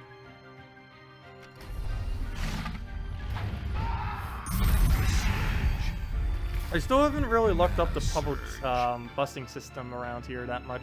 I used to take it all the time in New Jersey, but I haven't really bothered much in here. And South Carolina. I actually don't drive at all. I either just take public transport or anything else to get around. And lately, I've just been walking everywhere. Whenever I go grocery shopping, I just walk. Anything else, I just walk. There's actually a Walmart within like 5 minutes away from me, not even. So it works out perfectly. I don't care for Walmart that much as a business, but it's the closest thing I have to me, so I really have no choice, unfortunately, but to go to Walmart. Let's see. We'll just throw that down. I guess we'll do it on Bone Dragon. He is the biggest threat. Hello, Leah. Welcome. Oh, you're from New York. Nice. I've never actually lived in New York. I've been there a lot because I used to live in New Jersey, but I've never actually lived there. I might have when I was like excessively young, but I've never really went there since I've been older. I know when I used to go to college, there were a lot of people that used to take a bus from where I used to go. I used to go take a bus from my place to the bus terminal, and then the bus terminal heads out to a bunch of places. And one of the most popular places was the bus that went to New York from there.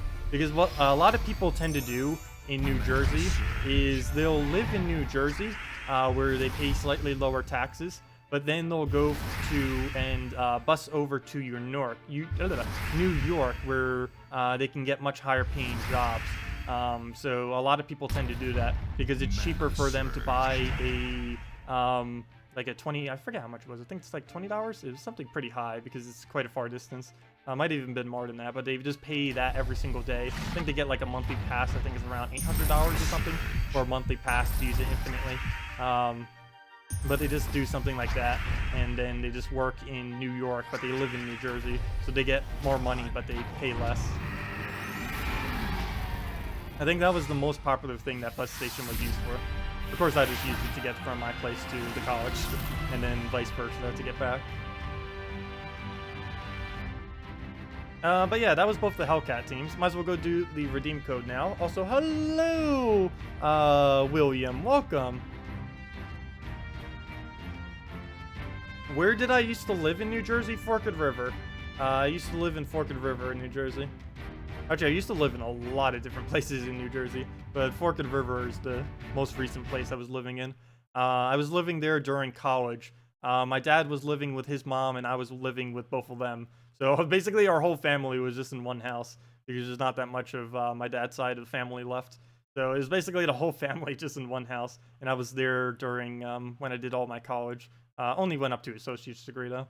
For the few years I was down there. But I was doing other things on the side, like flea marketing and stuff for money. Let's see. Yeah, but now I live in South Carolina, so it would be a little hard to visit now, unfortunately, unless I go there for vacation. But I would only be there for a week, and I'd mainly just be with family, not really visiting people other than that. Yeah, I do believe that this is the better format to do for it. It just doesn't have the clunky war in the way. Normally, you don't want to place first lot mythics. First lot mythics tend to drain like all of your mana just because they use so much, and I highly advise not really doing it. Which is why I said in the back. Even if you don't have it, even if you have it traded, it's almost better in the back. Just because you don't have to deal with the mana conflict. Anyways, let me go give out the second redeem code. Might as well. If I can find where on earth that is. I thought I already had it open. Oh yeah, I do. I have it in a weird window though. That's weird. Okay. Oh, we have exactly enough to give out 2 more tomorrow, and then I'll finally be done with these December redeem codes. I like how it's March 10th, and I haven't used a single March redeem code yet. Or actually, I shouldn't say that. I used 2 March redeem codes. Both of the weird ones that Salty gave me. The Tacet waifu and the Tacet, something else. I forget what it was. 2 really weird ones, but we already handed out both of those. Anyways, let me go hand out this one. Replaces that out. Get the copy. Get that into chat so you guys can see it. There you guys go. There is the next redeem code. You can claim it at that link, or you can just go to gemsofwar.com and then click game code on the main menu there. And then you just put in your invite code, use it, and you're good to go. So let me go put this into the interface. So we have that. Let me go open this up. Redeem code. Put that right there. X out of this mess. Come on. Come on. Why isn't it wanting to select all? I'll just do it one by one then. There we go. And we'll just spacebar that, get it nice and centered, or as much as we can without a natural center bar. That's gonna have to be centered. Good enough, and there we go. Okay, so let's go use it ourselves, see what we get from our gem key, and go from there. And if you guys have any other questions or team builds you want me to do or anything of the such, feel free to leave them in the chat. Oops, gotta move my tabs over a bit. I ruined all my tabs. No, I didn't mess it up that much, but I like being able to see my face to see if the green screen ever messes up. So I need to make sure I have it like all the way in the corner so I can actually see it through all my interface. So we have that right over there. Make sure the green screen is always good. It hasn't really ever been messing up. You guys would probably know better than me. Has the green screen behind me ever really been messing up at all? It's been pretty good. I haven't really seen too many issues with it. I know when I'm doing some other games, when it's like a pure black background or something like that, it sometimes looks a bit off, but for Gems of War streams, I never have to adjust it. It just always seems to be good. Because the background has enough contrast that this kind of works. Unless there's like a ray of light coming from outside. That's the only time it kind of doesn't work. But let me go use the code. See what we get from it. Go from there. Gem key equals Desert Mantis. Desert Mantis isn't that bad. Actually, consoles, I believe this week just got Desert Mantis, if I'm not mistaken. It's pretty good with Valkyrie and stuff like that. Also pretty good with Justice Team, which also uses Valkyrie. Well, let me just claim this defends. Come on, what do we get? One lose. Oh, I didn't even get a kill. Gosh. Wait, is my defend team actually going right now? Oh no, it switched. Okay, let me switch it back. There, use that one. Use that AI, and don't mess up the monk like it normally does. I don't know why. Almost every single time the AI has casted monk, it has hit 0 yellows. Anyways, let me go do the code. Code. Type in my invite code. I'm not gonna bother sending this to my Let's Play account. I only did the one because we were on it at the time. I prefer not giving it that many because I want it to be fair.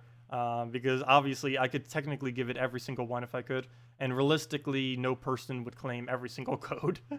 Most people would probably only claim like 2 or 3 of them a week, even though there's a couple people that hands them out. I know Quadro the Horse, if you haven't been following him at all, he does Gems of War videos too, and he gives out some of the codes. I haven't bothered to use a single one of the ones he handed out, mainly because I figured I'd let other people do it. The only reason I really even use my own is because I need to make sure it actually works. As we can see right here with it working. Redeem code, there we go. And, or end to show what it gives.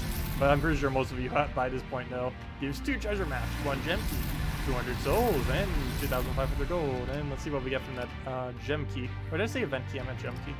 And we get, hey, Desdemona. That's actually not too bad. But I already have our mythic, so no need for more. But we got Desdemona. Okay. Hey, look at that team. Let's go mirror him. We have that set up right here. Let's do this. Who has the better mirror? We're gonna have the better mirror. His team score is a lot lower. Just look at the comparison. 68, 55, 37, 25. Oh, never mind. Wait, what? Oh, I have one more magic than him because he doesn't have what's it called? He doesn't have Silver Glade upgraded. But look at that. What? He has to have no traits on one of them then. That or just some weird... Oh, he doesn't have traits on Shadow Dragon. Okay, that's why his team score is lower. I was going to say, how is his team score so low if all he has is 1 less magic than me? That's why. He only has the first trait on the Shadow Dragon.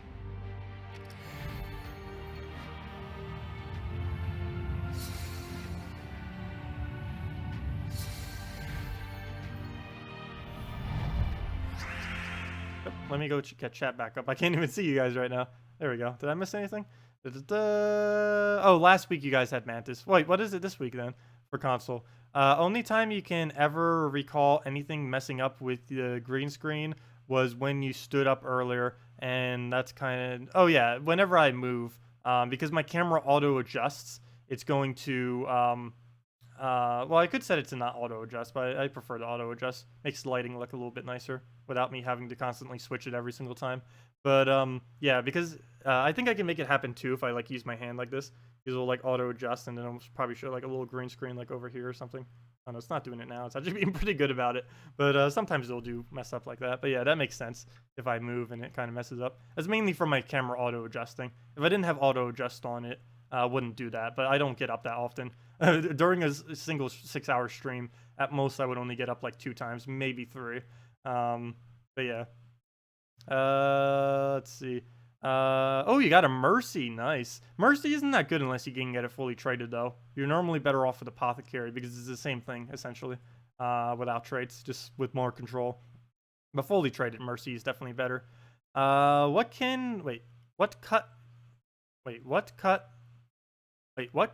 did console get? I'm not quite sure what that question is. You got a web spinner. Oh, nice, Reluca. Really nice web spinner right there. Well, Crimson Bat is Crimson Bat. Am I right? Oh, you got a Crimson Bat from it? Nice. Very nice. A Lady or an Ariel, that's pretty good too. And the Mummy Returns in your event week. Oh, you got the Mummy Returns. Oh, so you guys finally got the worst troop in the entire game this week. Nice. I didn't even notice. I should have mentioned something about it. Yeah, the Mummified King is literally the worst troop in the game. I don't know anyone who has ever said anything that's worse than it. Well, actually, some people say like Dwarven Miner, and some people say Peasant too, but I actually find Peasant to be decent. Dwarven Miner isn't because it has Impervious, and yeah, Mummified King really is the absolute worst. Mana surge. Of course, that is opinionated, but it's fact. It's an opinionated fact. It is the absolute worst troop in the game right now. Mummified King. It's the only troop that can kill itself without having any kind of bonus benefit. Whereas Bombot, it kills itself, but it has a bonus. It does an excessive amount of damage. Whereas Mummified King, it's just like a single poke, but it's not even much damage. And then it kills itself with Death Mark. Or normally kills itself with Death Mark. Of course, it's not a 100% chance, but more often than not, it will kill itself. And it's normally horrible. If it had a really good ability, it wouldn't be bad, but its ability is so average for, especially given what it does. Like, it's really, really below par for a suicide kind of spell. Even something like the Giant Slayer, or not Giant Slayer, what is he called? Dwarven Slayer? The one with Impervious that's red, yellow, and takes 18 mana and kills himself. Even that guy is better than Mummified King, even though he's also pretty horrible. Mana surge. He also has Impervious, which kind of makes it okay too. You suggested to use him, Sacrificial Priest, Bombot, and Dwarven Slayer, and call them the Suicide Squad. Oh gosh.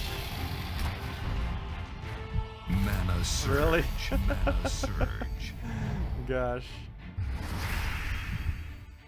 The references. Mana surge. Okay, well, we'll move that down. There's nowhere we can get a Dragon Soul at the moment. Still can't get it. Mana surge. Still can't get it. Still can't get it. Board, please. Gosh. Oh, we'll move that up. Oh, you got the Warwick from the Gem Key. Not bad. There's definitely purposes for it. If nothing else, if you're using a fully traded Sybaris, it'll help in getting that towards Mythic for whenever you decide to do that. Mana surge. What else do we need to do here? We'll throw that down. Mana surge. You might just be able to win off a Dragon Soul loop. Oh gosh, don't get possession over again. Mana surge. Not this. Mana surge. Better not be an endless possession again. I almost feel like using Corvash this week just to stun it out. I feel like it would be a waste in most teams though, but I may. I may do it for part of tomorrow. If I find it starts getting way too annoying, I'll probably throw it out. I know generally my battles will be slower if I try using the Corvash though, especially post-nerf. Even pre-nerf it would still be slightly slower, but now that I got nerfed, it'd definitely be. But if this thing just keeps reviving too much, it will have to. Because stun is the only thing that can stop it. Hello, JZG. Welcome. Welcome, welcome. Should I go try the Suicide Squad? The problem with that is it's going to lose because it's literally going to suicide every single troop. I could do it on my one trophy and we'd still lose with it. So I don't know if I could really try it. We could try it for fun, but there's 100% chance it's going to lose. Let's see, what was the actual team suggested? I need to find it. Who just suggested? Where'd it go? Oh, there it is. Sacrificial Priest, Bombot, Dwarven Slayer, and call it Suicide Squad. Technically, we could even go more suicidal and make Sacrifice on the team as well. I probably won't do it. Because we know exactly what's going to result from it. We know exactly.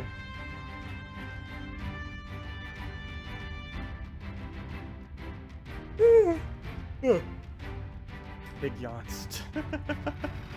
Big yawns and big gains. Well, there we go. Do that.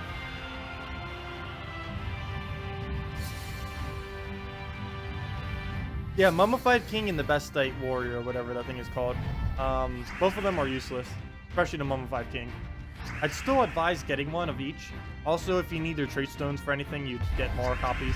But for the most part, it's basically dead content for this week on console. Neither of which you would ever really need troop-wise. I haven't used a single one of them past showing them for the week. They have no purpose in the game. Yep, what am I doing? They really need to stop making dead content upon arrival. There's nothing more annoying when a multiplayer game, or well, this is technically kind of multiplayer game, even though it's single player, but it's really annoying whenever a multiplayer game makes dead content upon arrival. Like on single player, it doesn't matter as much because you can just do it for fun. But on a multiplayer game, especially one that requires grinding and stuff, they just add dead content, like literally as it comes out. That's never good. A lot of games suffer from that though.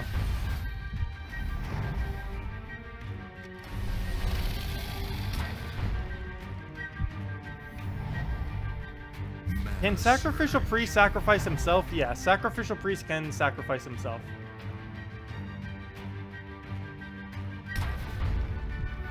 Normally, Sacrificial Priest is only ever used with another Aberrath or with or for the purpose of his necromancy. Those are about the only two times you'd ever really use Sacrificial Priest. He's better than Mummified King though. Even though he kills one of your troops for barely any damage, there's at least a 30% chance he's going to summon an Aberrath, and whenever he gets that, that's pretty good. You can also do that in Arena, and getting it's a pretty, I wouldn't say easy way to get it in Arena, but it's definitely a, actually, it's one of the only troops that can summon a legend in Arena. There's Dragon Egg, which summons a baby dragon, and that baby dragon then summons one. There's, of course, Baby Dragon, which just transforms into a random dragon. What other ones are there? Yeah, as far as troops, that's basically the only three. Or technically two, because it's just Baby Dragon and Sacrificial Priest. I don't believe there's anything else that can do it. That's actually of lower rarity that you can recruit. There's a couple of weapons that can do it, but I don't, and a couple higher rarities, but I don't think there's anything else within those bounds. Oh, yes there is. Void Portal can summon random legendary daemons, but you need to have souls first, and unless you have a soul farmer, it's normally not worth it because you wouldn't get any summons. Okay. What was I about to do? Someone said to do the Suicide Squad. Maybe I should throw it at something. If we can find a really weak battle, I'll throw the Suicide Squad at something. I wanted to at least have a chance. I'm not going to do it against something we're just going to completely get wiped by, which is going to be almost everything.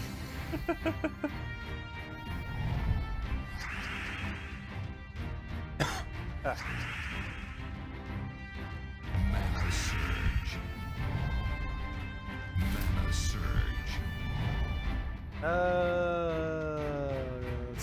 Nothing on the board is worth it. I almost not even want to take the reds, because it's not going to be enough mana regardless. I need a purple surge. Nope. Oh, that didn't change much. Come on, blue. Oh, that was weird. That was a little lag out of nowhere. Nope, still nothing. And he has Bone Dragon, and I have no weird way to barrier or stop him. Oh, yeah, I do. Never mind. I can stop him. I have no way to barrier, though. Unless we get an extra turn out of this. Come on, extra turn, Cascade. Let's see it. Let's see it. Ooh, goodbye. Oh, he's down. Also, anyone just getting here, redeem code below is should still be active. We just posted it not too long ago, so definitely make sure to use it if you're just getting here. All 69 of you. 69. Okay, anyways, move that over. Anyways. We still get our turn because we got the other extra turn. We'll move that up so we get the skulls. Never mind, we don't get the skulls. We'll throw that yellow. Then we'll drag. Oh, why did I not do that with the other one? That was a huge mistake. Should have done that with the one that's death marked. That could get it cleansed. If it would have died right there, that would have been horrible. Okay, we'll let him take the skulls. Not too worried. Go in green or something here. Do 4 times Mummified King for a Suicide Squad team and win. No. I don't think that could really ever win. Well, if we get lucky enough. If we do it against a really weak 1 trophy, we could. Against normal stuff, that would be impossible. We could try doing that like 100 times and would probably not even get a single win.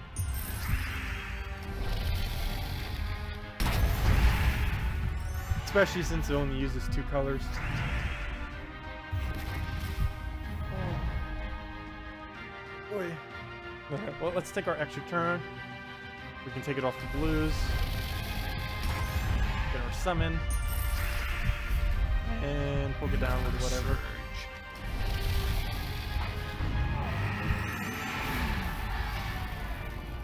And that is match. How many more do we need? I think we're halfway mark right now. If I'm not mistaken. It should be about 52 or so. Let's see. Are we exactly 52? Is my guess correct? Probably not. Or somewhere in that general ballpark though. Nope, 49. Didn't even hit over 50. But we can easily farm them later if we need be. The only way Suicide Squad would win, it would be if Aber had summoned probably. Yeah, I know. If we were to use that initial Suicide Squad team, it would have to summon a Aberrath, and if it didn't, it would not work.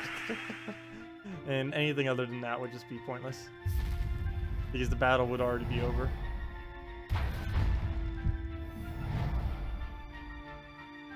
Mana Surge. The easiest to win Suicide team would be 4 bomb bots. Actually, maybe I'll do that one. You guys, we can go in the middle ground. We need something that can win, but we need something that's also Suicide Squad. So we'll go with 4 bomb bots and see if that works. And that should work. I don't see why that would not work. We can pretty much do that against anything as well. Why is there no moves? How can I not? Not even the swipe had enough to get enough red and purple that I needed. Weird. Okay. No, none. Or not enough, I should say. It's hard trying to count this out. Gosh, 1, 2, 3, 4, 5.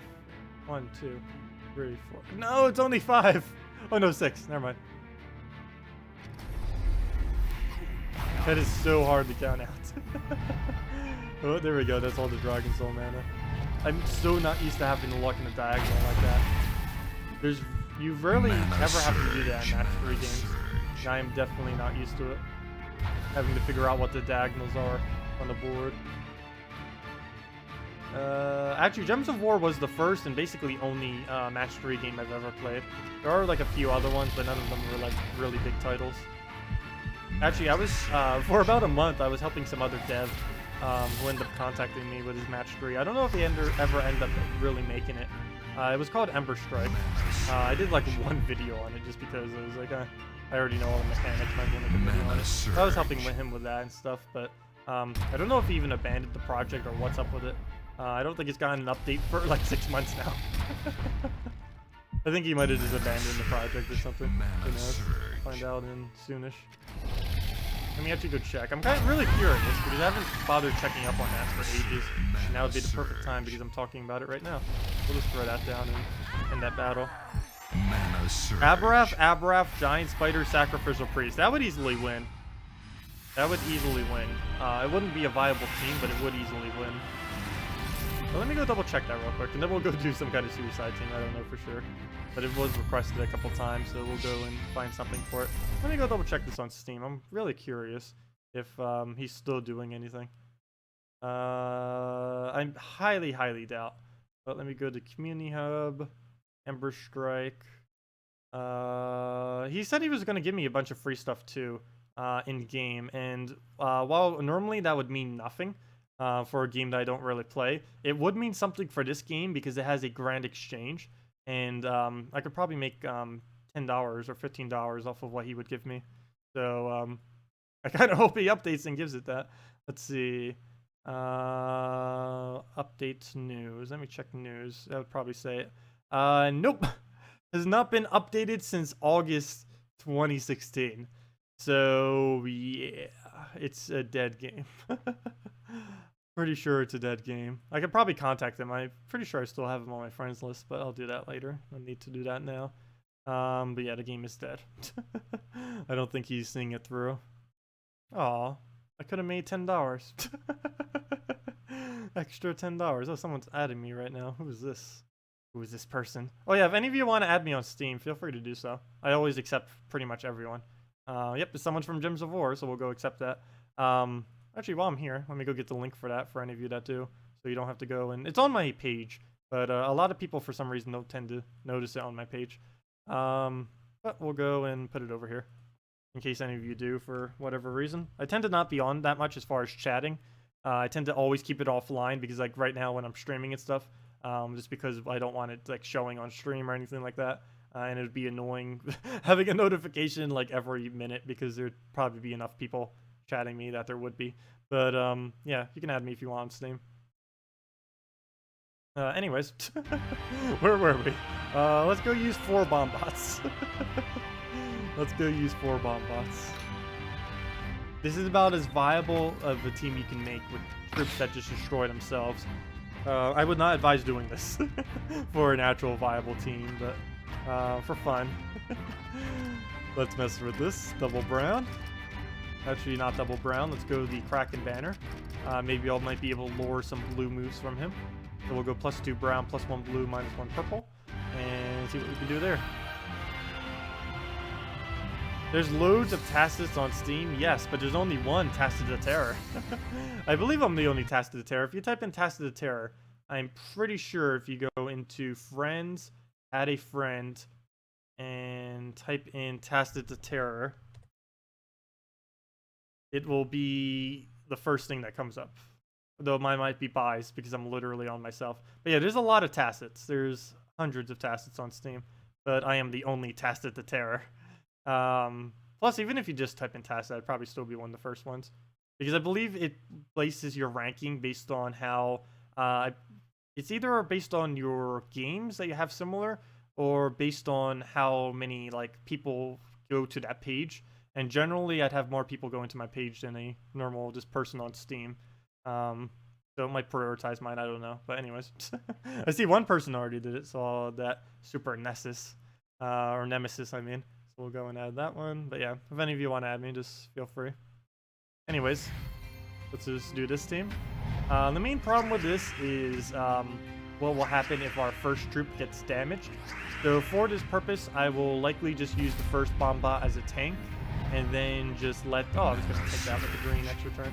But I'll probably just use the first bomb bot as a tank, and everything from there will just be getting mana. So I'm going to deliberately not use our ability here, just so we have some tank ability. Oh gosh, he's going to take our brown. Because if I try just suiciding it, it's not going to work out that well. Because we're going to keep getting damaged one by one on our troops. So we'll just poke that. He'll take our skull, or little skull right there. Take our red. Still need a lot more mana. Need to wait until we get the next one before we can cast. And of course, that didn't go over too well. Come on now. Lord, give us browns. Need all the browns. No browns. What do we even do? I guess we take that and hope to get a yellow. I'm mainly just trying to deny Night Cornet's mana at the moment. I think that's our best bet forward. What would happen if I take these blues? Will he deny our browns? I can almost guarantee he will take these browns, even though he doesn't use it on his team. Especially if I give him an extra turn, but he'll probably go for the... Oh no, he didn't! Perfect. Mine. Mine. Okay, okay, he has that. We'll throw down our first poke just so we can take out his armor. And it should be good now. We're using that as a tank. Throw that down for his skull and we get the burn. And... Okay, move that out the way. That out the way. And we got our other brown. Oh, wait. Do we take the brown or do we give him purple? All right, take this. Hopefully we get a brown replacement. Good, we did. So it was worth it. Oh, we even get a skull distraction. Nice. Oh, that's not enough mana. Not enough mana. Well, he's about to die. I guess we can throw it now. It doesn't do that much damage. There we go. Fun with all bomb bots. What do we even do from here? I guess we take that just to get it off the board. And we get a skull out of it. Didn't even see the skull. Or I didn't see the extra turn. I saw the skull. I was going to bait him out, but I didn't realize we'd get the free skull. And that's match. Can we do a little skull, or do we have to bomb bot it? Okay, makes sense to bomb bot.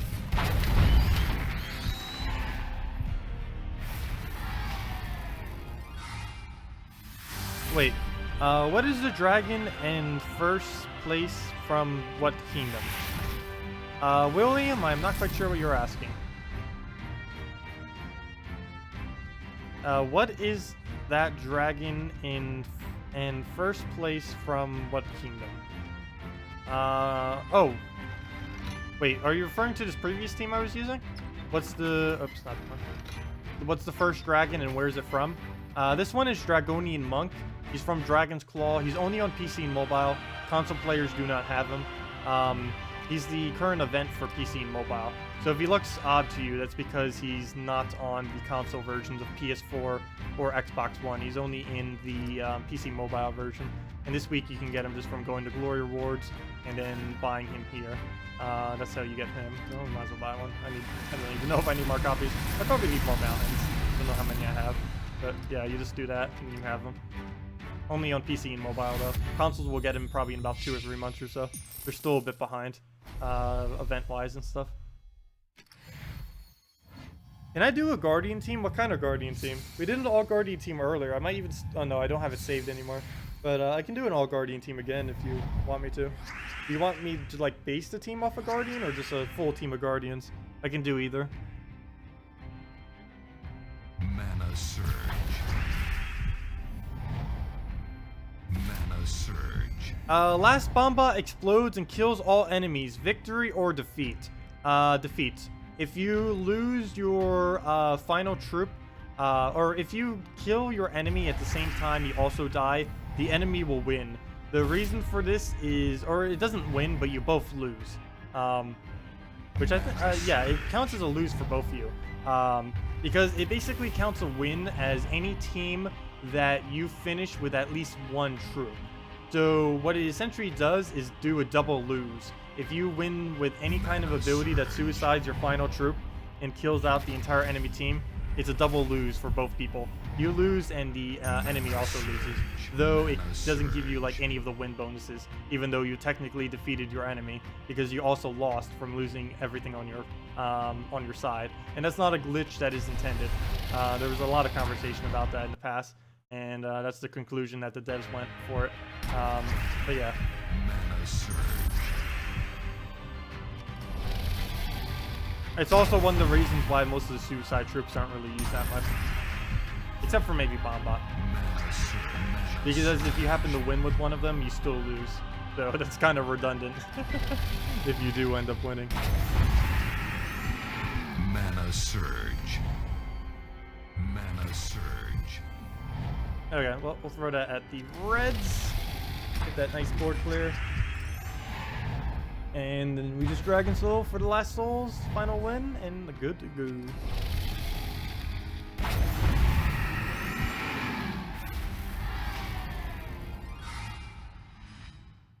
Oh, you got yourself a Dragon Soul. Very nice, Timothy. Congratulations. You almost screamed yes in your room. Nice. Really nice. Yeah, I actually don't have any kind of sound padding in my room. It's kind of weird because how the closets are in this house, the closets basically act as sound padding. So I normally don't have to worry too much about outside noises. The only time I really have to worry about like an outside noise or my noise going like to outside is, well, or as far as the outside in, is whenever anyone is sawing. For some reason, there's constant saw noises around my area. Now it's because someone's doing construction across the street from me, like 2 houses down. I don't know what is from all the other times. I don't know how they can constantly be doing construction on their house. Literally every single person. Like at any given time, it feels like there's always one person just having a saw outside. Mana surge.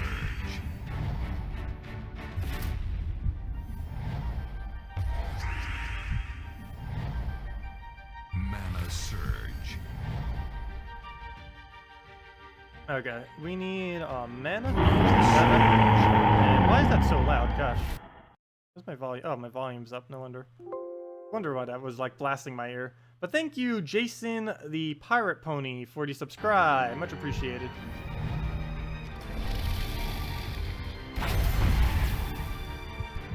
Mana surge.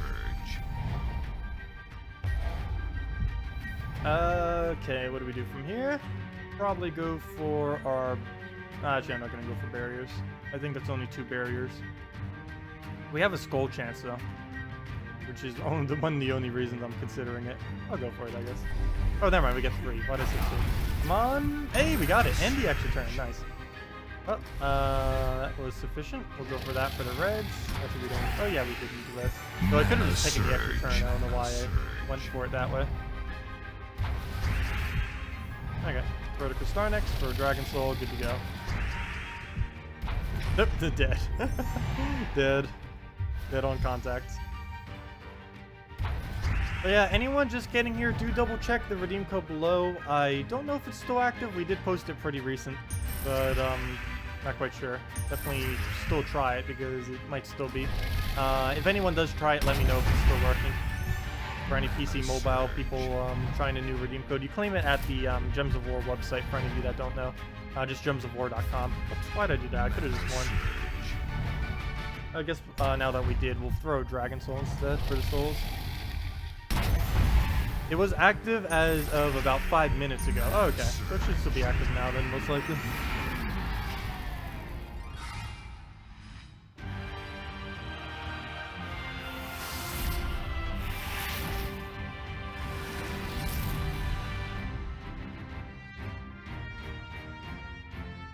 Well, they could have typed it in incorrectly, so you never know. Because that tends to happen a lot with the redeem codes now. Because now that people have to put in their invite code, there are just a lot of problems that arise with it because of how weird it has to be set up, and if there's a number in it, it needs that invisible underscore, and there's this, some people may like copy and paste it, and then there's like an invisible space after the code. There's a lot of random things that can make it not work. Okay, we'll take our blues there. Hello, Formula! Welcome! You were wondering if you knew what that symbol that says coming soon with the hearts is when you're looking at somebody's profile. Oh, that's going to be a friends list. This was something discussed a lot in the past. Hasn't been as of recently. But that's essentially just a friends list.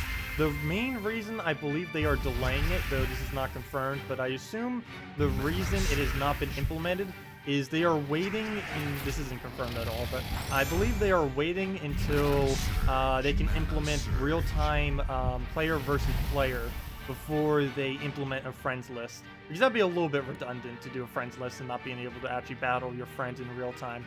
Though I believe that's what they're trying to do before they release the friends list. But that's what that button is going to be for. That grayed out button that says coming soon on any hero's profile is going to be for an in-game friend list. So that's what that's for. And I would assume you'd be able to battle them, chat with them, and just general other things. And the main thing I guess that's making it wait, assumption, is that they're going to do real time with it. And obviously they can't try doing that now, so that's why they keep delaying it. Because that was something from several months ago. It's been in game for almost a year, and they still haven't done it. That button has been there for a while. Actually, it might not have been a year yet, but it's been a long, long while since that button has just been lingering there. Because they could easily add just a normal friends list. The only reason I could possibly think of why it's so delayed is they are going to do the real-time PvP thing, where you can battle your friend and stuff. And if they ever do implement that, we can have a lot of fun on stream, because then we can, or I can battle any of you whenever we want on stream. So that'd be really cool, especially since I have my Let's Play account. I could use my Let's Play account for people who are weaker, and my main account for people who are stronger or who want a challenge. So that'll be interesting if they ever do that. I have no clue if they will. There's definitely been a lot of talk around like real time and stuff like that, but they never really got around to it. I'm pretty sure by the end of this year they will implement some kind of real time player versus player though. It's only a matter of time. This game has needed it for ages, and there's been a lot of talk on it. It's just the devs haven't really been talking about it, so it's like, okay, are they gonna do it or are they not gonna do it? And they tend to keep things pretty secretive until it actually comes around.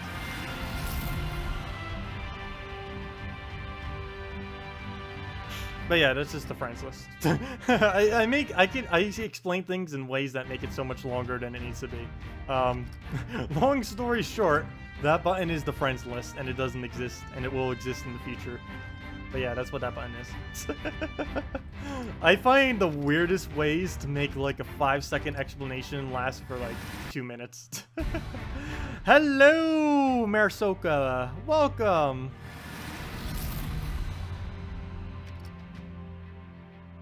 Yeah, if anyone ever needs a way to elongate an explanation, just let me know. I can make anything, even the most simplest thing, way longer than it needs to be. Oh yeah, I have over 112,000 total troops. I'd have even more if I opened all my keys too. Actually, I believe I would have over 200,000. Oh no, I wouldn't. Never mind. I only have.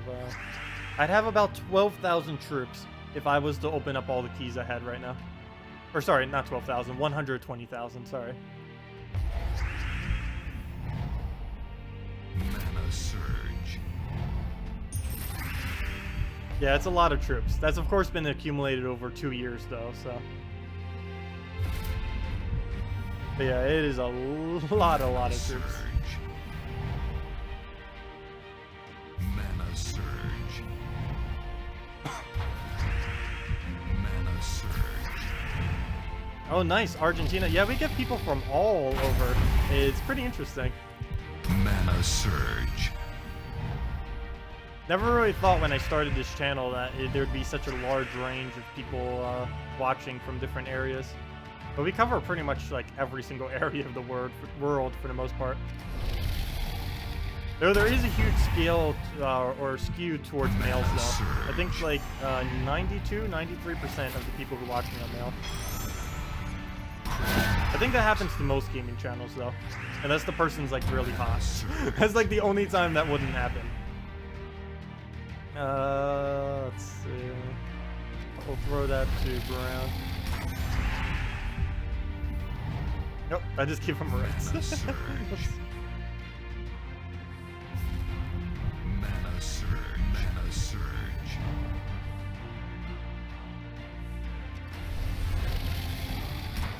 Hello, Pandemonium. Well, you're not too late. Still made it in time. We're still streaming for about another hour and 20 or so minutes, so still plenty of time.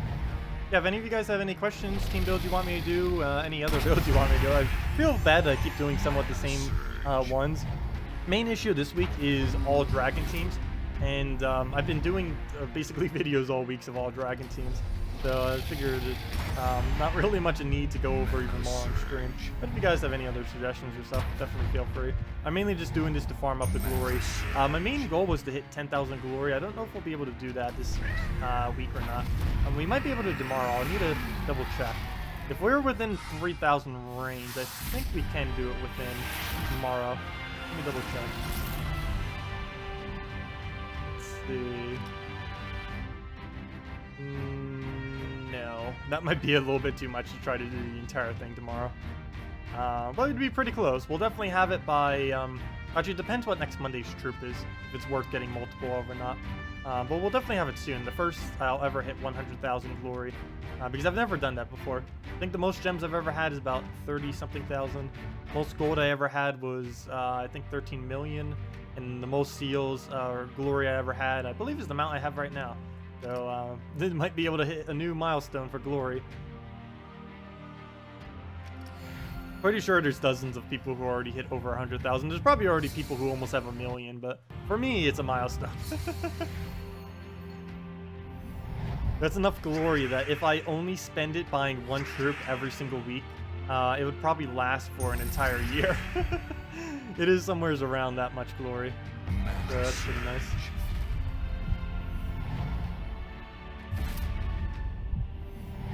Oh yeah, the code is gone. We actually posted that one about 30 minutes ago. It's somewhat fresh, but yeah, it did die by now. They tend to go pretty quick. It's really weird. I didn't think the new format of codes would go extremely quick, but they go even quicker than before. I guess because people already kind of knew about the codes, and now that they're back, all of the circuits that cycled the codes around kind of kill it. The other thing I think may be killing it, which haven't gotten a response back from the devs yet, is people sharing it, like typing in multiple names into the code thing. Because I'm pretty sure at least one person is doing that. Like maybe their entire guild, or if they have multiple accounts, or maybe finding some kind of way where they can glitch it and just do it for their own account multiple times. I highly doubt that works stuff. But there's a number of things that could be happening. And I don't know if they'll ever put like changes to it that could help it. The only problem if they fix multiple uses per IP is I won't be able to do giveaways as easily if they fix that. Which would be a slight issue, because if they fix that, then the issue that would arise is I wouldn't be... Whoa! I was really tempted to type a message using all 255 characters and make your computer read it during stream. Nice, Shane. Wow.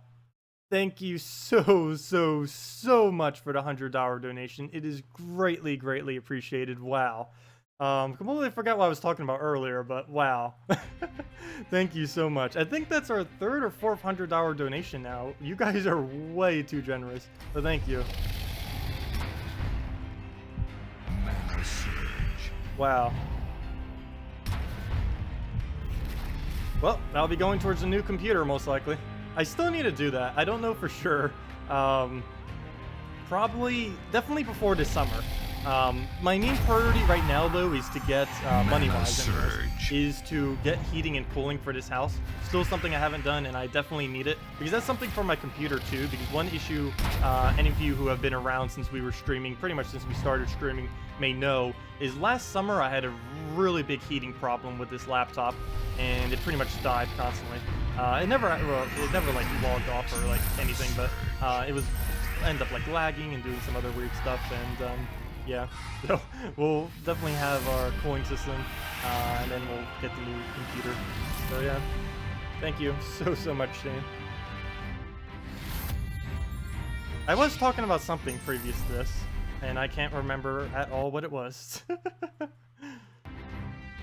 Actually, I don't even think as I was talking about it, I even remember what it was. Whenever you hear me, like, mumbling back and forth, it's like, oh, I have no clue what I was talking about. I need to stall time until I figure out what it is. And then it's like, oh, I don't know what I was talking about. It's really awful when it's pretty obvious when it, like, fumbles and falls completely apart. Because I'll fumble for, like, 5 seconds, and then it's like, oh, I completely forget what I'm saying. It happens. The other problem with that is I talk too quick, because I talk a lot quicker than I can think. I like thinking before I talk, and on stream it normally doesn't work that well if I try doing it, because it is a lot better. Well, I always tend to think before I talk, but when you stream you normally have to talk, and you can't really think as much before talking.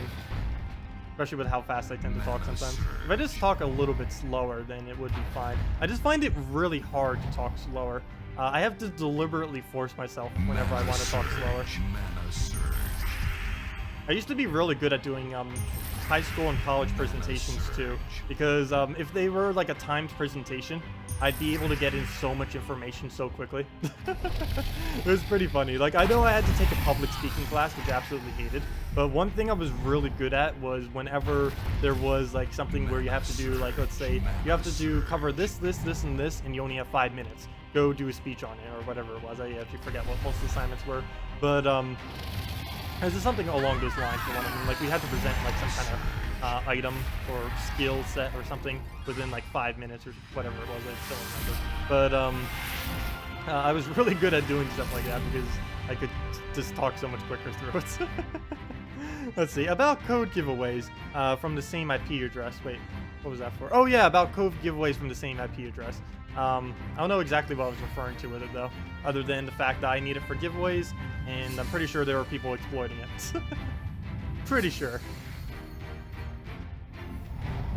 Because I know before, redeem codes used to last about 40 minutes or so. So it seems weird that under the new format that's even harder to use, that they die in about 30 minutes.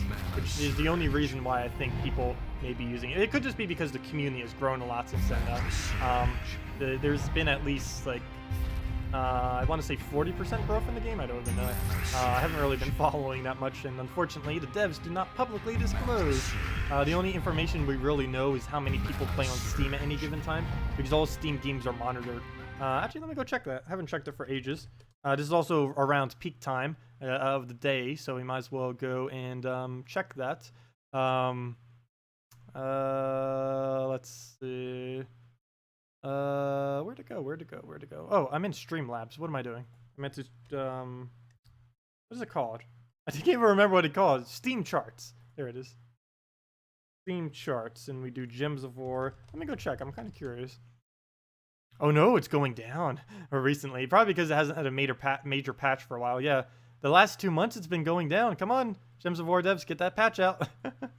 Get that patch out. Peak players has basically been the same though. Yeah, about 1,300 average players just on PC alone. Right now there's 1,451 on PC alone.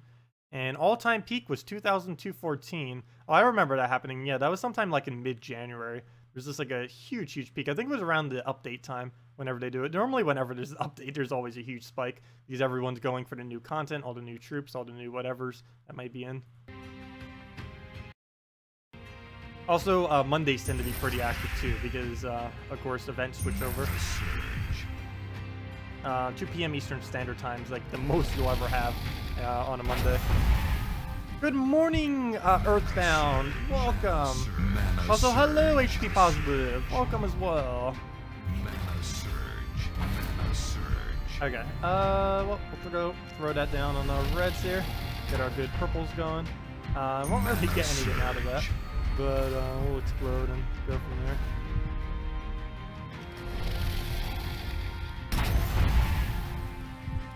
Mana surge. Yeah, if anyone is super serious about it, they'll find a way to get around. Though they probably won't be able to put any kind of protection around it. Because even if they do an IP check, anyone who seriously wanted to abuse it could still do it, even if it had an IP check. And it'd probably just be more of a hassle for people than it would help to reduce people from exploiting it. Because if they do, I won't be able to do giveaways. If they do, people with multiple accounts, like 2, maybe if they have one for the PC and one for the mobile and they don't like integrating them, they'll just, maybe they use 2 redeem codes, I don't know. Does anyone actually do that? Does anyone have 2 PC mobile accounts that maybe they'll use like one for your mobile device and the other for PC? I know some people in the past have done that. I don't know if anyone here is bothering to do that. Because I have 2 accounts. I just don't have 2 accounts across 2 platforms like that. But some people tend to do that because they're both cross-platform. So if they ever want to play one or the other, I don't know why they would do that. I guess just to experience the game again, or just have a separate one for when they're casually playing and one when they're actually sitting down at a computer or something.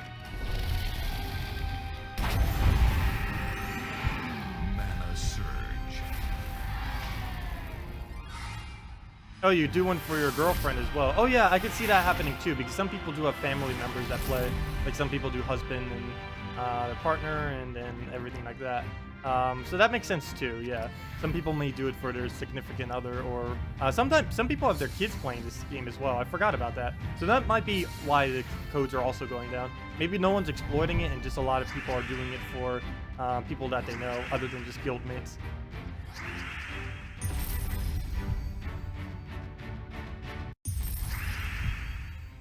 Okay, well, we'll just do it on red.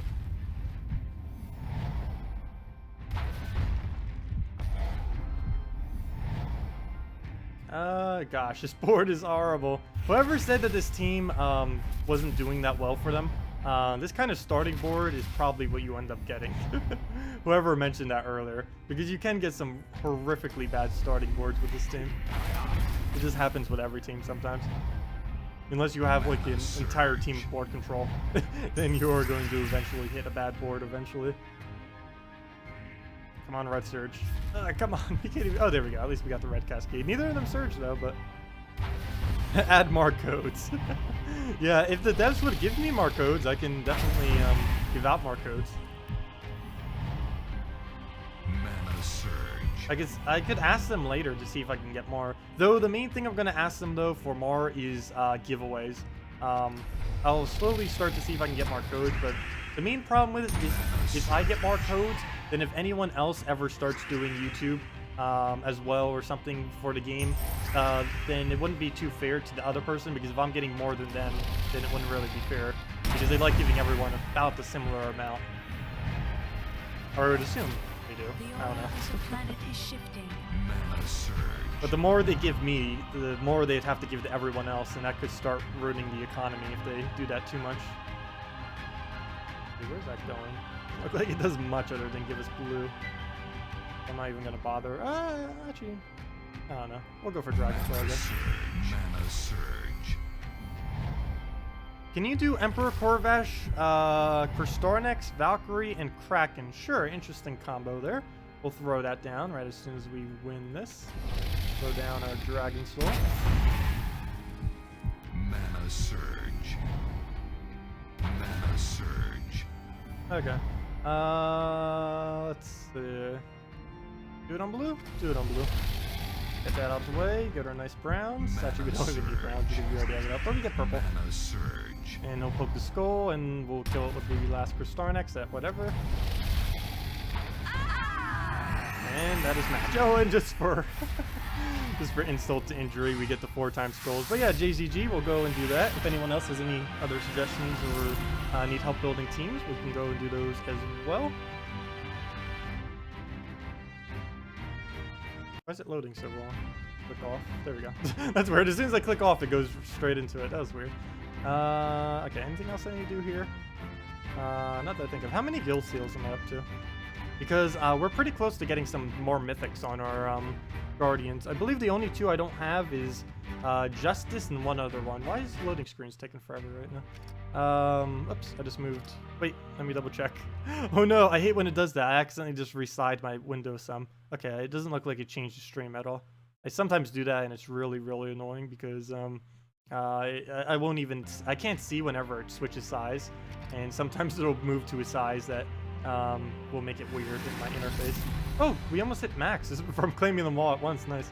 140 more and we will be at the final. I'm pretty sure my guild will hit the end of it by sometime tomorrow, hopefully. Let's see. Let me just double check while we're here. Demon or Angel? I wonder what's up with him. I know he had a heart attack like 2 months ago or so. Need to go see what's up with him. Hopefully he's okay. Let's see. It could just be he doesn't have any time. This person already said that he wasn't going to be here this week, so he's immune. Nathan, haven't heard anything from Nathan though. I don't believe. So I may, if he's still that low down, I may have to reconsider. But yeah, I'll need to see what's up with Demon Angel. I'll probably message him on the forum or something later. Anyways, because I know a lot of people tend to ask to come into my guild normally. I already have like 2 people in the forum at minimum every single week, and it starts piling up. I sometimes say okay, and then I get like a waiting list, and then I kind of had to stop doing that because the waiting list got way too long.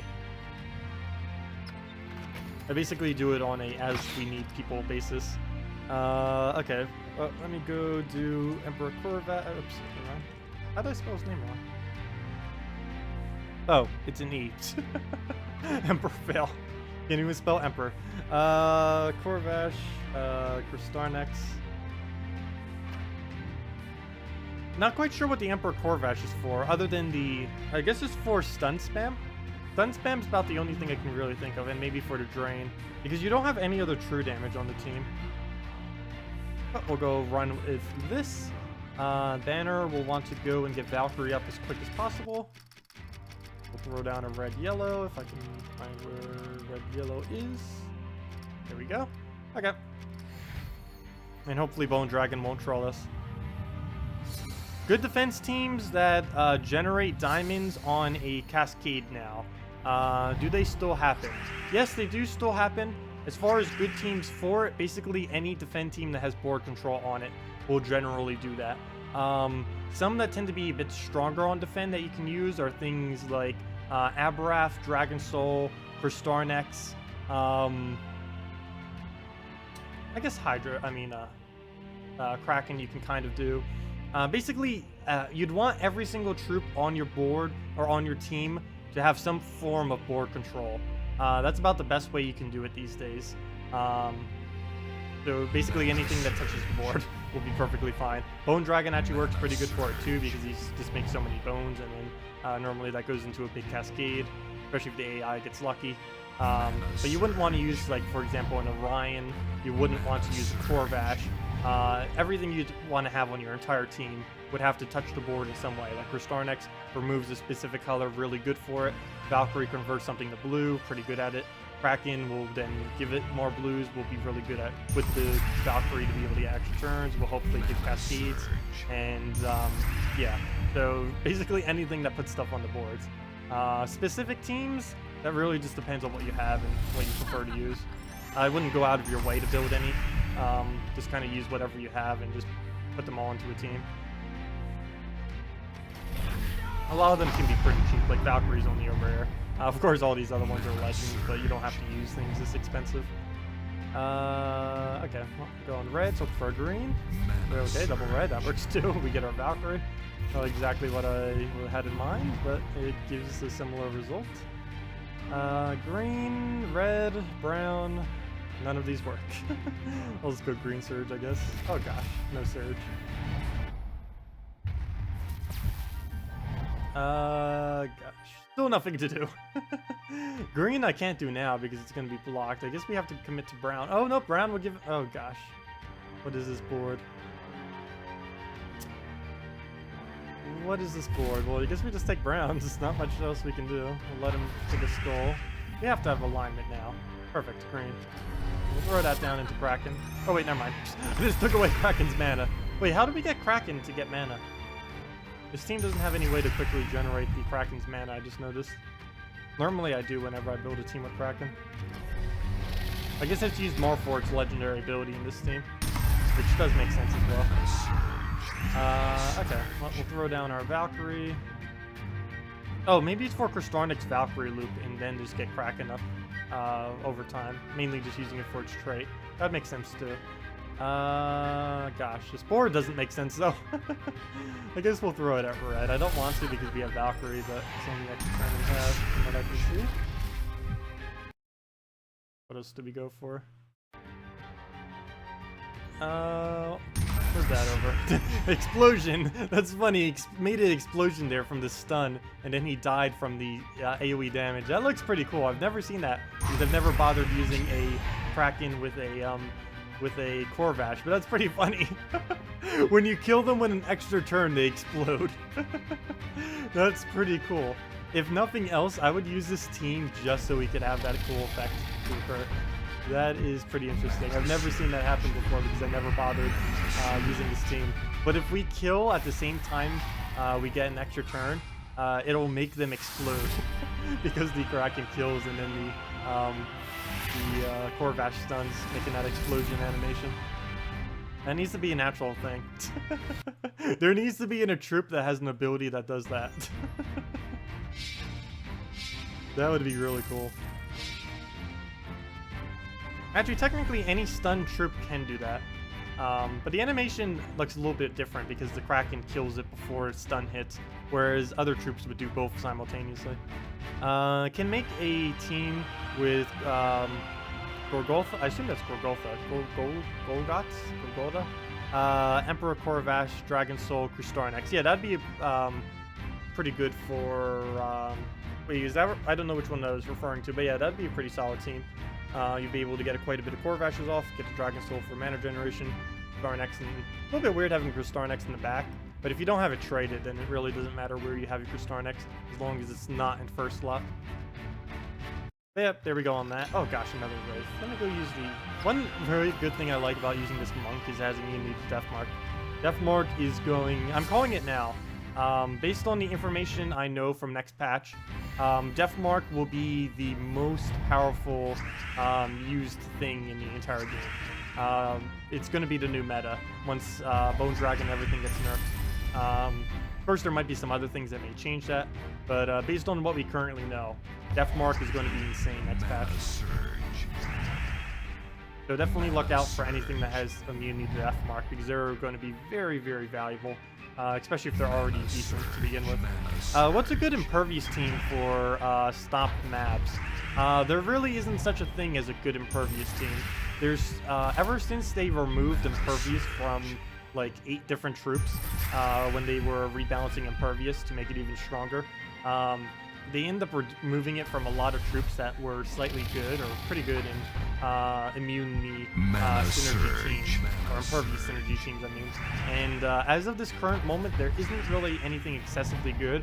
I advise mainly building impervious teams around Manicore and Behemoth. Those are the 2 best troops in the game right now with impervious.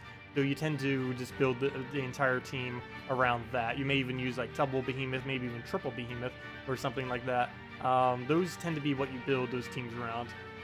And depending on what you're trying to counter, like if you're countering freeze, you would probably do something like a Behemoth, Valkyrie, Queen Mab, something like that. But yeah, it really depends on what you're trying to counter. If you're trying to counter literally everything, it would probably be triple Behemoth with a Mana Core. Because the other problem with impervious troops, I don't believe they have any board control other than, what's it called? Well, Behemoth slightly has board control, but it's completely random, so it's not really control. That's just complete luck if you get anything. But the only one that really has it, which isn't that good of a troop, is War Sphinx. It can shuffle the board and then you gain an extra turn. And since it has impervious, it'll always gain that extra turn. So it's kind of nice, but it's still pretty weak. Because literally all it does is shuffle. And there are some instances where that is pretty good. The instance in which it is good is if you're using a Valkyrie or a Giant Spider with it. Simply because if you have a lot of a single color on a board and you get a shuffle, that shuffle is a lot more effective. And that's about the only time you can really get away with it. For nice effects, you can use Kraken with Salvini Mora, Tremor, Dragon, first troop glitches. Oh yeah, there are quite a few ways that you can kill a troop and it'll still remain there. The most notorious one, I believe, is with, actually maybe not as notorious anymore because it's been a while since people have really used it. But one that used to be like everyone knew was when Orb Weaver first came out. A fully traded Orb Weaver used to leave like, it used to summon spiders over top of dead troops and leave that dead troop card there. I believe that glitch still occurs too. They said they fixed it in one of the patches and it was still occurring. So they didn't actually fix it. I don't know if it's still not fixed or not. I haven't bothered doing it. Not that many people really use Orb Weaver that much because it's ridiculously slow. Some people troll with it and defend, but most people don't go out of their way to make the hero class into something weak just to troll people. Though there are people committed to trolling that will do such a thing. But you don't really see it much anymore, which is good. Because if you poison an Orb Weaver, you essentially just gave the enemy infinite giant spiders. And it is almost, I wouldn't say impossible to win, but there's a lot of teams that you can use that's just going to be frustratingly impossible to try to win.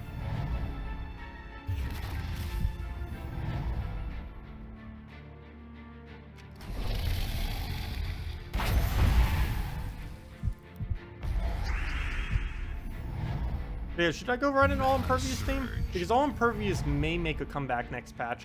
It fell off like crazy when it's kind of weird. Impervious fell off when they buffed it. Like a lot of people used it initially because it's like, oh, these impervious troops are actually really strong. But they ended up removing impervious from so much that there wasn't really much of a need to use all impervious teams. And the main reason people were using all impervious teams before it was reworked,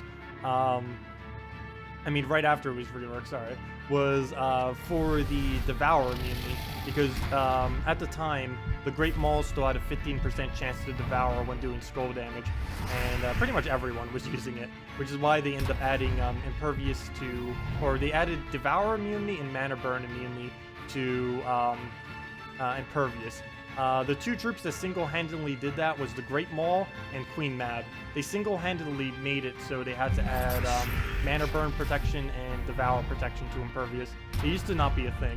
And when they buffed it for those two things, they end up removing a lot of impervious from troops, which was a little bit sad. The one I hated the most was when they removed impervious from Golem. Because Golem used to have stone skin plus impervious. It used to be not only the easiest impervious, but also the easiest stone skin in the game. Actually, still the easiest stone skin, but it used to also have the easiest impervious. And it was just insanely tanky against absolutely anything. Used to use it with like a Stargazer and just mess around with it. Sometimes with Cyclops and other things. There's a lot of weird things that you kind of do with a Golem. It used to be basically the early game version of Gorgolfa, but now it's just I don't even know what you'd consider it. It's still pretty tanky, but definitely not the same. That's for sure.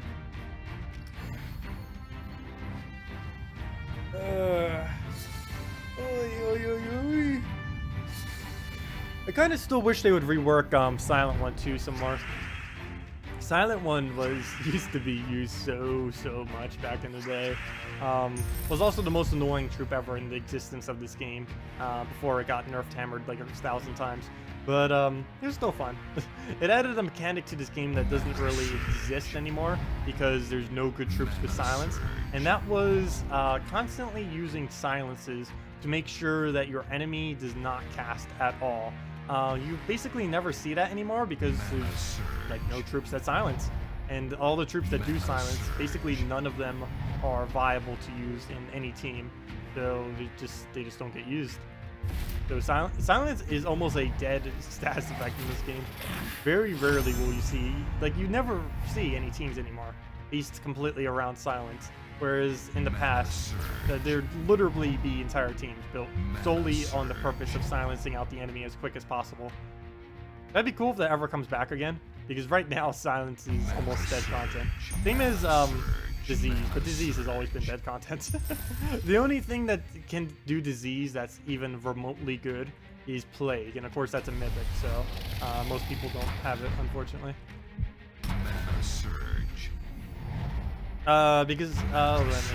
What's the highest team group score on offense you've made? Let me go double check that. I can see that in like 1 second. It's whatever a full mythic fully traded team of mine is. So I'll go and check that.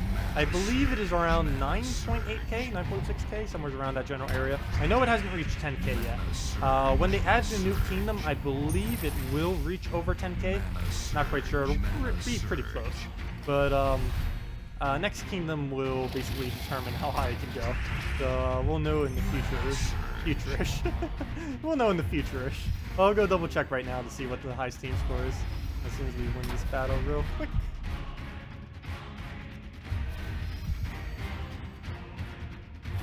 Oh yeah, that's something else I need to try figuring out. I don't know if there is any way I could possibly do this, but something I do need to figure out in the future is a way to get rid of the glare on my glasses from my screen. I don't even know if there is a possible way, because I'd have to have a setup where the screen is either a lot further away, which with my setup is impossible, or I would need to have some kind of way that it wouldn't glare, which would also be pretty impossible. Let's see.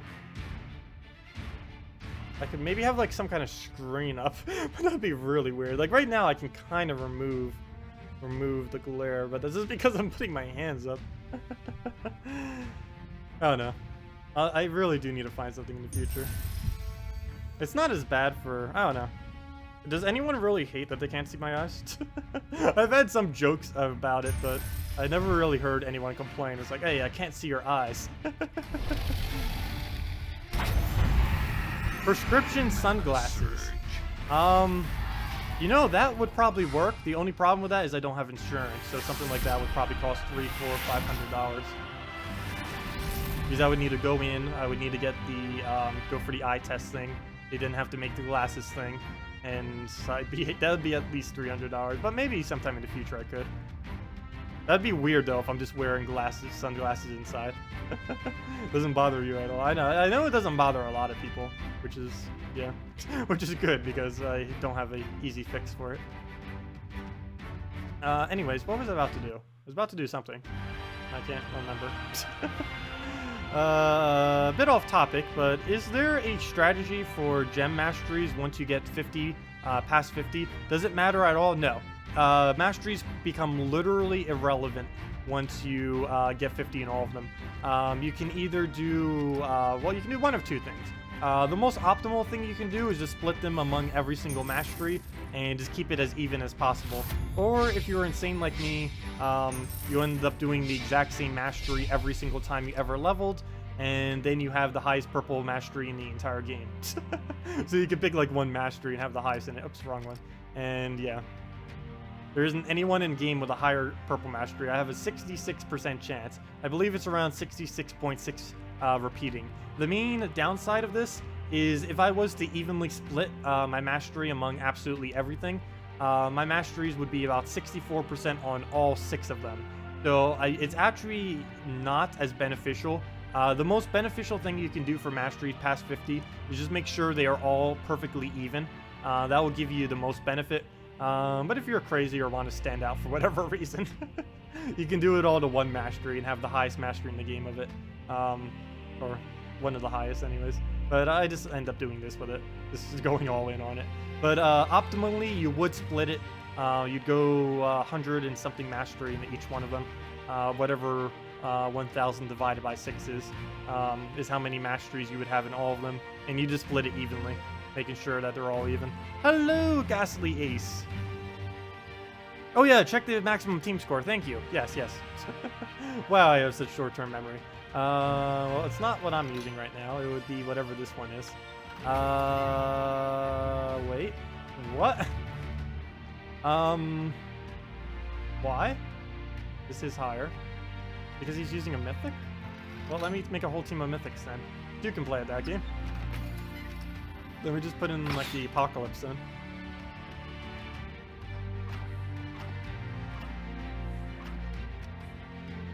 It's still low. What? That doesn't make any sense. Whatever team score this team is. I think my team score is a bit glitched right now. It tends to be at times. That or his is glitched. But somewhere around 1,600 and something appears to be the highest team score you can have. It's impossible for them to have higher than me. I'm literally using the most highest team score you can possibly have. A full team of mythics, getting their full bonus. Using, yeah, this. Actually, I don't even think team bonuses even makes it any higher. I'm not quite sure. But, oh, never mind. 50% bonuses may make it higher. What happens if I use a whole team of Dragon Souls? What happens if I do that? Let me check. Dragon Soul. Nope, still the same. I have no clue why it's doing that. That is really weird. Yeah, it seems like 9,600 and something seems to be the highest team score in game right now.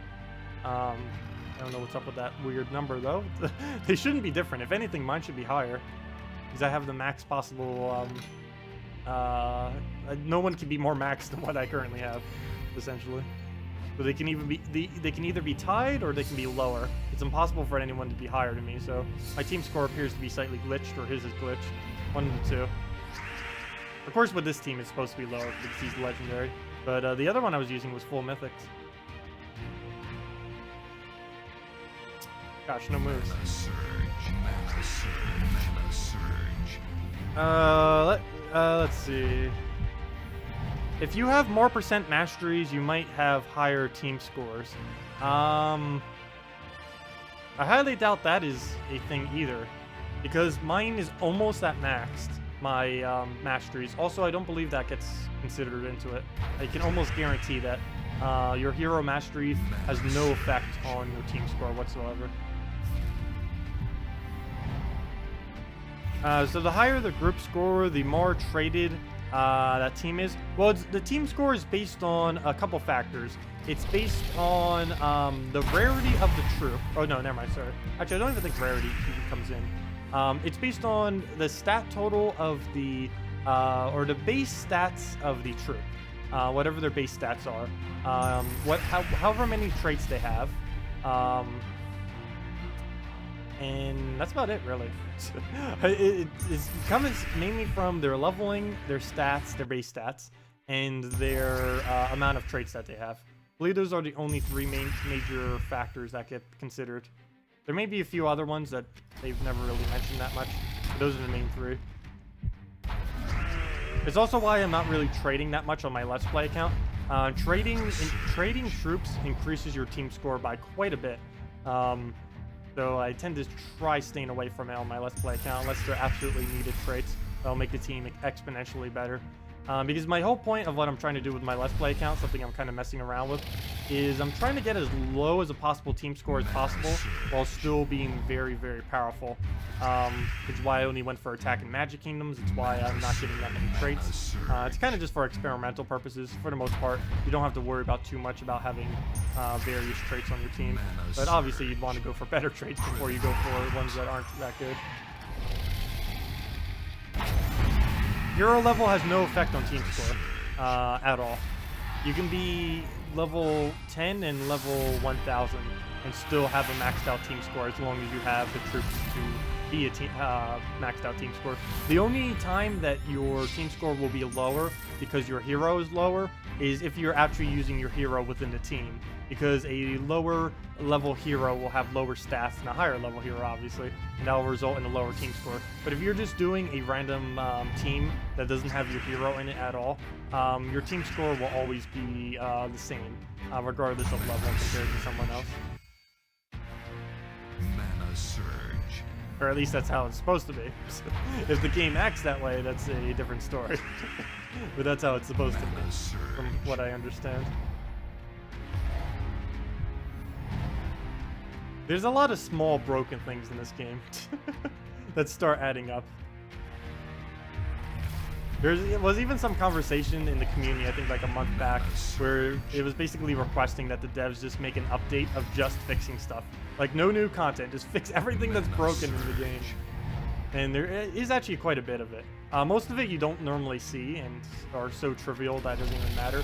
But some of them, a lot of people experience. Like the one where you lose your win streak whenever, or even just the win that you just did randomly sometimes from the servers not wanting to do your game. It'll count your win as a lose, and yeah, it will literally just count your win as a lose, and it'll count it, or it'll count it as if you never did the battle. It does that like one every several hundred battles or so. It's based on the servers, but that's about how often it does it. Like so far this week, it only happened to me once. And we have like, what, 100-something battles, I think? Mana surge. Mana surge. At your level, 90s, Kingdoms 40 point, Traits 50 points, and Hero 5 points. Mana surge. Wait, what are you referring to with that? I'm confused.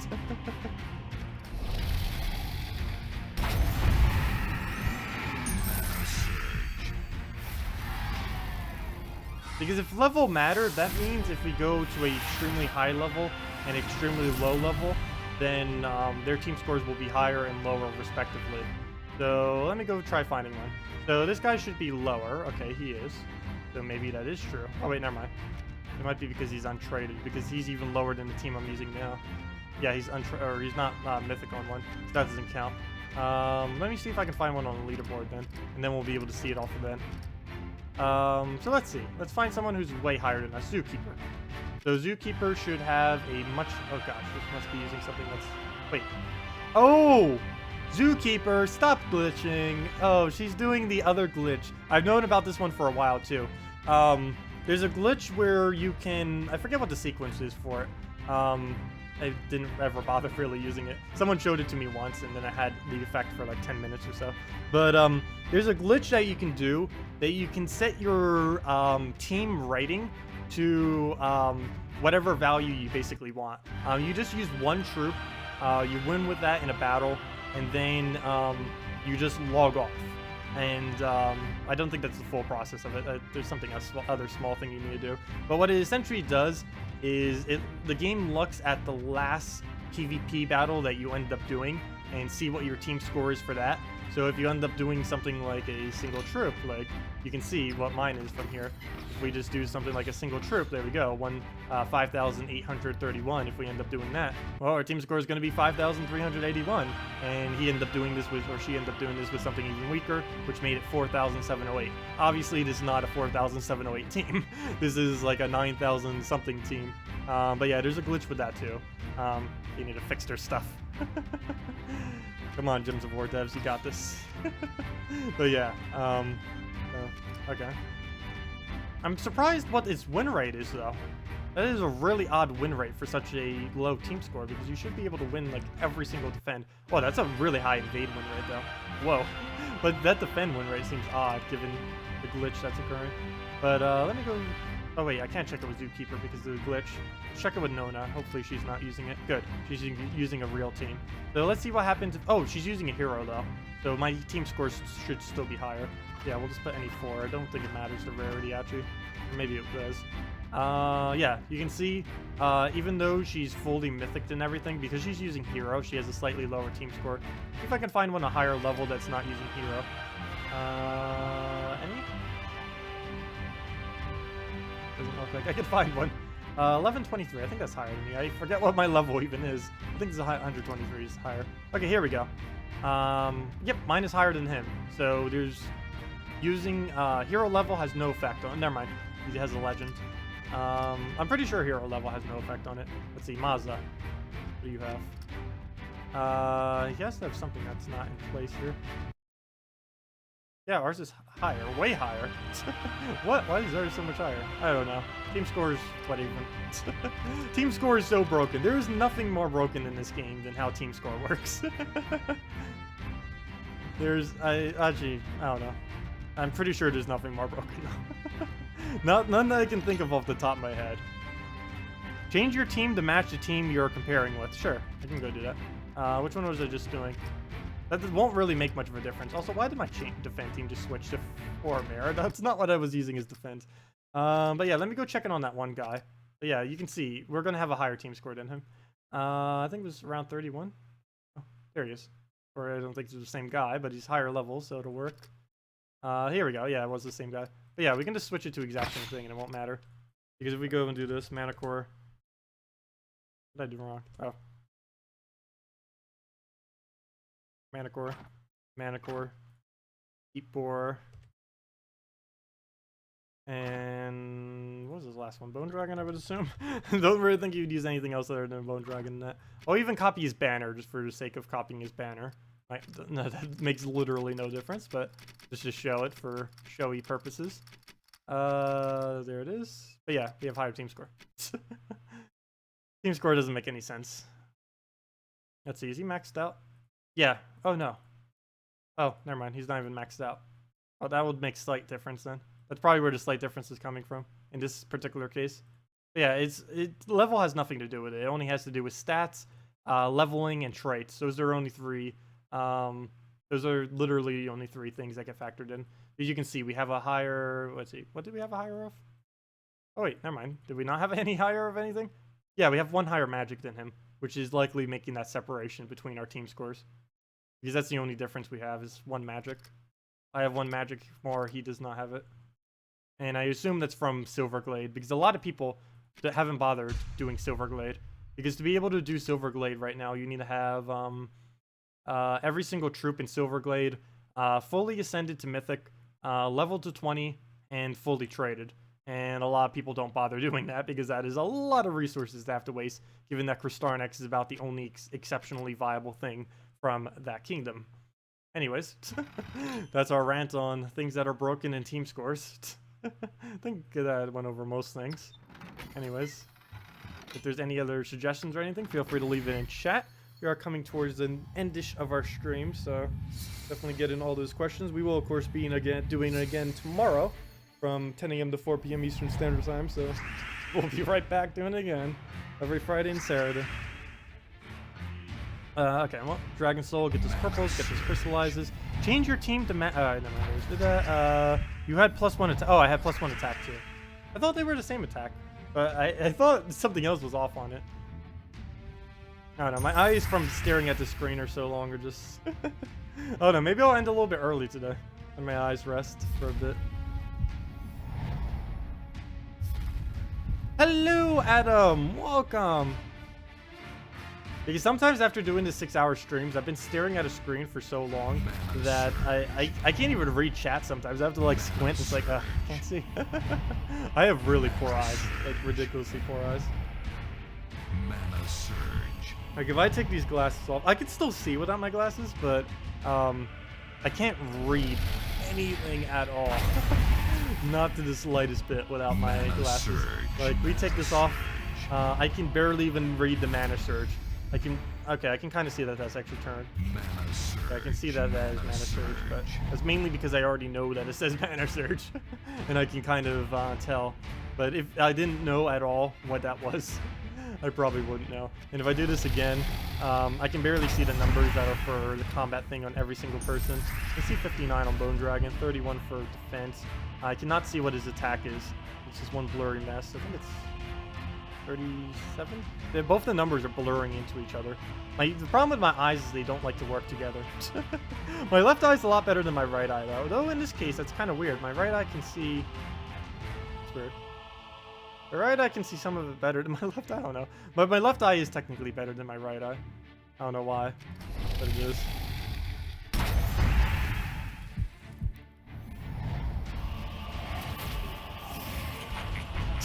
Oh, I'm never gonna get tired of this game. You kidding? I never get tired of Gems of War. There are times when it's not as fun as other times, but I've never really gotten tired of Gems of War. And of course, there's times you can get burned out of it. But I normally limit myself to an amount of time where I do not get burned out of it. So yeah, I think if there's no more questions, I'll probably answer any questions, any last team builds, and I'll probably just end after that. Because I still haven't eaten anything yet either, so might as well get some food. You know, it could be from that too. It could just be from the fact that I haven't eaten. That I'm having a slightly blurry vision. There goes Bone Dragon. Let's see. The good dragons you have are Dragonian Monk, Bone Dragon, Dragonian Rogue, Shegra, Salvini Moor, the Dragon Soul, and probably Dragon Tar too, I would assume. How would you build a team with these? I assume you have Dragon Tar, right? That seems like a weird thing to not have, given that you have all those troops. But based on what you have, assuming you have a Dragon Tar, actually, I believe I already showed this in a video the other day, or something pretty similar to it. You would use, let me see. Let me make sure I put it in the right order. Oh, you have Sevhina more too. Never mind. Okay, let me just go and craft one, and we'll go do it right after this battle. Yeah, you have Dragon Tar, dude. Okay, so we'll go and build a team out of that real quick. Hey, we're at 6K. I wonder how high the leaderboard is. If I had to guess, it's probably around 11K right now to get on. A little bit higher than that, probably like 11,300 or something. But by the end of the week, it'll be about 14K. Let's see if I'm correct. Also, I did not want to defend with that. Here, 4 times dragons. Do that. Never mind, don't do that one. Do this one, Dragon Souls. Actually, why is that still called Dragon Souls? That's not the right one. But, oh gosh, what was I about to do? Such short-term memory! No, I know about the dragon thing. I was about to do something else before the dragon thing, though. Oh, yes. Whoa! What on earth? People are getting so much more active in this game. Every single week I look at this and it just keeps creeping higher and higher. It's only Friday, and you need 16K to get on the leaderboard. That is insane, though. Most of them are around like the same 5K range, like the 23K to 16K is like every single person on the leaderboard except for like the top 10. That's insane. 16K. Like normally I only fall around like 150, 200 wins per week when I casually play on a given week. To get on the leaderboard, you need like 300 something wins, and that's assuming you do the 3 trophy every single time. That is a lot. And of course, over 1,000 for first place. By the end of the week, it'll probably be like 1,500 or something. Anyways, we'll need to switch. Actually, we don't need to switch a Bone Dragon. I think we can get away with facing one. Go and do our team. Clear this out. Last battle, 4 times peasants. I have done a video. I actually have done a video of 4 times peasants. So I'll probably just link that instead. Let me actually go find that real quick if you're interested in it, because I have actually done that before and done it on video. I did it for its own video too. I didn't even stream it. And I ended up winning the first time too, which was pretty insane. See if I can find it real quick. Let me see. I need to go to my channel. It'll be easy to get there once I get to my channel though. My channel. And all I have to do is just type in peasants and I'm almost guaranteed it will pop up. Let's see. Actually, let me do 4 times peasants. That will almost... Actually, if I just type in 4 times, it'll probably come as well. See, 4 times. There it is! 4 times peasants! Also, the thumbnail is great. If you haven't seen the thumbnail for the 4 times peasants video, I just made it various memes for heads of the peasants. I find it to be my funniest thumbnail that I've ever made, even though it's oh gosh. Anyways, but yeah, I have done 4 times peasants before, and it's this right here if you want to see it. We're almost guaranteed gonna lose if we do it on stream, so I might as well show you the winning one. That's actually more interesting. But yeah, there's that. So let me go do the dragon team for whoever just suggested, Ghastly Ace. So the team you would want to make with those troops are, if I can type, come on, wrong box. Sevhina Mora, we'll want to throw that in there. You have a Dragon Soul? I hope you have a Dragon Soul. Oh, you haven't? Oh yes, you do have a Dragon Soul. That'll make this a lot easier. Dragon Soul, not there. Dragonian Monk. And lastly, we need that blue, so we're going to go for, based on what you say, a rogue in last slot. Actually, never mind. A rogue in 3rd slot, because it has a higher attack. We'll use Sevhina more as a back tank. And for the entangle. And there we go. Okay. So that's what you would build out of the troops you have. Banner, I'd probably just go Dragon Soul banner, because Dragon Soul. Almost always. There's very, very situational, very, very rare would you not use +2 purple, +1 red, -1 yellow Absol banner for a Dragon Soul. It might as well just be renamed Dragon Soul banner, because that's what everyone uses it for. Is that the proper order? Yes, this is the proper order then that you would use.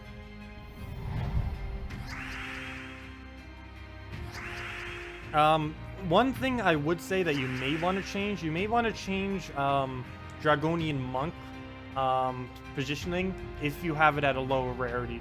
Mine's at legendary. Most people probably have it at rare or ultra rare. Or never mind, it has base ultra rare, doesn't it? So most people probably have it ultra rare or epic. But if you find that it's too weak, especially since it won't have 50% extra bonus on a given week, you could shuffle it around. You could put like Sevhina more or something in 1st slot. But optimally, assuming it was all upgraded similarly, this would be the order that we use. But depending on if you have low rarity on it, you may want to shuffle it around just a little bit. The main thing you'd probably switch is the location of Sevhina Mora and the Dragonian Monk. Those two would probably be switched if you were to have a lower rarity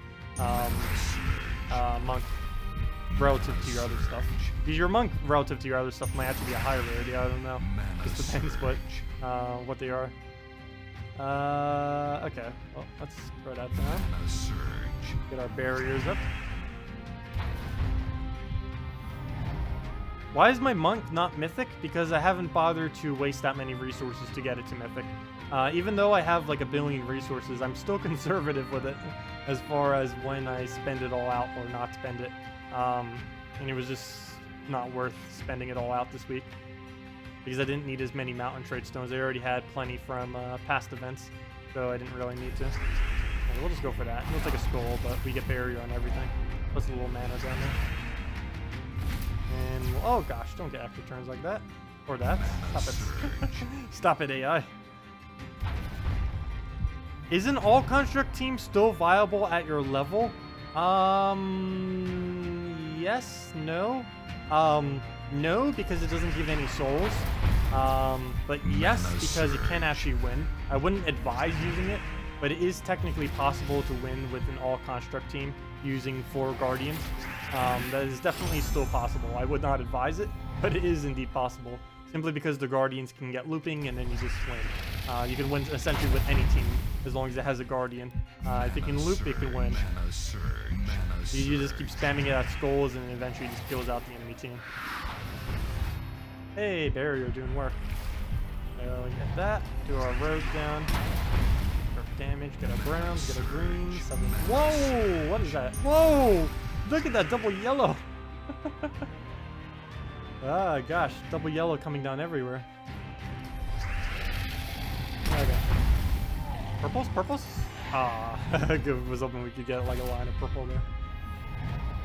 That's normally what I aim for Sevhina more. I'll leave like 2 in an area, and then I'll use the column to try to get extra turns on the side. Like for example, I'll use it right here and hope to get double yellow there or double yellow here. So that's what I'm gonna do right now. Yeah, right there. Come on, can we get it? Can we get it? Can we get it? Double yellow, double yellow. Missed both. Oh, I got 1 yellow. I need a double for an extra turn though. That's Mac. Just use Dragon Soul for the souls because souls. And I don't need souls, but I still farm I still make every single battle or every single team I do based around the assumption I need more souls because you never know. They may eventually make souls worth something. Maybe we'll use it to trade in troops whenever they add like a disenchanting system that's actually worth it, like crafting or whatever. Other than never mind, there's no more extra questions. Let's see. Yeah, I believe that was all questions then. Are there any other questions? What time do you start tomorrow? The stream starts tomorrow from 10 a.m. to 4 p.m. Eastern Standard Time. 10 a.m. Is, if you don't know what time that is in your time, it's basically 6 hours previous to now. It's 5 hours and 43 minutes prior to whatever now is for you. So about like you could say 5 hours and 45 minutes essentially. Prior to now. Tomorrow is when we are doing the next stream, 10 a.m. Eastern Standard Time. But that'll wrap it up for now. Gonna go eat, gonna go relax for the rest of the day. Might figure out what that thing is earlier too, because I don't know why my keyboard's just not wanting to work. It keeps doing a key program whenever I start up, and it keeps freezing all my keys. And I did a virus scan with 2 different programs, neither of which found anything, so I don't know what's up with that. I'll try fixing that today because that's really annoying that that's starting to happen every single time I restart my computer. I do have my entire computer backed up, so if my computer ever dies one day, I don't really need to worry about it. I have literally everything I ever need backed up, so not really a concern. But yeah, have a good day, everyone. Have a really good weekend. It is the weekend now, or pretty close to it. Given that most of you guys have been watching it most of the times, I'm pretty sure it's pretty much already a weekend. But anyways, thank you all so much for watching. Have a wonderful day. We'll be starting up again tomorrow at 10 a.m. Eastern Standard Time. Thank you again, Shans, so much for the $100 donation. Greatly appreciated. It means and helps a lot. Anyways, I'll see you all later, and have a wonderful weekend. Goodbye. And now to close the program. That awkward moment that I don't have this hotkeyed.